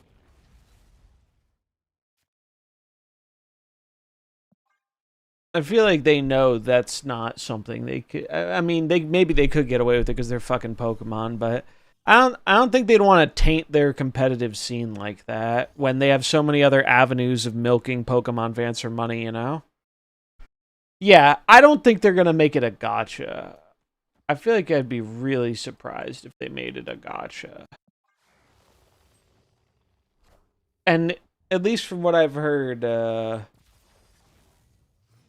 it doesn't sound like they've found any stuff so far that alludes to it being a gotcha. I don't know how they're accessing the info they have, but I've seen screenshots and stuff from leaking accounts. What type of game will it be? So, if you haven't heard about Champions, basically Pokemon Champions is going to be the new hub for playing competitive Pokemon, and ideally it's going to last between generations. It's going to be like Pokemon Home where you can move all your Pokemon to it and it'll keep up to date. They'll just keep updating it. That's what it sounds like it's trying to be. And it'll be available on Switch and mobile, so it'll bring more people in. I hear what they did to Unite. I did not. Unite was always kind of grossly monetized. What, did they add in a fucking a gotcha to that? They monetize the variant abilities? That's funny. See, this is what makes me think it's not going to be monetized in the most offensive way, is because Pokemon has so many random mobile game avenues to monetize that they don't need to taint their competitive format with it. Like, they'll do, the socially acceptable monetization of like Battle Pass and whatever the fuck. But I don't think they're gonna go full gotcha on it. It's not impossible, but I think it's unlikely.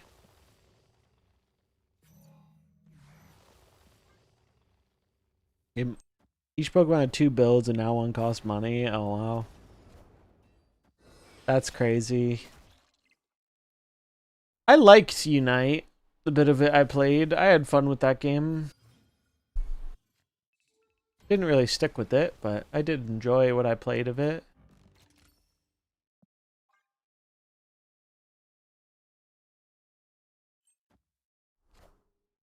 I'm about to juice this up.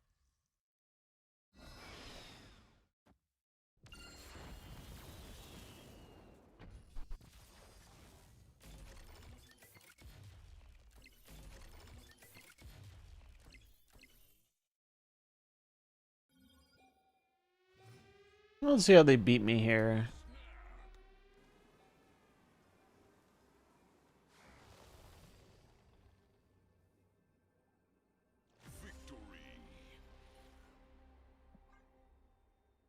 Oh, we'll do one more game and then we'll draw the winner. So yeah, I'm not too worried. We'll find out soon though. It drops in April, so we'll find out soon. Find out quite soon what that is looking like. I hope it's good though, because I would love to get back into competitive Pokemon, especially. I don't know if you heard about the IVs, but they essentially nixed IVs for it. You just get stat points you can allocate. There's no more IVs for. I mean, I think IVs exist in the mainline games, but they don't exist in Champions. They're just gone. Do you like EVs? Yeah. Basically, every Pokemon essentially has 31 IVs. They essentially just simplified it so every Pokemon has the.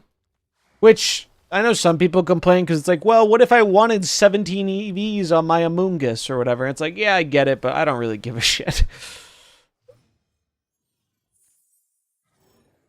The again, I don't know if it's perfectly accurate or not, but the leak stuff I've been following has said IVs are out ski.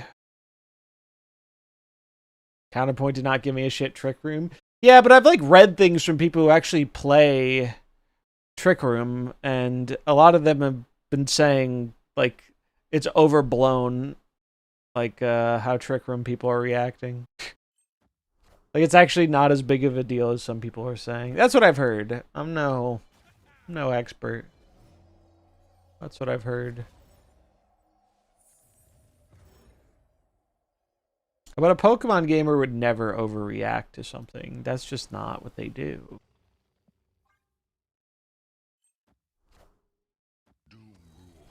Tricker gamers play blue-white. True.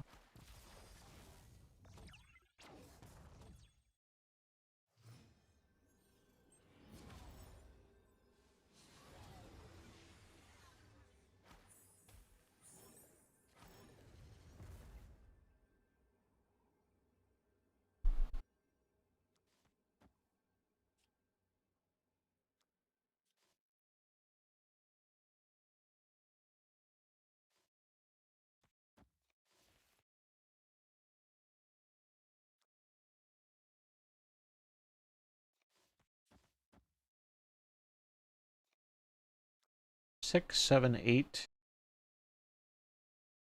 They have a lot of energy, so they can play two things. I guess it depends how I want to do this.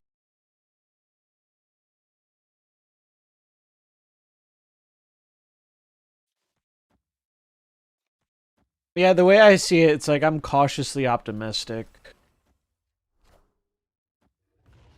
Oh, I think I died, chat. Bing Fame, fuck yourself. I hate that card so much, man.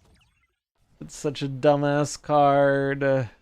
It's so stupid. They top decked it too. Lucky shithead.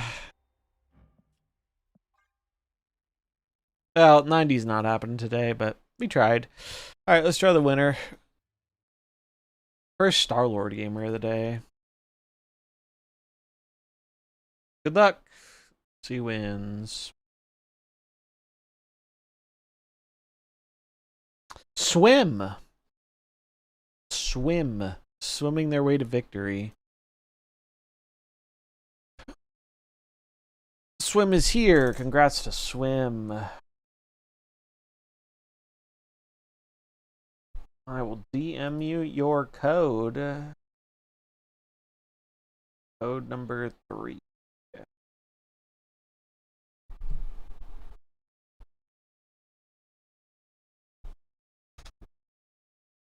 All right, check your DMs.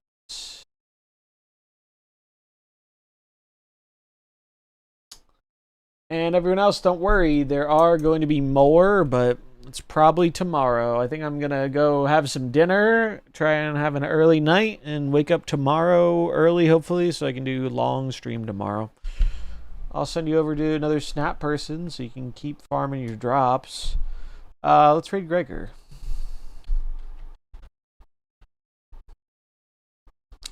Show him some love. Have a good rest of your evening, and hopefully I'll see you tomorrow for what should be a long stream. Take it easy, y'all. Bye-bye.